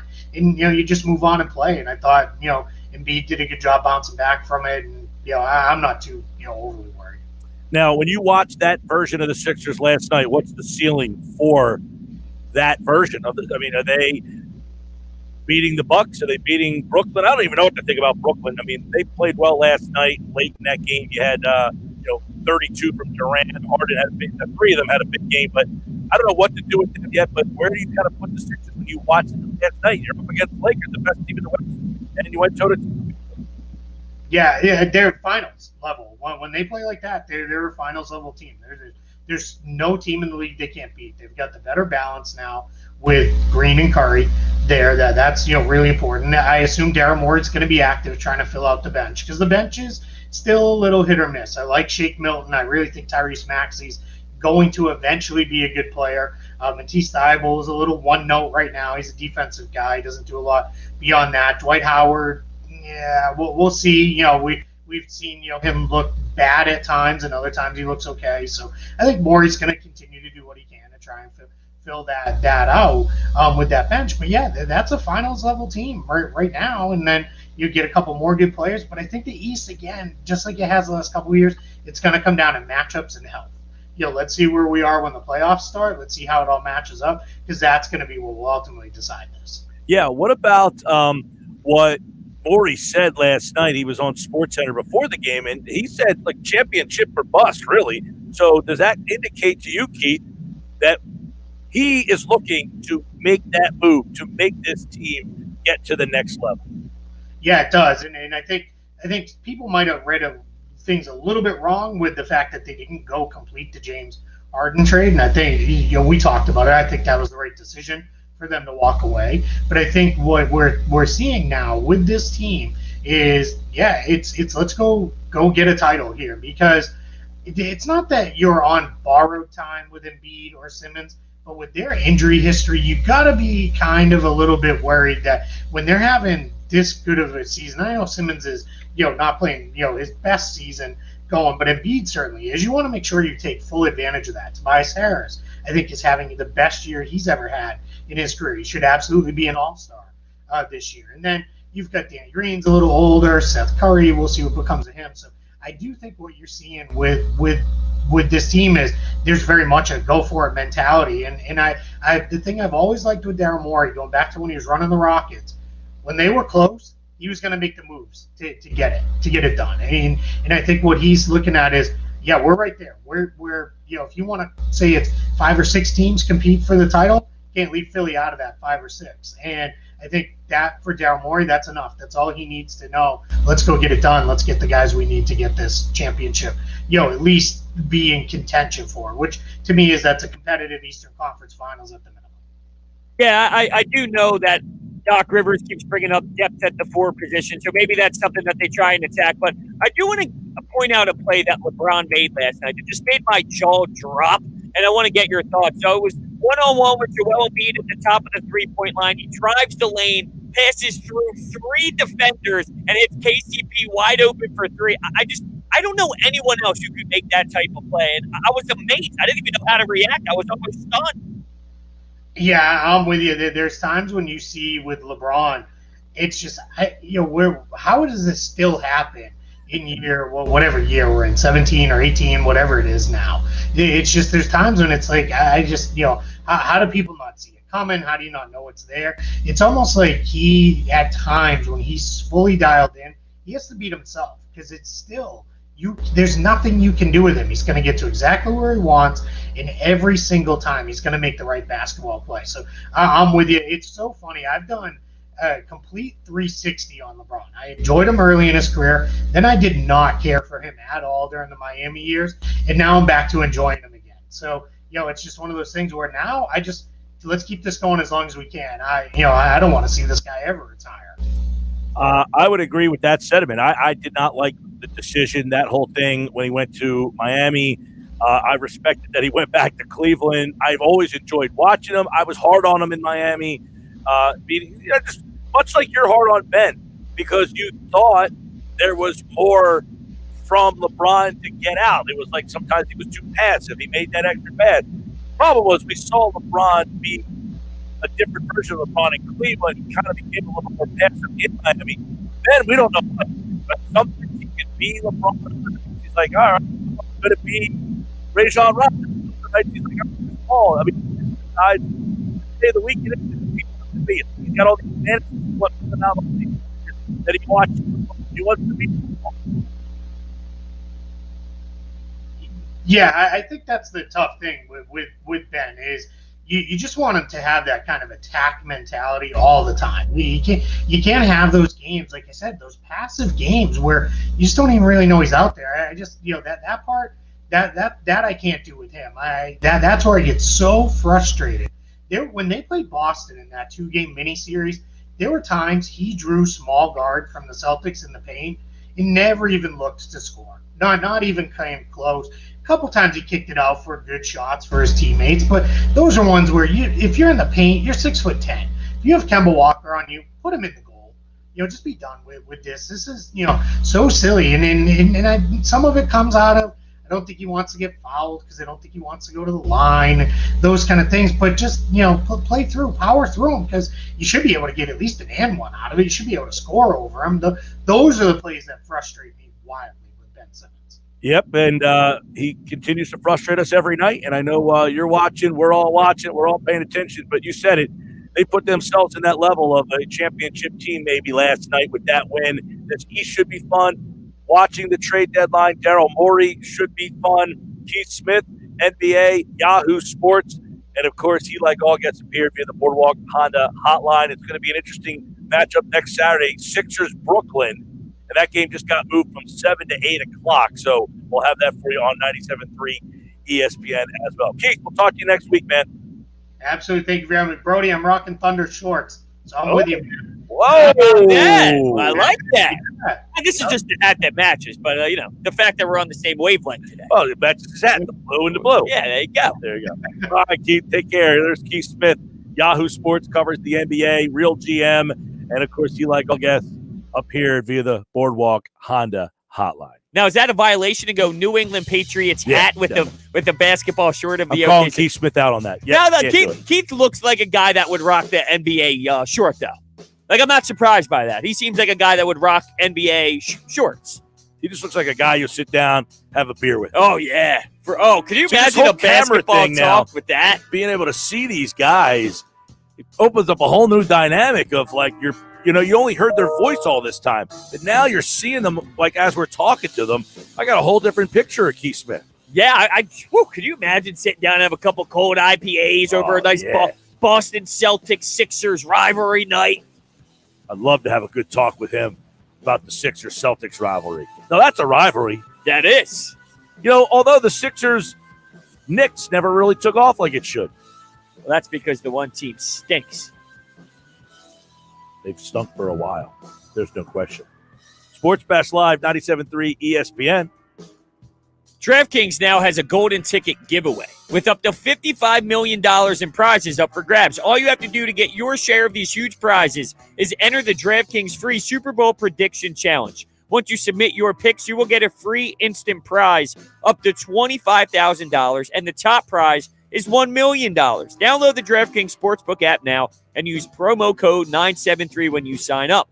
Must be 21 or older, New Jersey only. Gambling problem, call 1-800-GAMBLER. All right, coming up at 6:20 tonight, game night, it's Kevin Durso talking with Josh Henning, previewing Flyers Devils, and you can listen to that game right here on 97.3 ESPN, your home for Flyers hockey. And don't forget, you can listen to Flyers hockey on the free mobile app powered by First Bank of Sea Isle. It's Sixers basketball tomorrow on 97.3 ESPN with the voice of the 76ers, Tom McGinnis, calling all the exciting play-by-play action. Free ball by Tobias is good. Oh, baby, like manna from heaven, Tobias Harris. The Sixers are in Minnesota to face the T-Wolves. Coverage begins at 8 p.m. Philadelphia 76ers basketball on your radio home of the Sixers in South Jersey, 97.3 ESPN. Stop the countdown. It's not a new year we're celebrating. It's an all-new Matt Blatt Nissan. Yes, you heard right. Matt Blatt Nissan is now open on the Black Horse Pike in Egg Harbor Township, next to Home Depot, and online at mattblattnissan.com. Help us celebrate when you get out of that old car, truck, or SUV and into a brand new Nissan with the Matt Blatt Nissan Fast Track Checkout. Available online at mattblattnissan.com. Our non-touch delivery and electronic paperwork ensures your safety comes first.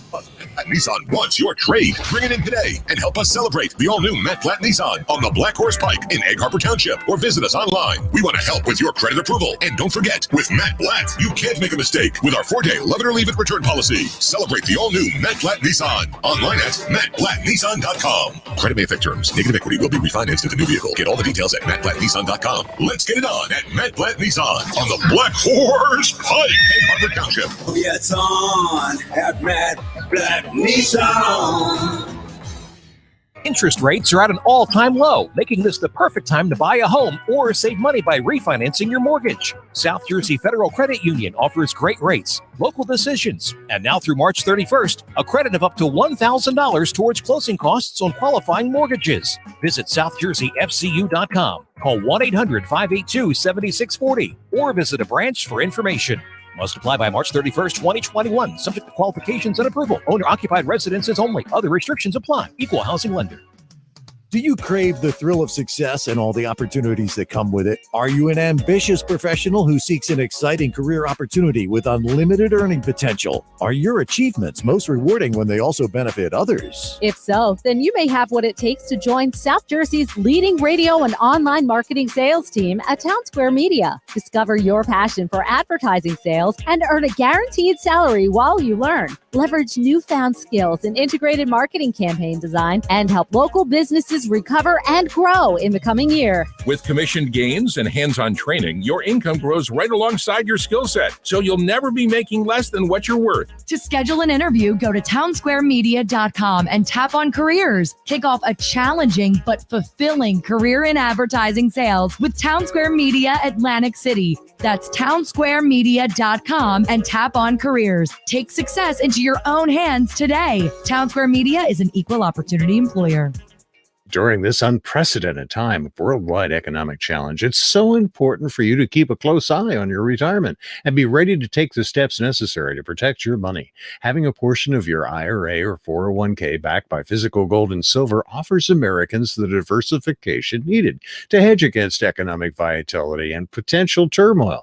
When the financial markets plummet again, savvy retirement savers will be those with the foresight to safeguard with genuine stores of value, like physical gold and silver, which in the past have soared during periods of misery for the rest of the economy.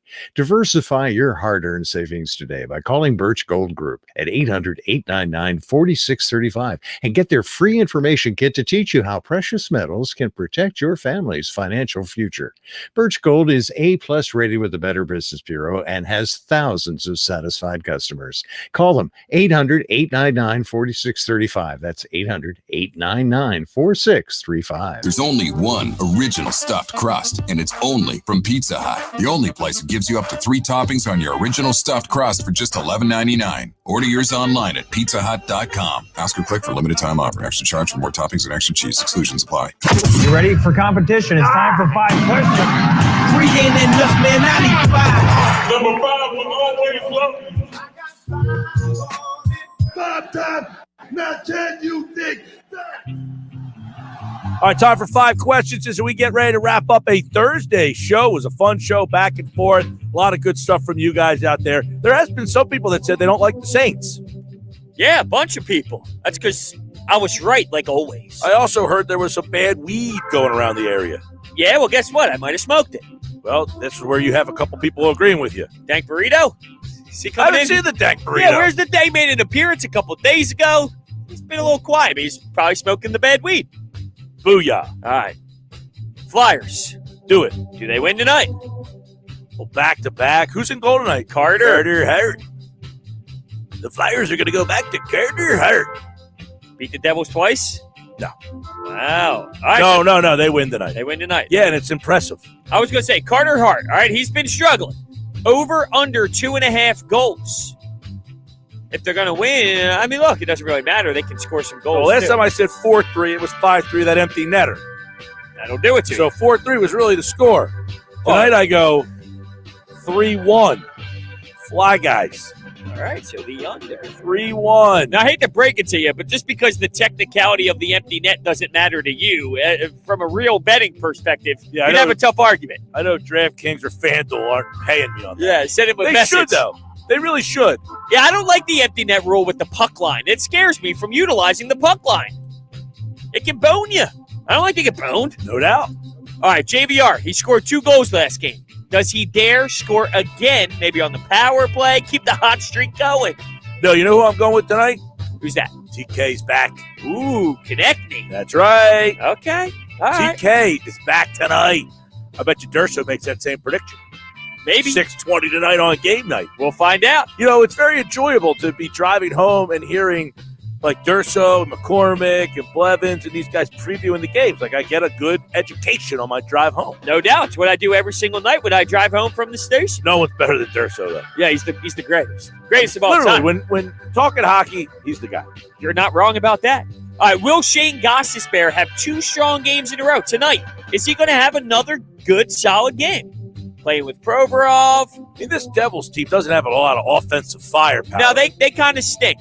They're better than they were last year, but who's going to go for them tonight? I think it's that one. Because I think they had an injury, and Wedgwood, I think it is. Wedgwood's playing again. All right, this is a good no, I think Gostisbehere is, you know, you pair him with Provorov, it's almost like you got to pick your game up next to him. Because I think he might slash you with his stick if you don't. Or it just comes right across your throat. Yeah, okay. That won't happen. Take the fiberglass and stick it right up to your... No, but when you play with someone... Carl Spackler in Caddyshack. That's not how it's going to go down. Like you think that's going to go down? Yes, I know. Puts the hoe up to the guy's neck. On your Is it because he's Russian, Provorov? Is that why you feel like maybe it would go down that way? No, he means business. He does mean business. And Gostisbehere sometimes doesn't. No, you're not wrong about that. He needs that. someone next to him that means business. All right, fair point. All right, so he has a good game. Gulungala. That's what Provorov would tell Gostisbehere. All right, what's the last question here? What the hell do you expect out of Nick Sirianni tomorrow? Oh, I'm really looking forward to this. I expect him to see all the people on that Zoom screen and get up and walk out. Can you imagine? We have to do a whole nother search? Oh, man. I expect him to be highly impressive. I think people are going to be like, I like this guy. He's going to do the whole Rocky. He's going to throw that reference. Will we do a What's Dan the over-under Campbell on Rocky? I don't know. Will we do a Dan Campbell on us? No. Take out the D's. When he walks in, you're going to be like, this guy lived in Indianapolis too long with that outfit. He's going to have a very Midwestern, although he is Italiano. Flannel? He might have a plaid jacket. He had the other day, a plaid jacket. I saw that. Are you a fan of the elbows? No. That's like wearing a turtleneck. Oh, jeez. Put it on your pick stitch. What do you call that thing? Stitch Fix. Yeah, there you go. And if anybody wants to join, let me know. I'll send you an invite for $100 off your first order. What? You didn't tell me that. $25 for you off your first What? order. Hey, game night's up next. Kevin Durso previews Flyers Devils at 6:20. Tomorrow on Compass Media Network's coverage of NCAA basketball. It's a heavyweight showdown in the Big Ten as the Illinois Fighting Illini host the Iowa Hawkeyes. Hi, this is Jeff Biggs. Join Bill Rosinski, Doug Gottlieb, and myself for all the action as National Player of the Year candidate Luka Garza and the Hawkeyes look for a tough road victory over Ayo Dosunmu and the Fighting Illini. It's Illinois and Iowa. If it's NCAA basketball, it's right here. The college basketball season continues. Coverage begins after Sixers basketball. The success of Janet's meal prep business is keeping her from keeping up with customer appetites. Paleo Prep Meals, this is Janet. Yep, you just reheat. But we actually have a wait list currently. Oh, can you hold on one sec? She needs to hire. I need Indeed. Indeed, you do. The moment you sponsor a job on Indeed, you get a short list of quality candidates from our resume database. Indeed delivers 2.5 times more hires than the other branded job sites combined, according to Breezy HR 2019. Visit Indeed.com/credit and get a $75 credit for your first job post. Terms and conditions apply. For DIY projects, you know the Home Depot's always in your corner. Now with our mobile app, it can also be in the palm of your hand. With digital tools like image search, snap a picture of something. It'll recognize it and serve up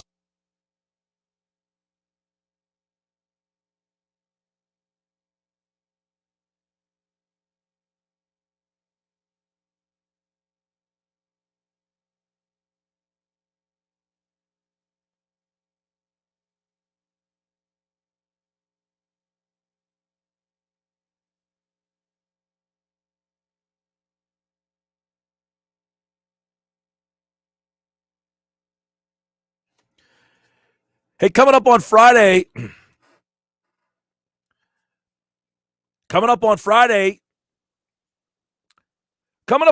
new Eagles head coach Nick Sirianni speaks. We'll review what he has to say. Sal Palantonio at 3 o'clock.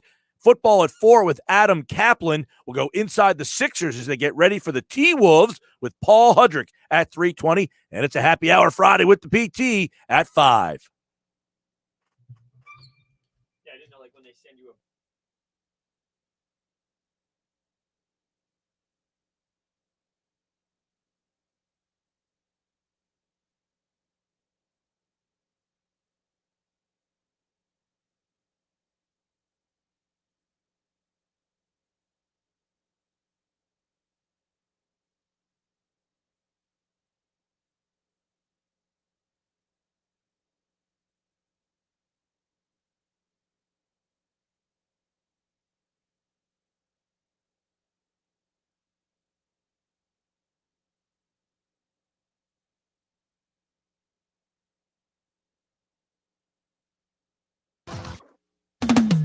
Get in the zone, AutoZone. Welcome to AutoZone. What are you working on?